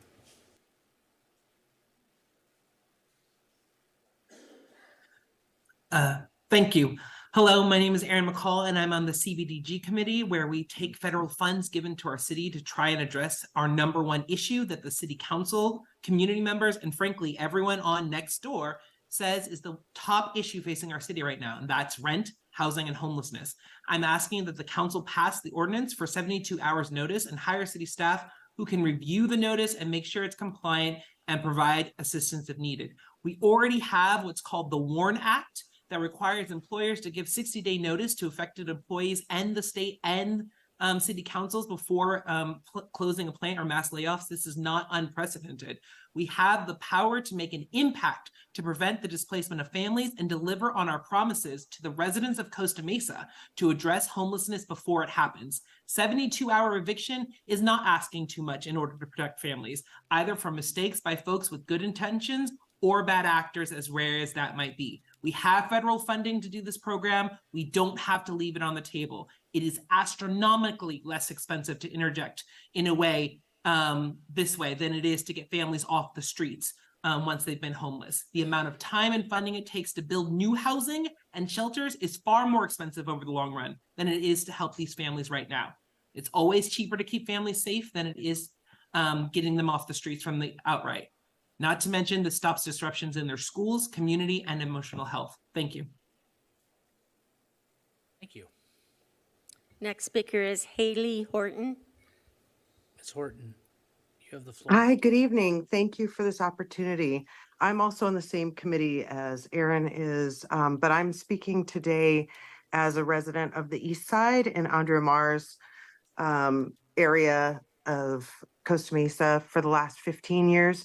And just sharing what that looks like on my street, where there are 16 lots, and we've had 5 lots completely where people have had to leave through these no-fault evictions.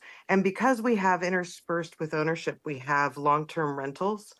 Those lots could have multiple units. So that's 5 families, or one of them wasn't a family, he was a Costa Mesa police officer, but I liked having him across the street from me. But it was 5 groups of people that were no fault evicted. And just hearing the distress from 2 of them, I mean, one of them, the biggest problem will be he can no longer walk around the corner to the coffee shop that he owns in the neighborhood. They were able to find another place to live. Another family moved to Irvine. But there were some people that were in their 60s, you know, that had a really, really hard time and had no idea that there were resources from the city. I think that if the city had come to help them, that would have been a lot of stress relief and a lot of tears would have been avoided on their part. So the 72-hour noticing and the staff membership for the city do seem very important to me just from what I've experienced in the last 8 months. Thank you. Thank you. Kathy Esfahani, please. Ms. Esfahani. Yes, good evening. I am a long-term resident of Costa Mesa, and I'd like to speak in favor of this ordinance. You've heard many people speak tonight very eloquently about the trauma of eviction and the fear of homelessness. And so I think it's really important for the city to do what it can to protect vulnerable people. I think it is not unreasonable to take the steps that are being proposed to ensure that the law is followed, to make sure that people are not unfairly evicted. The 72-hour notice to the city is crucial because it allows, it allows the staff member the ability to read the eviction and determine whether it is lawful. I mean, you've heard the statistics quoted tonight where so many people just move out and don't even know that their eviction notice was unlawful. There's just such an imbalance of power in the landlord-tenant relationship that this is a perfectly justifiable way for government to protect vulnerable people by just ensuring the law is followed. So I urge you to support the 72-hour notice to the city, to hire staff to assist in the process, and also to provide the support that these families need. If they are indeed being lawfully evicted, then get them the help they need on the early side so that they don't become homeless. And I do urge you to adopt this as an urgency ordinance so that, there's not a rash of evictions that come in. So anyway, the need is now. And so adopt the ordinance on an urgency basis. Thank you so much. Christine Knopf, please. You have the floor, Christine. Yes, hello, good evening. I want to thank the staff for their research and the information that they shared tonight. I also am in support of the ordinance and would urge you to pass it as an urgency ordinance as well. As a pastor in the city, I get calls and requests from people being forced out of their homes, and having an outreach worker to connect with and be able to fill that gap in would make a huge difference in what we're able to do in supporting families. And I just am in support of it. I think it's needed at this stage and where Costa Mesa is at. And I think it would provide wraparound for the things that we're trying to accomplish with building new housing, with affordable housing, with the outreach workers that we already have around homelessness. This seems to fill in a gap that would make a stronger, larger support system that we've been working on for years. So thank you. Okay. Diane Russell, please. Ms. Russell, you have the floor. Thank you. Yes, I'm in support of this ordinance, especially as an urgency ordinance, because I think it does a couple of important things. One, it asks apartment owners to legally evict people. If they're going to do it, they need to do it illegal, or they need to do it legally. And for apartment owners to be pushing back against that seems weird to me. You'd think that they would want to do everything legally. To ask them to fill out a small form and present it to the city so that the city can be alerted that there's someone being evicted, a family to be evicted, and getting them time to for the city staff to help them seems really reasonable. I mean, we already know that there's a number of families that have become homeless because they waited to the last minute to communicate with staff that there was a problem. If rather than waiting till the last week, we have 57 days, then the city staff can be more effective in providing services. And I think it's really impressive that the city is acting proactively. I think the staff report was wonderful in terms of explaining what the problem is and having a reason for a methodology to solve it. No, it's not going to solve all of the evictions. It's not designed to do that. What it's designed to do is provide residents that are maybe on the precipice of homelessness. They have money to move in to an apartment and support themselves. They just maybe need a little help and guidance. Maybe they need a little money to get them over the first month. And if as a city we can provide that and perhaps keep some of the more vulnerable. Excuse me. Yeah. Your time's up. Okay. Thank Thanks. you. Mr. Mayor, no further speakers. Okay, close public comment.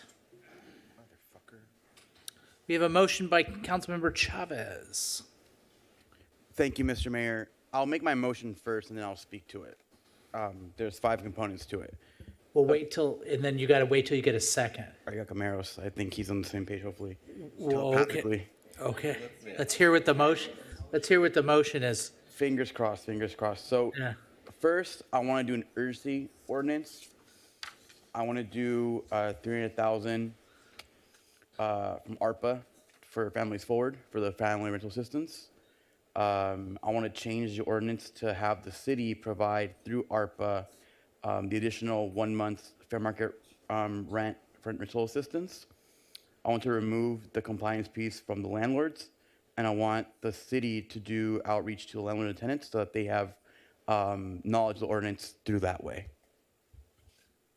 I'm sorry, could I get clarification on the next to the last item about removing are you saying no notice to the city? Correct. Okay, thank you. Does Councilmember Gameros agree to that? What's the fifth one? The city does like a information mail piece to the residents and landlords. Okay. Yes. Okay.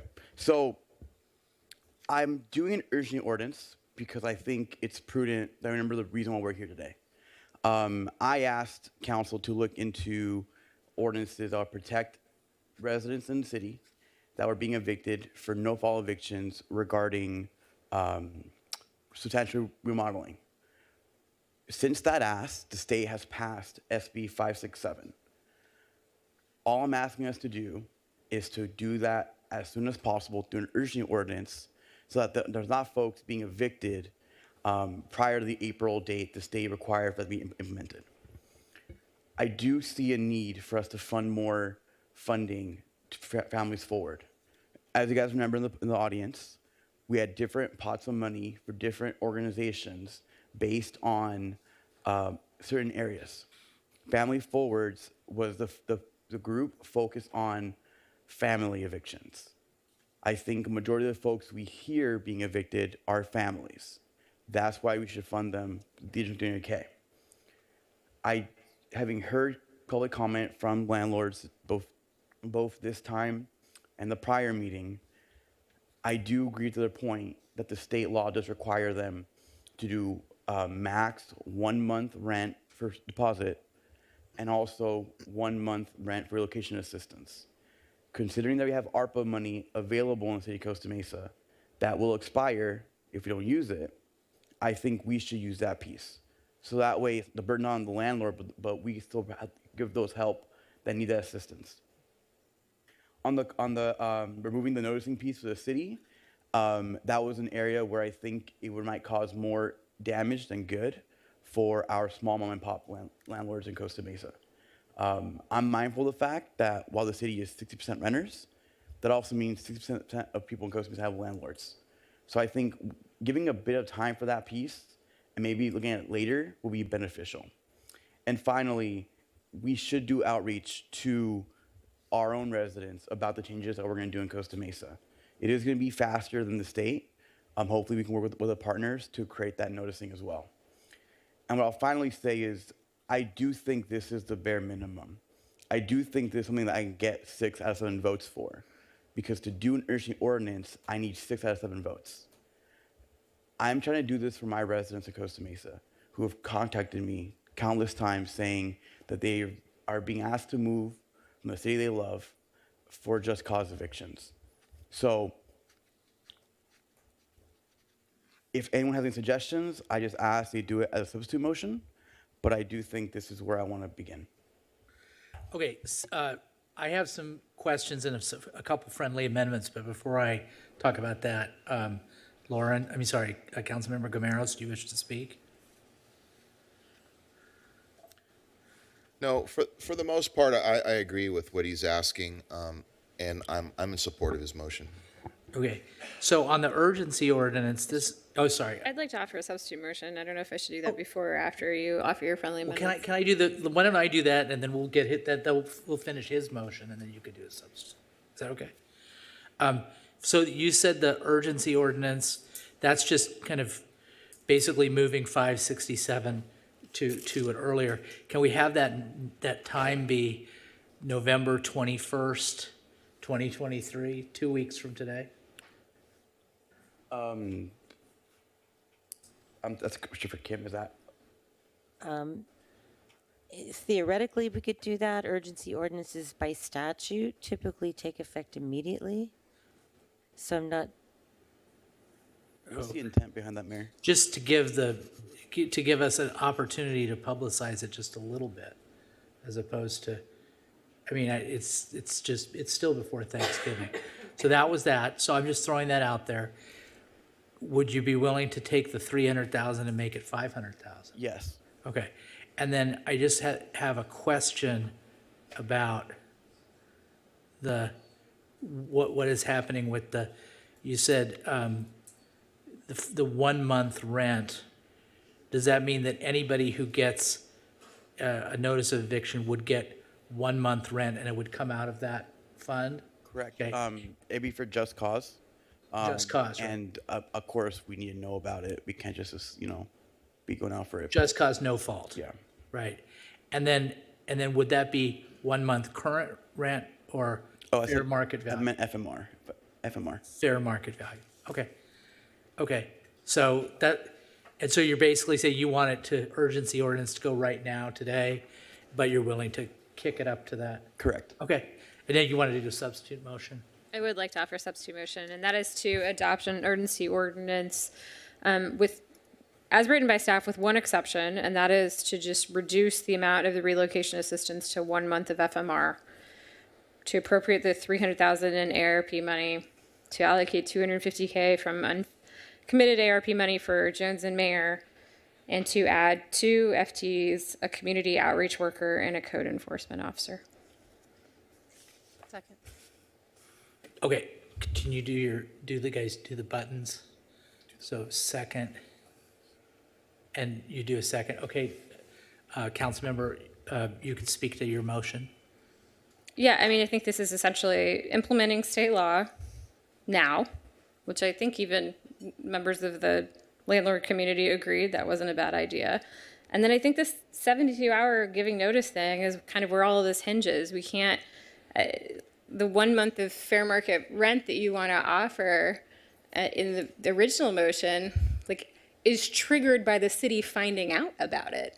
And that's part of the challenge. We have money. We have some money that's unspent in some cases. And the city needs to be involved in that process. Do I think that we need to go all the way to sort of litigating on behalf of the landlords? Like, absolutely not. That's why I'm not including the senior planner. I want an outreach worker. This is light touch. We are not, intimately involved in the process. But I think that we need to at least try that so that we have some amount of notification of what's going on.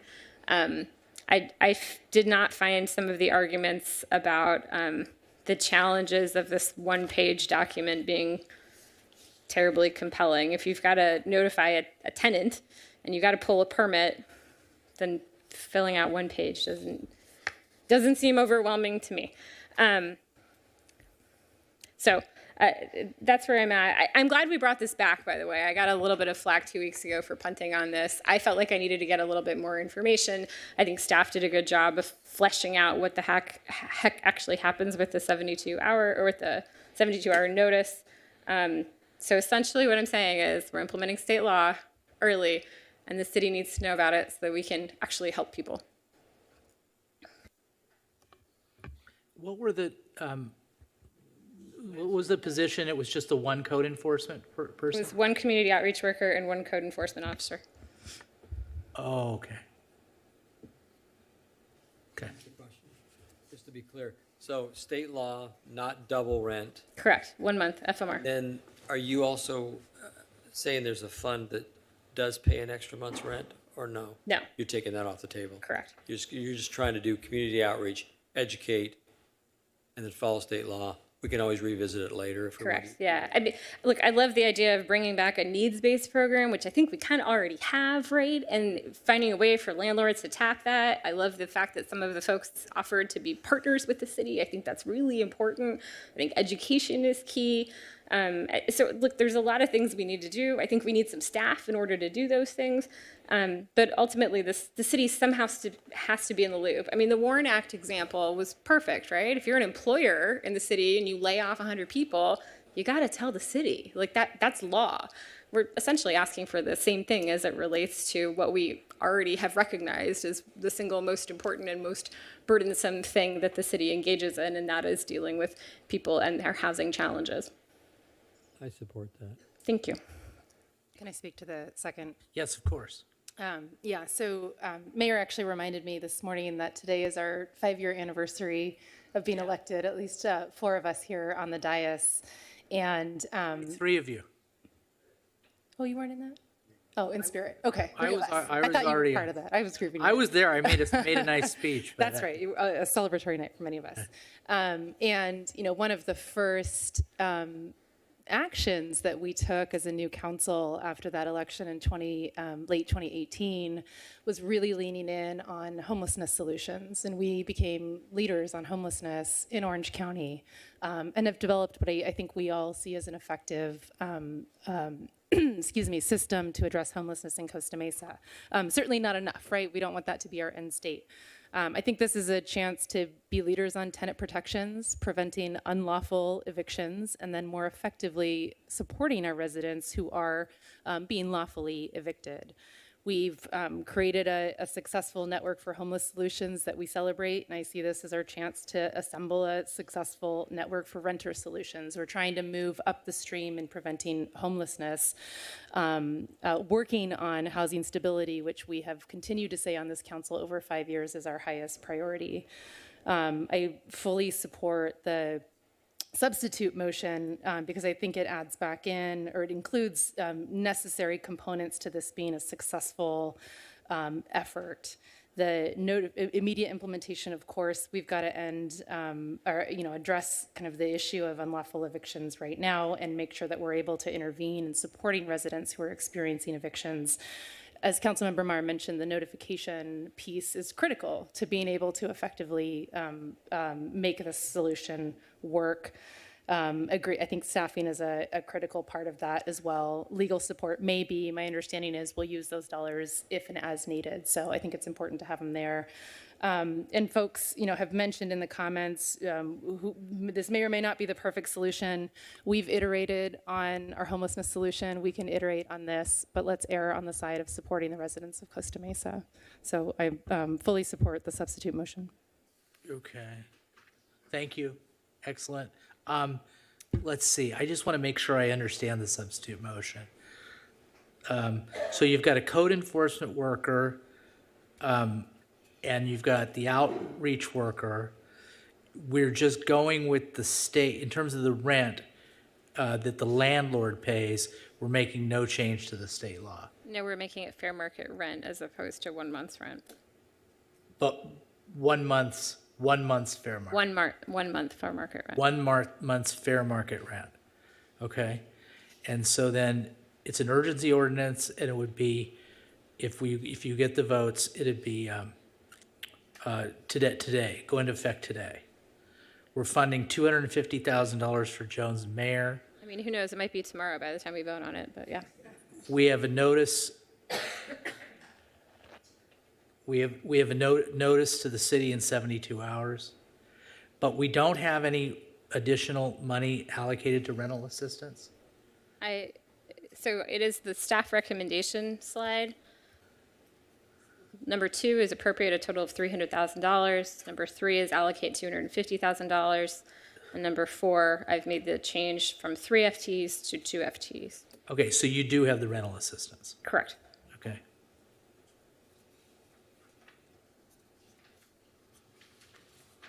Okay. Yeah. Okay, I understand it. Call for the question on the substitute motion.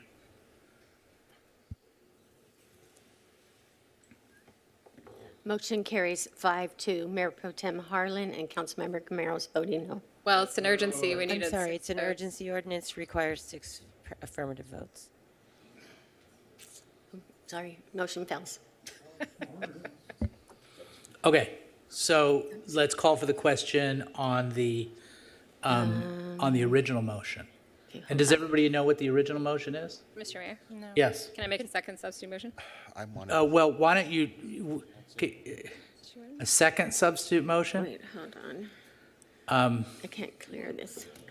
Why don't you see if he'll amend his motion? I'd rather do substitute in case it fails, honestly. Oh, okay, make a second substitute motion. So everything I said before, except not an urgency ordinance, a regular ordinance. So, clarification, when would it take place then? City Staff. attorney? So a regular ordinance would be introduced. It would be, it would come on your next agenda for Second reading. second reading. It would become effective 30 days thereafter.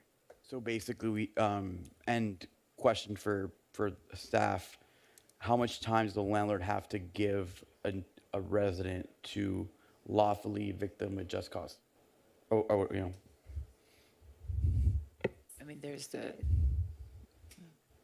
Councilman Chavez, 60 days. Yeah. So. So my main question I'm getting at is this. Is there going to be any families that will be evicted because of the length of it'll take for this ordinance to go into effect? Yes. So there'll be families that'll be evicted. Yes. Yes, sir. Yes. Then I can't support the motion. Well, then you got to convince 2 colleagues here or 1 colleague to change their mind.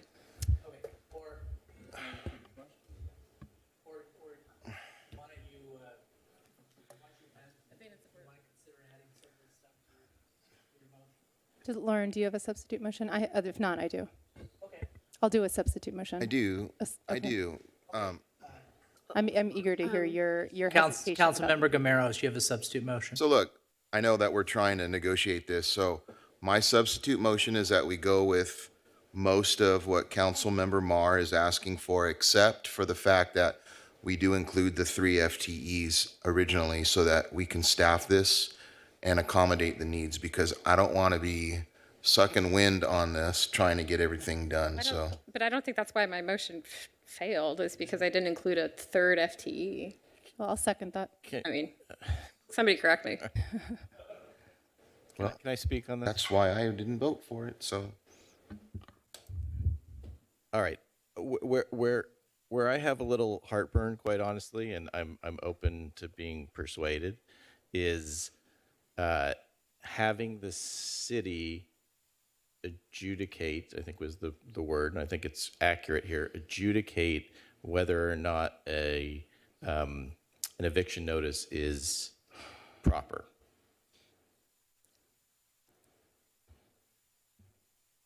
And maybe city attorney, you want to opine on that, but to me, it's a really dicey area. Yeah, we wouldn't be asking staff to, practice law. They would be able to look at it on its face. Does it have this in it? Does it have this in it? If there's a question that is illegal, they would refer it to the city attorney, which I think is part of the reason that there is, some potential allocation of funding to allow for legal work and including enforcement. I'm certainly not going to let them make a call as in terms of legality, but there's an easy way to set up a process that will allow them to screen them and then refer them as necessary. We do that for lots of other things. Okay, so then explain to me what happens when it's referred to you, because again, the city is ostensibly adjudicating the matter, and that's what we usually leave the courts to do. No, it wouldn't be adjudicating it. It would simply be advising staff, for example, we don't think the notice complies with our ordinance because this, and this. They then can meet with the landlord. If the landlord chooses to proceed and somebody gets evicted unlawfully, then it could be referred back for prosecution. That's a separate piece and wouldn't be me. Prosecution of a violation of our code, or the individual tenant could bring their own enforcement action to seek those penalties you referred to earlier. So nobody would be adjudicating anything. It would be basically, we don't think it complies. The landlord decides he doesn't want to change anything about it, and then the court process would step in as necessary. Okay. I mean, that sounds more reasonable, or at least slightly more reasonable, where I do agree that this should be an urgency ordinance. Yeah. I mean, I think that it's obvious that we have an emergency here and need to do something about it. So I do not want to hold things up.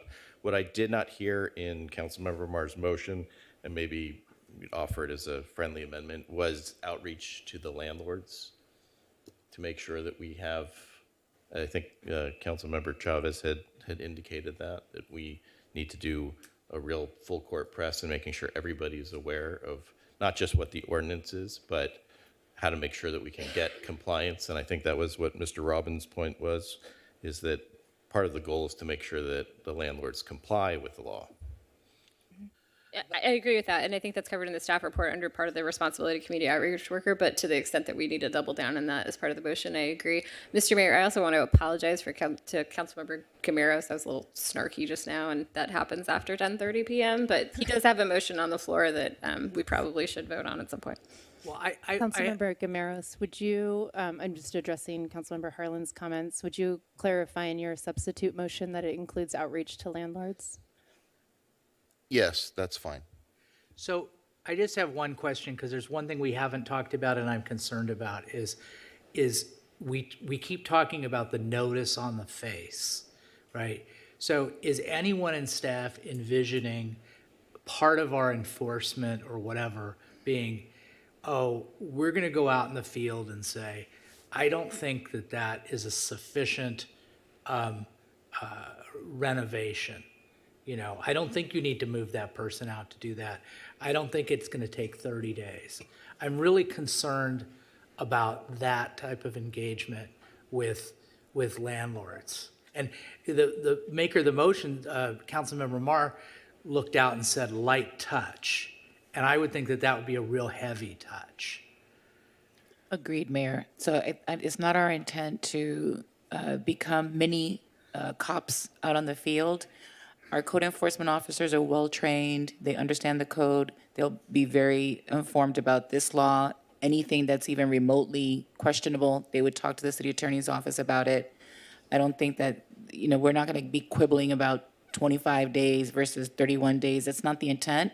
It's really trying to get a handle on substantial rehab and working with the city attorney's office to make sure that, basically, that the landlords are actually complying with the law, which we're gonna have to do anyway. Whether it's today or April 1st, we will have to implement SB 567. And we have to staff that. But that is the gist of the code enforcement person, right? Is to go out and evaluate whether this rehab qualifies as substantial rehabilitation. It's a team effort, and so they are the field person. They go out and do the visuals, and then they would come back and work with the director, work with the city attorney's office, work with the planner to make a determination. So it wouldn't just be the code enforcement officer eyeballing it. It would be looking at the permits and trying to assess that situation. And again, working with our really highly trained development services staff that are implementing the code every day. They know the law. They understand what substantial rehab, what those kinds of projects would look like, generally speaking, and we'll work with the city attorney's office to come up with the types of projects that would fall under. And again, we're gonna have to do this anyway, and so that's part of what we would have to do. Okay. Does everybody understand? We've got Councilmember Gameros' motion. Okay, let's call for. So can we clarify one more time, please? Yeah, please clarify the motion. What is the motion? What? Whose motion? My motion is to utilize what Councilmember Mar said. In addition to that, go from 2 FTEs to 3 FTEs, and to include Mayor Pro Tem Harlan's request that we also provide support or notification, outreach to the landlords as well. And to confirm, it's an urgent ordinance. Yes. Yes. It's always been in the outreach, it's always been both, my Yeah. understanding, Yeah. from the beginning of this conversation. What's the Yes. senior planner do? What's the senior planner? You got 3 FTEs, the senior planner, the solicitor, what is that? I can speak to that. Is it just an old guy like me, or is it something? Sorry, it's late.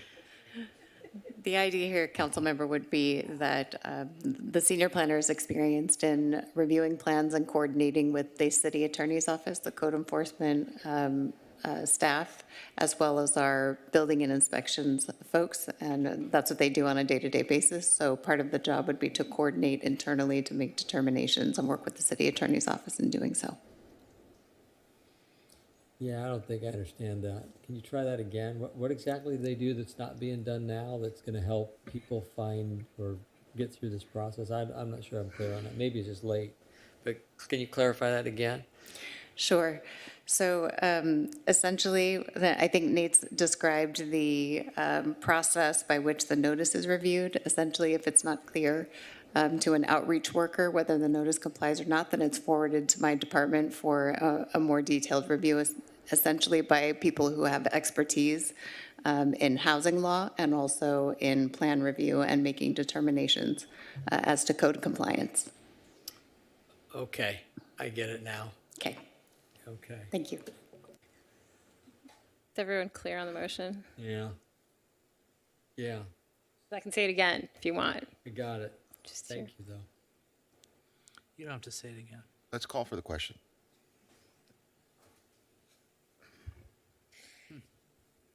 We'll call for the question. The maker of the motion can ask that too.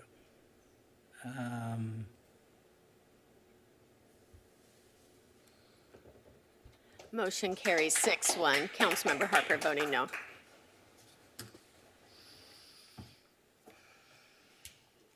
I just didn't want the senior planner, that's all. I voted no, on the senior planner, that's all. You were yes, 5 seconds. I was yes when you had the 2, but he added one, so I voted no. I would agree. You too. All right, let's move on to the next thing.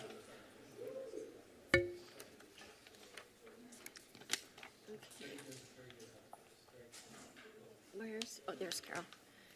Carol, she's presenting from there. Okay. New business item number 1, please read the title. Thank you. Fiscal year 2022-2023 preliminary unaudited year-end financial report. Presentation by Ms. Molina, Finance Director.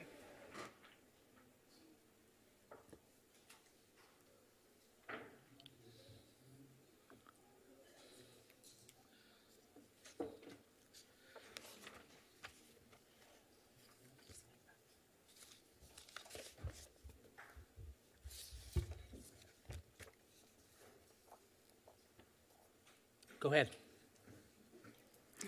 Thank you. Good evening, Honorable Mayor and City Council. Before you tonight is the fiscal year 22-23 preliminary unaudited report. We'll go through the finance overview, fund balance designations, the city's financial policy, and 5-pack recommendations. Our fiscal year runs from July 1st to June 30th. The prior fiscal year 22-23 adopted budget was $163.3 million in the general fund and $206.2 million in all funds. Our finances are go through our GAAP, generally accepted accounting principles, and all of our audited financial statements adhere to our GASB, Governmental Accounting Standards Board's municipal accounting requirements.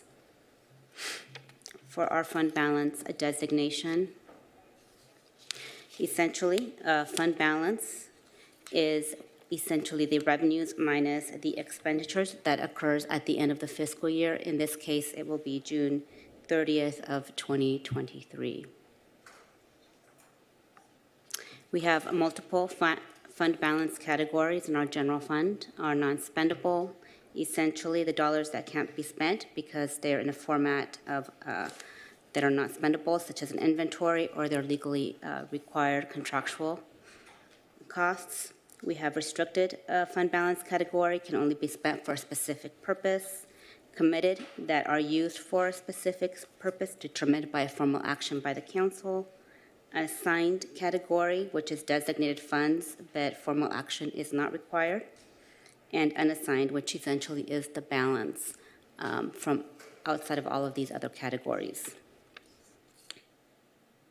Our general fund reserves, as audited in 21-22, as you can see, we ended the prior 21-22 fiscal year at $57.8 million.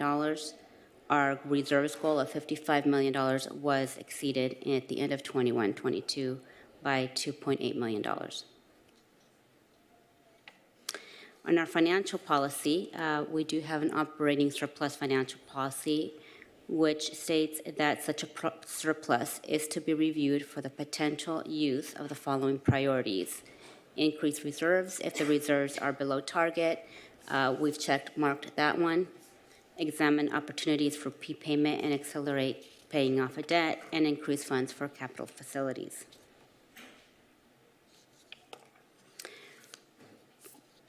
For 5-pack, go through what we did there. We went to 5-pack with an estimated operating surplus of $4 to $6 million.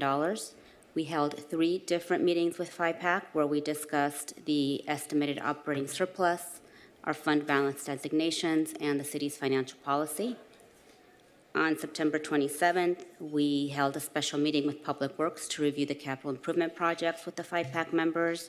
And on October 11th, 5-pack met and recommended the projects and designation priorities that are before you tonight. In their deliberations, they used the city's financial policy and the city council's strategic plan goals to drive their decisions. So for 5-pack recommendations, they essentially voted on the priority using the city council strategic goals. The number 1 priority for operating surplus would be $1.1 million towards our Lions Park Cafe. Our second priority is to fully fund the training tower and facility project of $1.5 million. Workers' compensation designation of $500,000. In the case if we were to end the year with $4 million, and $1 million if we were to end the year with $6 million. $900,000 towards our housing element and visioning program, And then the other $300,000 for a prepaid balance of a fire pumper apparatus, and $1.2 million towards golf course and tennis center improvements. In our Lions Park Cafe, this project was adopted by the City Council on June 7th. Included in this budget is a $1.2 million county grant from Supervisor Foley. There's an additional need of a $1.1 million to fully fund this project. There is a sensitivity to this project due to ARPA funds, which is why this was the first priority of the 5-pack. We also have the workers' compensation reserve, which currently has $1 million. Our self-insurance policy covers claims over $2 million. The recommendation is to either deposit $500,000 up to $1 million to fully cover one claim. In our goal to diversify, stabilize, and increase housing, the recommendation is to transfer up to $900,000 if available at year end. Just a reminder that this is a potential cost of $3.2 to $3.5 million. In the budget, there is already $1.5 million towards this project. For our twinning tower, $3.6 million is included in the 22-23 adopted budget. However, there's about $5 million in estimated expenses for a shortfall of $1.5 million for this particular project. For our Costa Mesa Tennis Center improvements, we have $620,000 already in the budget. However, there's additional improvements that are needed: restroom renovations, shade structure, and concrete work. For our Costa Mesa Country Club, there's a little bit over $1 million already in the budget. However, additional improvements are needed: bunkers, cart paths, new cart paths, and the existing cafe needs some modernization. In this particular area, 5-pack was recommending $1.2 million towards both of these projects. They recommended that council deliberate on how to split up those funds for the ease of financial adherence. We're recommending just to split evenly depending on how much money essentially is left over, as this project was the last priority in the $6 million operating surplus category. Also is recommending to prepay the one fire apparatus. There's currently 2 in the current budget, one of which is being paid by CDBG funds of about $950,000. The $300,000 variable was to be included into the lease to avoid increasing our lease. The 5-pack is recommending to essentially use $300,000 of the year-end savings. With that, I'll turn it over to the City Council for any questions.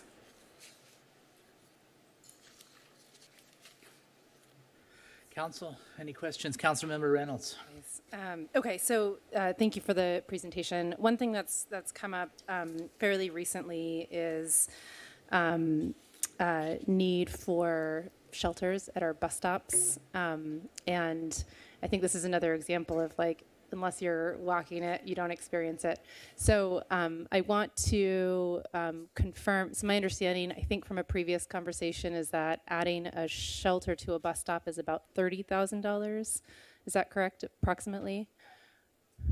Okay. Yes, Councilmember, that's correct. Okay. And do we have information on the use of bus stops? So, like, would we be able to identify the, highest usage bus stops? Yes, Mr. Mayor, Councilmember Reynolds. Yeah, there are ways to determine the ridership, the number of boardings and lightings of every stop. Okay, great. Okay, so that's something I'd be interested in seeing if there's some flexibility with these funds to allocate some funding to add shelters at some of our bus stops. Do you know, and I apologize, I couldn't get this answer to you ahead of time, we used to have shelters at a lot of bus stops and benches at a lot of bus stops. Do you know what happened to those, or if we have any of those accessible? My understanding is they were removed 8-10 years ago. So, Councilmember Reynolds, most of the times what happened was we removed the benches. Shelters mostly remained. There are only 4 or 5 that I can think of that were removed. Having said that, just want to point out that our current franchise is going to be expiring in about 6 months, 4 to 6 months, and we will be working on a new RFP and going through that process. So that's something that we will be identifying, the shelters where they are needed, the benches and all that amenities. So that will be part of the new proposal too. Okay, that's 5 months away. Okay.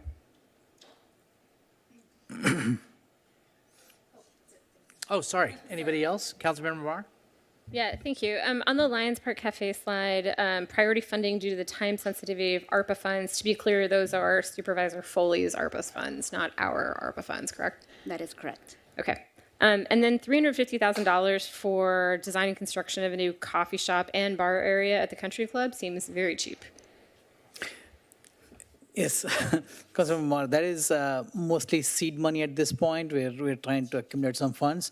The design, of course, hasn't started yet, but it will be a much more expensive project when we're done with this. Okay.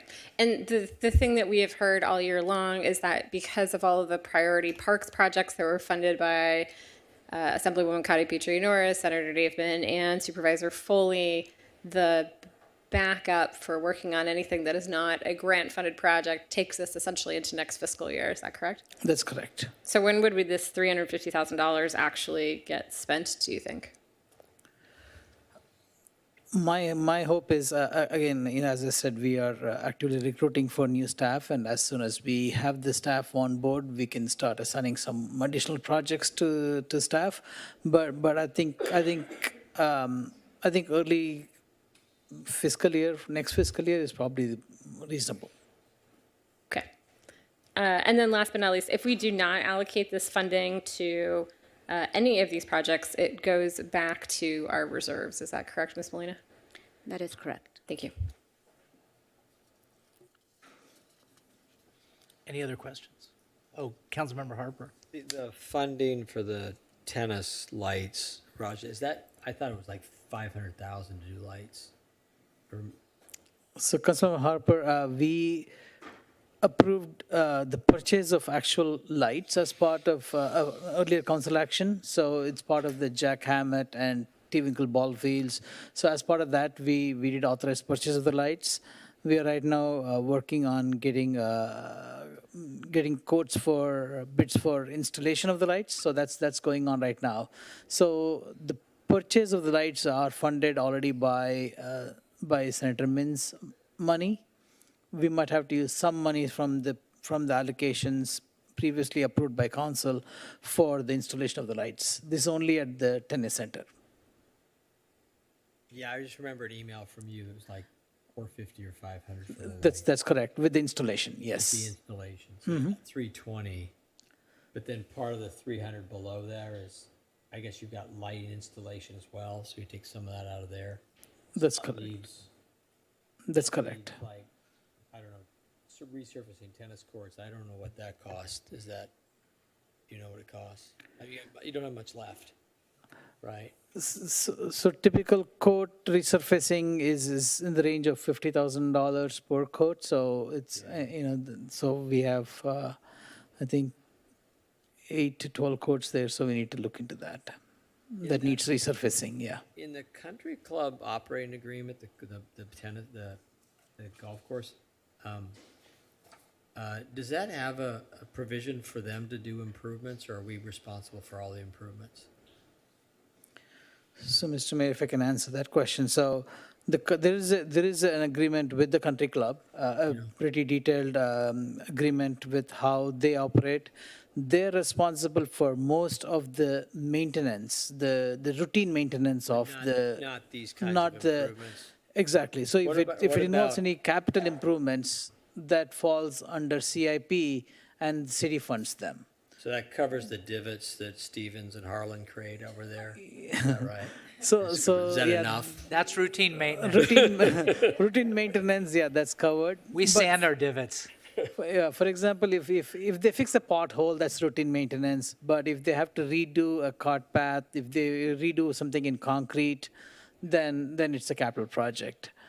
So it depends on what the improvement is. Sorry, John, I was just joking. No, Mine's worse. so. It's a funny joke. Okay, on the work comp allocation, I mean, don't we budget for that during the normal year, that we're gonna allocate money to the workers' comp? Isn't that part of our normal budget that we? We do have some Improve. funds toward claims. However, in this case, if a claim is to get to a $2 million cost, which I have not seen yet at that expense, then our insurance policy would cover that one. We don't have sufficient funding if more than just one essentially claim were to come to the city.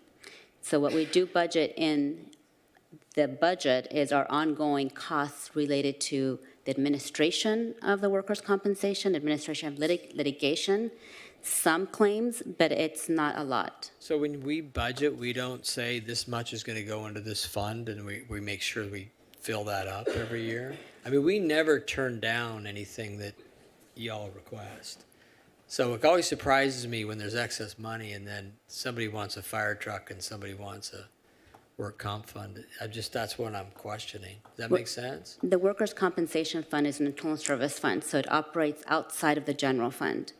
That fund, in essence, receives money from most of the funds. However, there's only, I like to say about $2 or $3 million towards claims, but that's towards all of our claims, workers' compensation and litigation claims.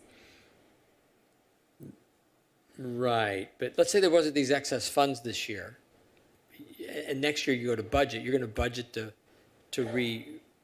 refund that fund, right? I will continually to budget based on the reserves for each of the claims that we have on the books. So we do have a list of claims that we're continually monitoring with our provider and with our city attorney to ensure we're properly funding. However, that is not sufficient money considering the city of our size and the. So we don't budget. Again, I have a hard time with this No, concept. Councilmember Budget. Hubbard, I think. You're gonna have an expense, you know you've got these ongoing claims statistically, historically, you set a budget, we approve the budget. Shouldn't that suffice? No, not necessarily. Carl, you want me to just take a crack at it? As I think I understand where he's getting at. And so there are two pieces to this particular fund. There's the annual budgeting for the ongoing operating costs every year for the administration and for the claims that we get. We budget for that every year, and that's sufficient. What this is for the reserve portion. So as a city, we are self-insured up until $2 million for an individual claim. So let's say we get an extraordinary claim. Right. Or an employee has a horrific accident on the workers' comp side or on the general liability side, but in this case, we're talking workers' comp. The insurance only kicks in above the $2 million mark. Right now, we only have in our reserves enough self-insurance for the million. So we are currently $1 million short of our reserve requirement, aside from the operating costs that we have every year. Right, but part of your budget includes upping your reserves to the. No, in this fund, appropriate level, right? in this fund, we've actually had to right-size it. And so part of what Carol and I have done over the last. You're saying because you had excessive claims? No, because we just weren't, the city historically was underfunding this particular fund, this fund. And so we now have sufficient funding. Because there wasn't enough in the budget. Because there wasn't enough money. There wasn't enough money Correct. in the budget. Right. Got it. Right.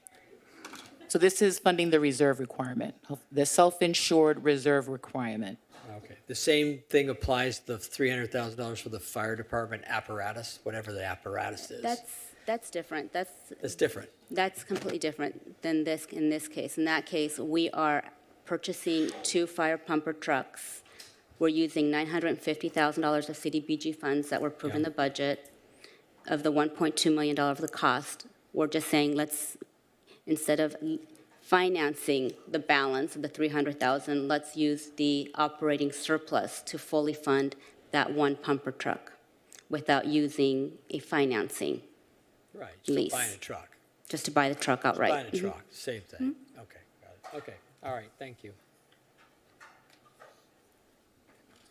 So, just you made me think of a couple of quick questions. So, how frequently historically have we had one of these catastrophic workers' comp claims? We haven't had one since just in the recent past, not that I know of. However, you never know what could happen, Yeah, it's true. and this would only It makes it cover almost more one likely claim. that we'll have it. Right. Yeah. And would only cover. We currently only have it.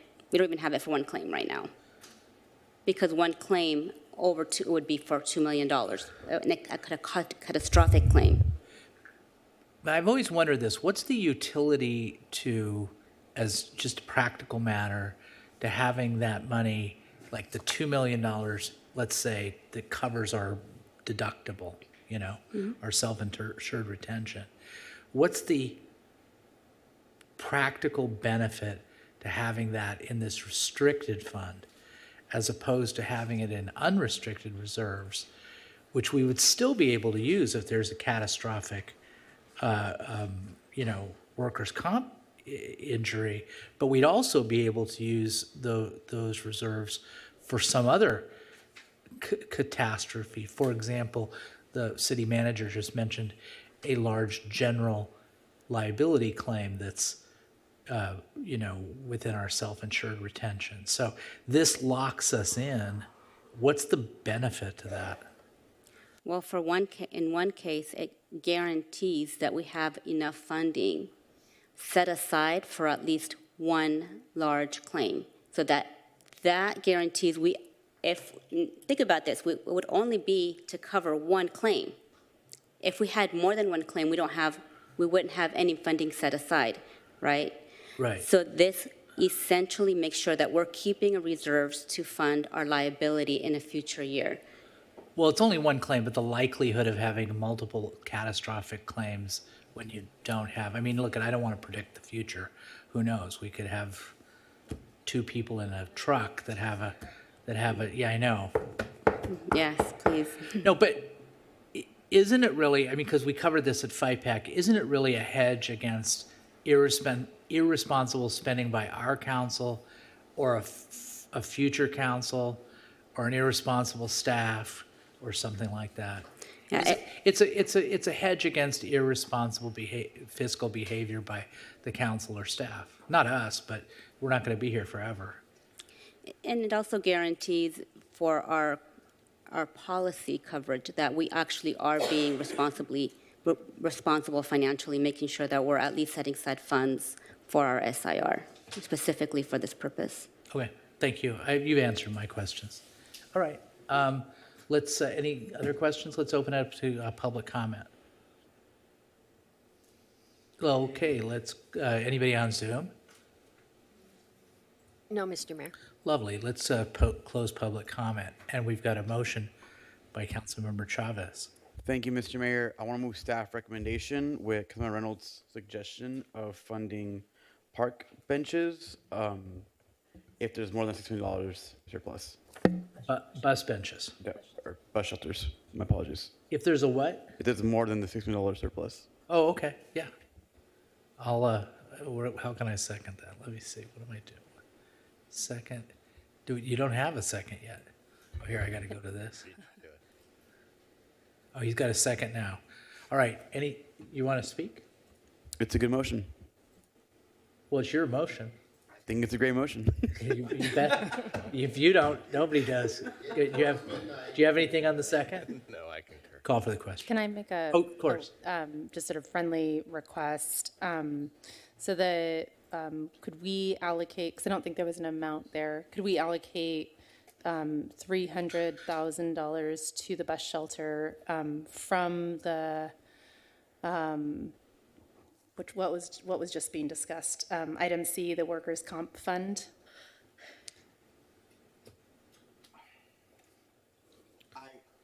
I'd rather keep it as surplus because we might get more than $300,000, and I also don't want us to be underfunded for liability purposes. But quick question, Ms. Molina, do you anticipate we'll get more than $300,000 additional to the surplus you have now? There is a possibility we'd get money above the $6 million. So it might be more beneficial just. So is the motion then anything beyond 6 million towards bus shelters? Yeah. Mr. Mayor, Yeah, yes. can I ask for a substitute motion? Sure. I would like to move that rather than fund the Lions Park Cafe of that 1.1 million, we move 300,000 to funding bus shelters and the remainder to housing element programs. Okay. Oh, I'm not going to vote for that, but yes. I'll second that. Okay. Okay, you have anything you want to say about it? Yeah, I think it's totally crazy that we're spending $1.1 million on a cafe that it was nowhere in any of our goals or priorities. We're literally doing it just so that we don't lose the match funding from the supervisor because it's time-sensitive ARPA money. There's about 300 other things I can think of that I'd like to spend $1 million on. Moreover, we've already established that we just don't have the time. We'll talk about this in a later agenda item, but it's going to end up, I mean, I would hope that it ends up at the back of the bus compared to some of the other higher priority issues that we have and projects that we are working on. And I just cannot justify spending $1.1 million of taxpayer money so that we don't lose some free money that I'm not even clear that we asked for. Thanks. All right. Well, for my part, I will say the reason I will not support that is, respectfully, is, I was around when we originally approved the Lions Park project, and it included the cafe. And basically, this is the only time we're ever going to get whatever the number was that we're getting from her. I forget, 1.9 million or 1.2. 1.2 million. We're never going to get that again. So to vote for that is basically saying we're never going to have a cafe. I And I'm not disagree with prepared- that. I'm not prepared to. Well, if it's irresponsible, you can disagree. I'm just saying what I'm saying. If it's irresponsible to put 1.1 million to it, then presumably it'd be irresponsible to put 2.3 million to it. So I'm just not going to vote for it. Doesn't It's it make okay. more sense for us to process the Lions Park issue before we're doing this? Do we have these out of order? We just don't have, well, I mean, we have to fund it first before we do that one. And but let's do this. If there's not, Call for the question. let's call for the question. Yeah. I have a oneness. So the motion on the floor right now is that the Lions Park Cafe funding is redistributed to $300,000 for bus shelters, and the remainder of that $1.1 million is allocated to the housing element programs. Right. And I'm going to vote no. I have, Do you want to? can I ask a question first? course. Because I'm not sure on something. So if we vote to not fund the cafe, what happens to the supervisor's money that was allocated towards the cafe? Where does that go? It's gone. We don't get it. It goes to Vince Sarmiento's district. I'm sorry, that's What? really, it's No, the no. county ARPA money? I'm sorry. As a former employee of the office, it is true. That money is to District 2. Supervisor Sarmiento generously let Supervisor Foley keep that money. So if we do not vote to move forward with that project, which we'll all choose to do so shortly, that money goes back to his district where it belongs, second district. Okay, well, whether it goes to Supervisor Foley's district or Supervisor Sarmiento's district, I don't think it's worth spending $1.1 million of Costa Mesa taxpayer monies to keep it on a cafe that we could be doing with a public-private partnership or any number of other methods of funding. Okay, so then along with my question, I'm not disagreeing with what you're thinking, but does anyone have any numbers on what kind of revenue the coffee shop will generate? This is not this is not like a playground piece of equipment that's never going to, this is a money generating item, correct? Do we have numbers on what, coffee costs? If we put a Starbucks sign on it, does it help? At this point, I haven't done a financial analysis on that one. But this is a revenue generating But item. it is Maybe. a revenue generator, yes. Maybe, I mean, maybe. Do we, I don't know that we know that. I don't know.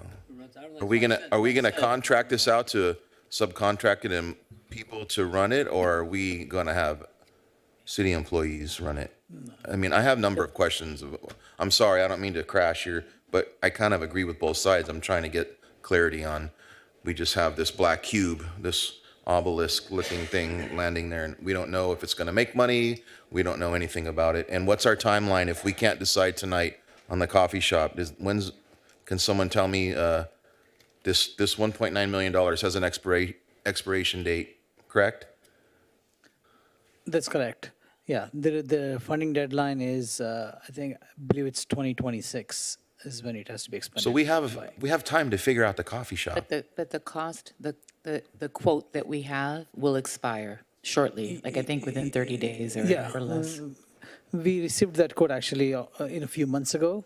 So there's a danger of the costs going up. So 30 days from today, or what is the date? Because I almost want to say we should table this and get some other items, questions addressed in regards to this coffee shop. I can answer the question on the concession. So typically when we have a revenue generating asset, what we do is we would issue an RFP for a concessionaire. We would give some minimum qualifications, but basically we would bid it out to the public, into the private sector, and then look at the proposals and see what it is that they're proposing by way of the concession agreement. And then we would negotiate a concession agreement, and they would actually run, operate it, and there would be an arrangement there in a contract for how much they get paid and how much the revenue would be that be generated. The supervisor just wanted to remind you that with these funds, she did request that a portion of the revenue be reinvested in the library. And so that was one of the things that we talked about when we accepted the grant. You have already, as a council, accepted this grant. I just wanted to remind you that there was actually a discrete council direction that you took to actually accept the funds. I don't recall if that was before we knew that the quote had changed, because the original project, the cost for the cafe at that time was half of this. It was, I think in 2017, it was $1 million. Since then, because of logistics, supply chain, inflation, now it's the $2 million estimate just about. But we did accept you did as a council accept the funds, perhaps before we got the higher quote, but it would be operated by a private operator, and then a portion of the revenue would go back to the library. There has to be a nexus to the county because of the county funding. And so she requested that it go towards books or something to assist the library. So this would not be a profit-generating location for the city. It will be revenue generating. Revenue. Profit generating in terms of a big profit, typically no, it's more of an amenity, much like a lot of what we do in parks and community services, libraries. It's an amenity for public use. It's something for the community. It's not meant to be a big money maker, if you will. Okay, thank you. So when I look at this, provide some jobs. right. So I'm just trying to look at this from the standpoint of, we're using taxpayer money, but it generates revenue. Technically we're getting it at a discount. And I'm kind of thinking of the baby in the bathwater if we throw this all away.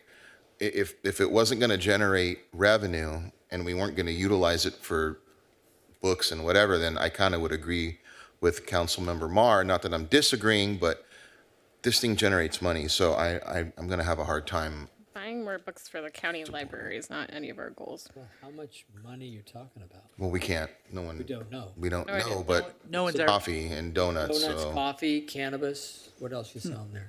Anything else? No. can we table this? Is that an option or is that not an option? We have to vote For the tonight. question, I mean, Why don't we just make a decision, and let's call for the question and we'll all make decisions. Okay, this is for the substitute. Substitute motion.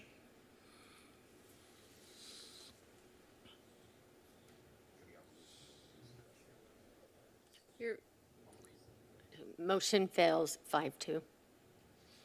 Okay.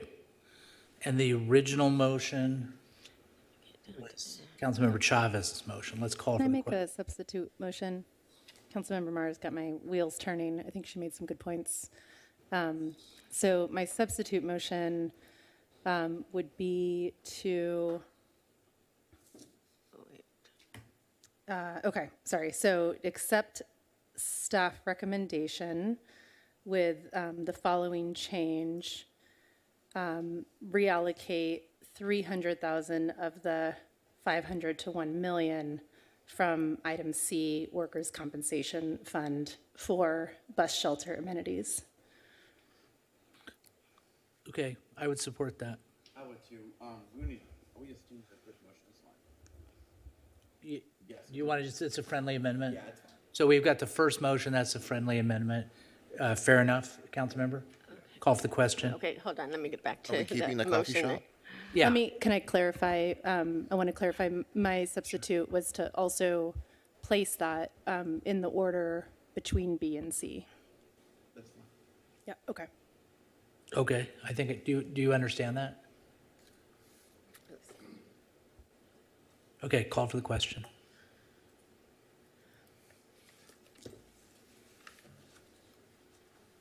Motion carries 5-2. Councilmember Mar, Councilmember Harper voting no. Okay, good. Thank you very much, council. And now we're moving on to new business item number 3.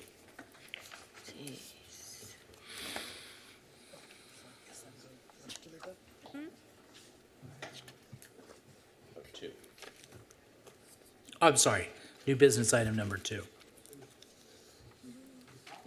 So, Mr. Mayor, Yes. so I'm going to read that title. Yeah, thank you. Lions Park Cafe Project, presentation by Mr. Seth Rahman, Public Works Director. So, Mr. Mayor and council members, so this is a follow-up item to the previous item, where we talk about awarding the Lions Park Cafe, the design, construction management, and the construction of the project. We have a presentation, we can go through that, but the intent is to use the same consultants we have, the designer, the construction manager, and the contractor to continue working on this project. The only change that I want to point out is we talk about amending the existing professional services agreements with Johnson Favreau and STV. I was pointed out by our finance director, Ms. Molina, that we cannot do an amendment. It has to be a new agreement with those two entities. So it's just a small change that I want to recognize. Right. So I'm willing to accept that as your staff report, and we'll see if we have any questions from the council. Any questions? Okay. Well, let's open it up to public comment. Nobody from inside the chambers? Anybody on Zoom? No, Mr. Mayor. Okay, a motion by Councilmember Chavez. Move staff recommendation. Second. Okay, seconded by Councilmember Reynolds. Let's call for the question. Oh, you didn't have anything to say? You're good? It's a good motion. Good motion. It's a good motion. We'll see how good it is. All right. Councilmember Harper? Oh, he's gone? All right. Motion carries 6-0. Good work, everybody. That was close to a record. Close to a record. Okay, last item. New business item number 3. We want to consider a motion going past midnight. Okay, do you want to vote, we want to do a vote to go past midnight? I don't want to go past midnight. Well, then, why don't we take a vote? We might as well, if we're going to stop now, let's stop Yeah, now. I'll move that we continue past midnight. Second. Even though we're, yeah. Wait, Motion. yeah, you're voting no, I'm voting yes. Move. I'm moving to continue past midnight. second. Finish this item that people have been waiting here for hours to address. I think you make a reasonable point, council member. Okay, let's call for the question. Motion carries 5-1. Mayor Pro Tem Harlan voting no. Okay, all right. Let's move forward then. Okay. All right, this is request for city council direction regarding the potential preparation of a moratorium and/or other alternative procedure to discontinue or suspend acceptance and processing of cannabis retail applications. Presentation by Ms. Lee, Director of Economic and Development Services. Okay, now, Ms. Lee, before you say anything, and before I even give you the floor, I want you to, do you remember what just happened here with your colleague, Mr. Seth Rahman? Okay, so let's see if you can beat him. I don't know if I can beat him, but I will try. You have the presentation, you also have the staff report. Essentially tonight, per council request, we are seeking city council direction regarding the potential preparation of either a moratorium or some other alternative procedure to discontinue or suspend acceptance and processing of cannabis retail applications. Essentially, we've outlined two options in the staff report. It's establishment of a moratorium, or also there is a provision of the Costa Mesa Municipal Code that allows the council to limit the number of cannabis business permits issued by resolution. So with that, I will skip to slide 8. The only difference between the staff report and the presentation this evening are some of the numbers in this slide. Essentially, what this shows is how many cannabis storefront applications that we have in the process. In the staff report, there were a few different numbers here, but the totals are the same. So I'll leave this slide up for council consideration as we discuss. That concludes my presentation. Thank you. Well done. Any questions? No questions?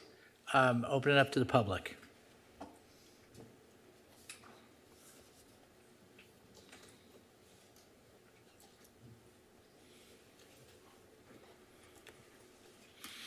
Okay, I need to turn on your mic. There you go. Good evening, Council. My name is Charles. I'm here on behalf of one of the applicants moving their way through the commercial cannabis process. There's real concern with the request to pause processing of these applications. So in our application in particular, we've been holding real estate for a very long time. Been expending a lot of money to maintain the process. For the past year or so after our conditional use application was deemed complete, we've been in a holding pattern while planning has been slowly chipping away through hearings. So this entire time we've been waiting patiently, not invoking any statutory requirements to move the process along, being good partners with the city.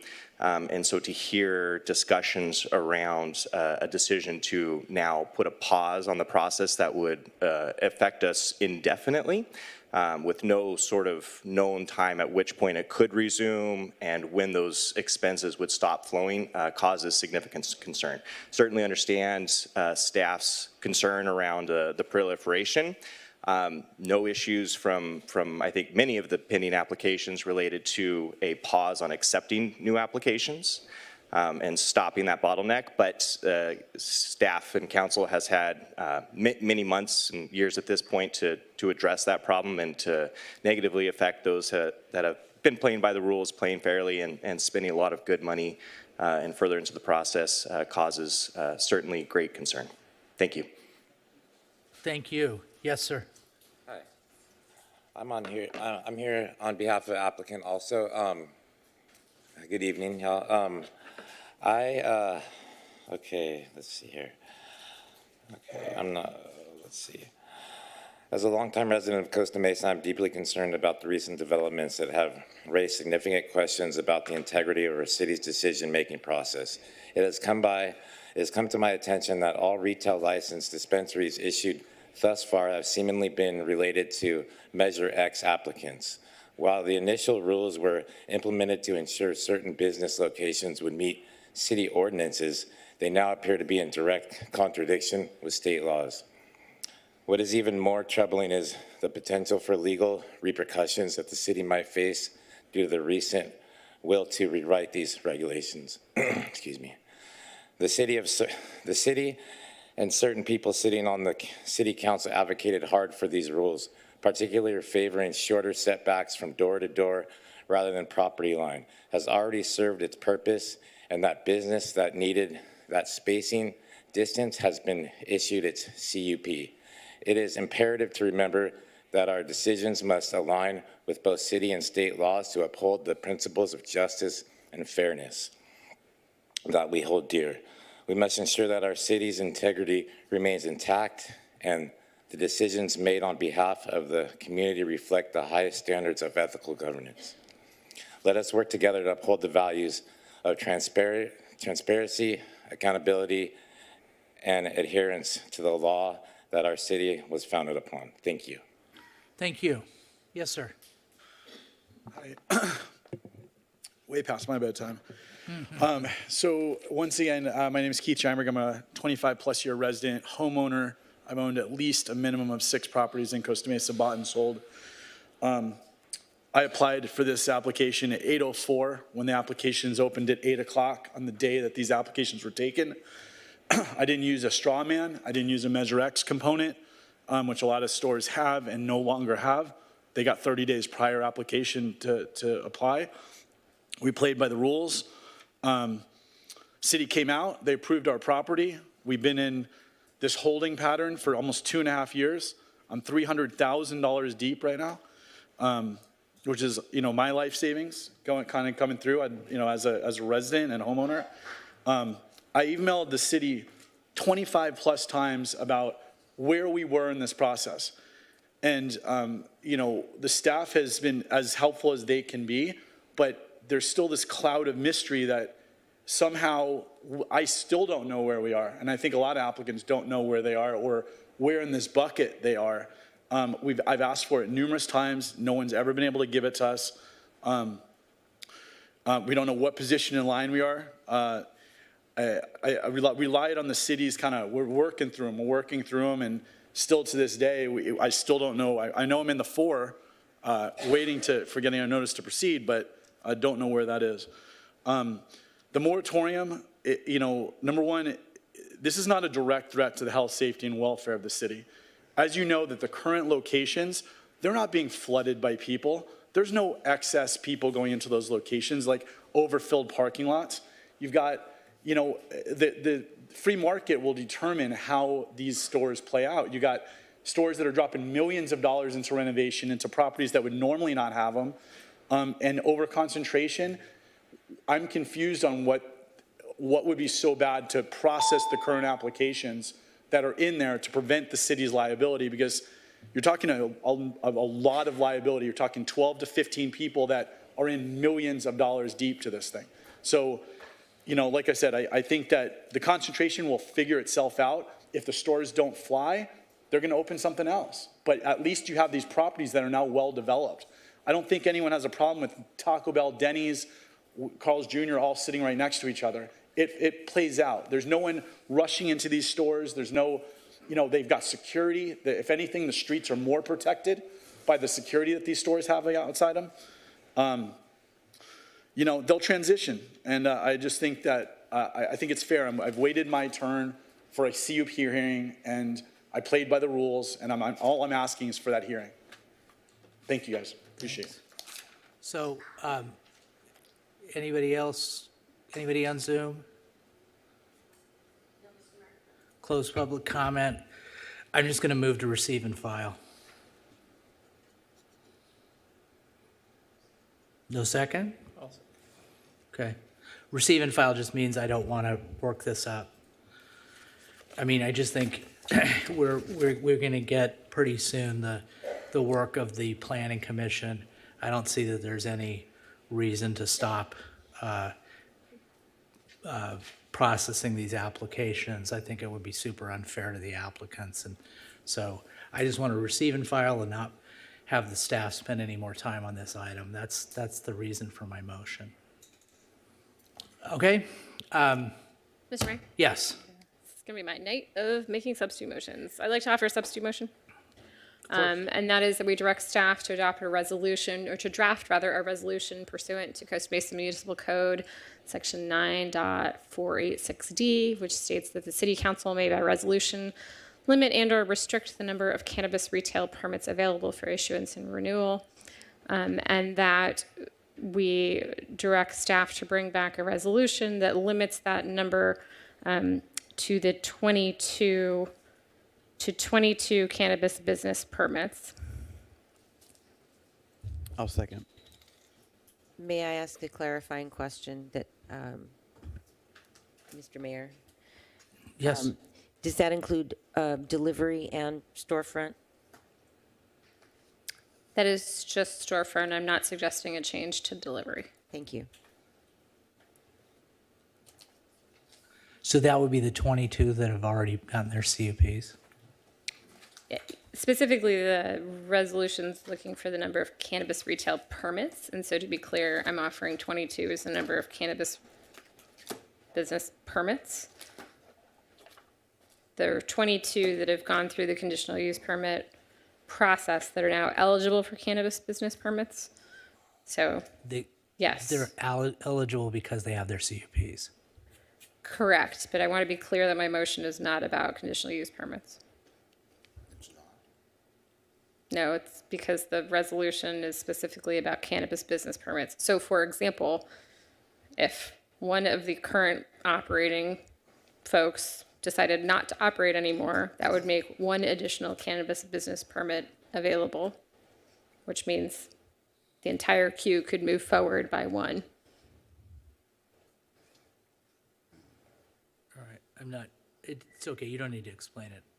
I'm just not gonna support it. Go ahead. A question for Ms. Barlow. For a resolution, am I correct, there's no specific legal standard or findings we need to make? That's correct. You reserve the right to limit the number in the ordinance that was adopted by supermajority. Okay, so in contrast to a moratorium, which has a specific statutory requirement and legal standard, the resolution does not include that. That is correct. Okay, thank you. All right, call for the question on the substitute motion.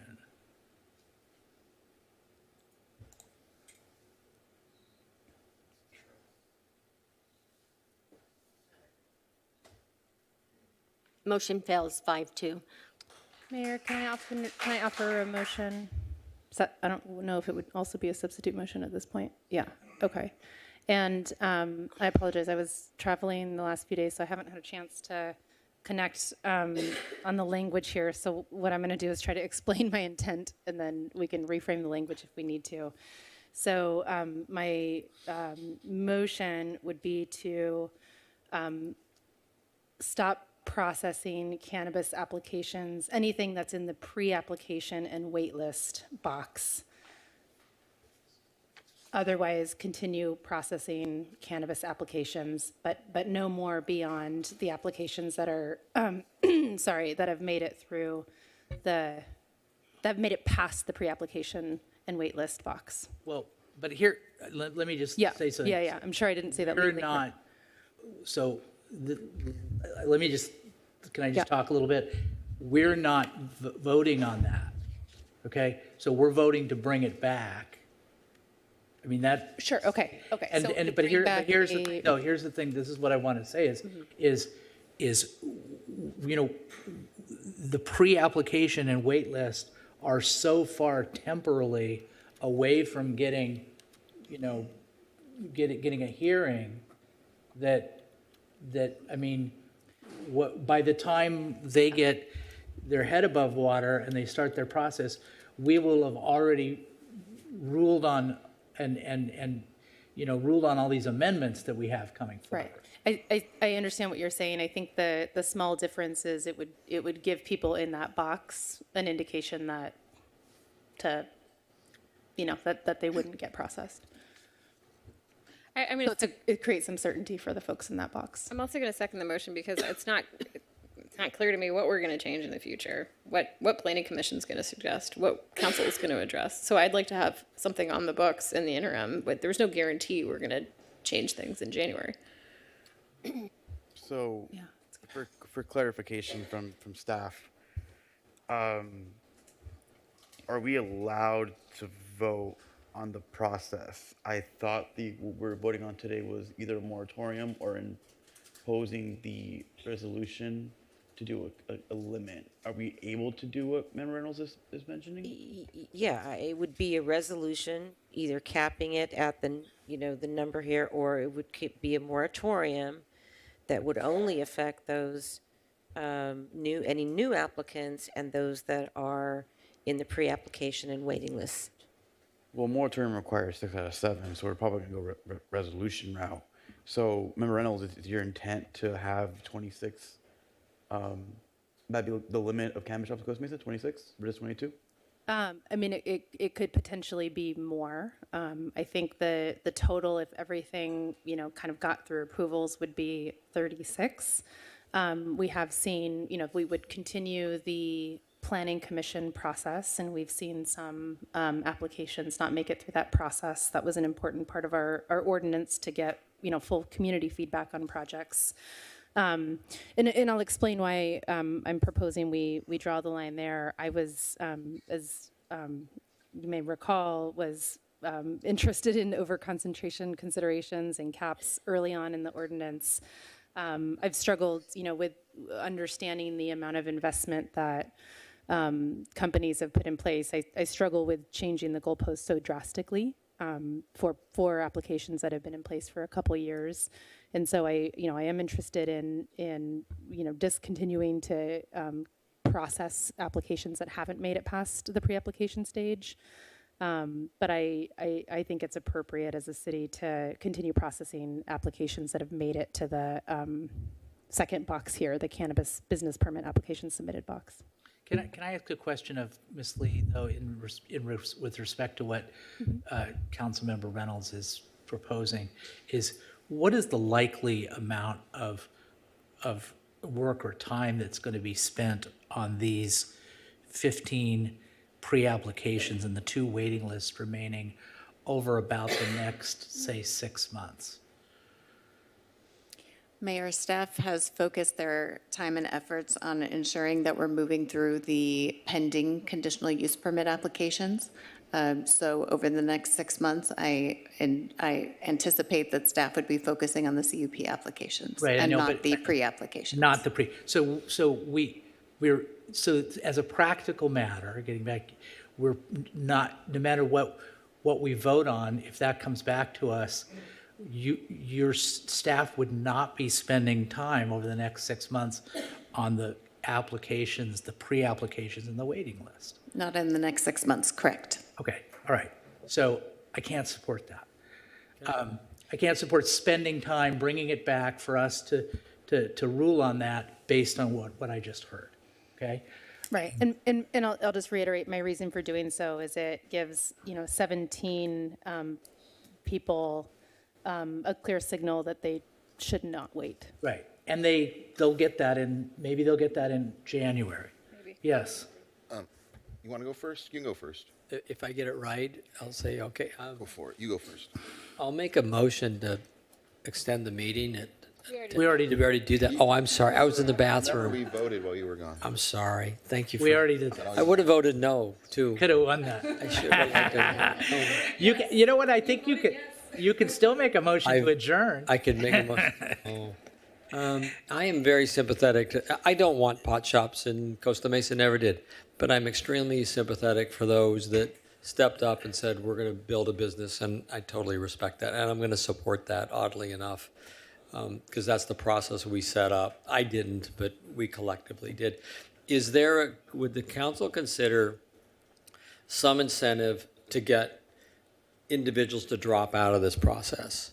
Because we all know and we all feel and sense that 50 cannabis shops is too many for Costa Mesa. So I would start with, should we offer to return permitting fees? We already did. We already did that. So we could do it again. We did it once, Well, right? but, yeah, It's a different climate now, John. It's changed. It's gotten more. I would definitely support that. Support that. Is there any other incentive we could offer to get folks out of this process or reduce the number, both to benefit them, to get out of it, and benefit the city and meet that objective? I'm trying to do a positive. But remember, that's $1,500 for the people. That's all it is. In that bucket. Yeah. So Not the other ones are 40. They're the 10. This bucket here is 40 grand, right? I don't know what this Yeah, that's bucket is in 20 here. 20 grand and 40 grand. Okay, so I mean, I'd make a motion to offer to those in process that we will return their permitting fees for dropping out, and also make a resolution to not allow any more cannabis shops to apply, or cannabis applicants. I think we've already done that too. Already done that too. So, and Oh, did plus we do that's. it here while I that's was not- not here, plus- or did months because, ago?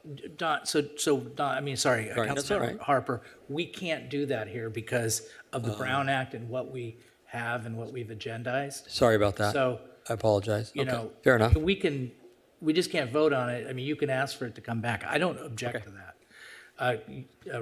Let's see. Councilmember Councilmember Gameros and then Councilmember Mar. Can you please bring up slide 8?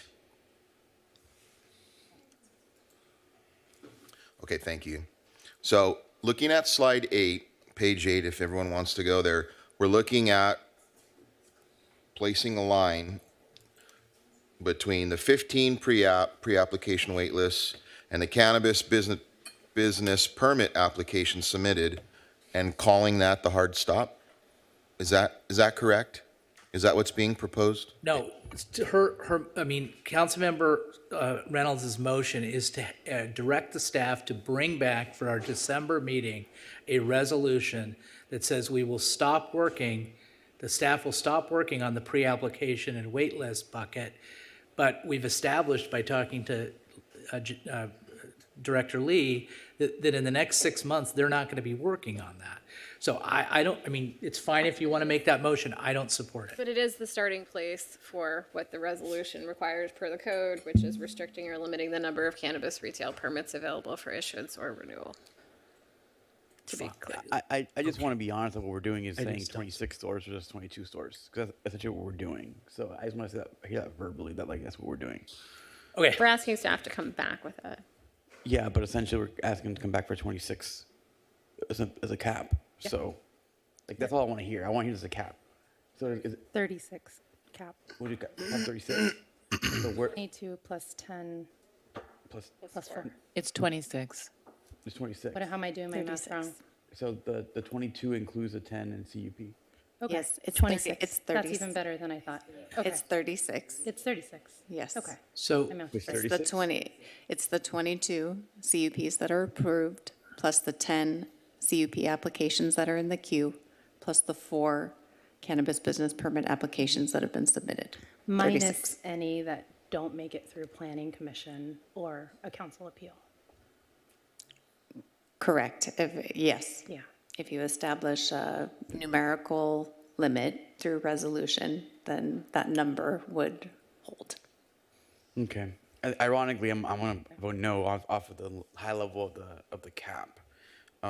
My reasoning for 22, for the public to be aware, is Santa, a city that's 2 times bigger than us, has a cap of 21.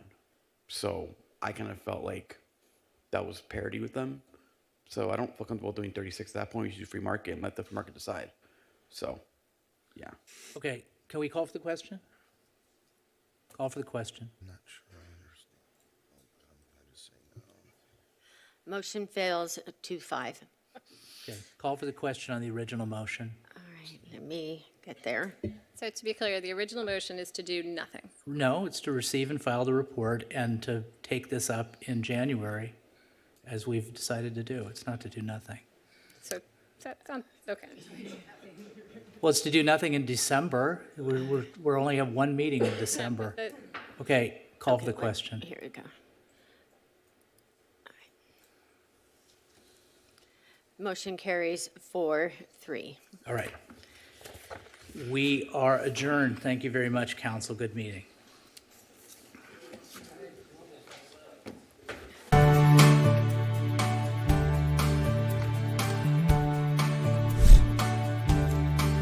I thought this was going to go much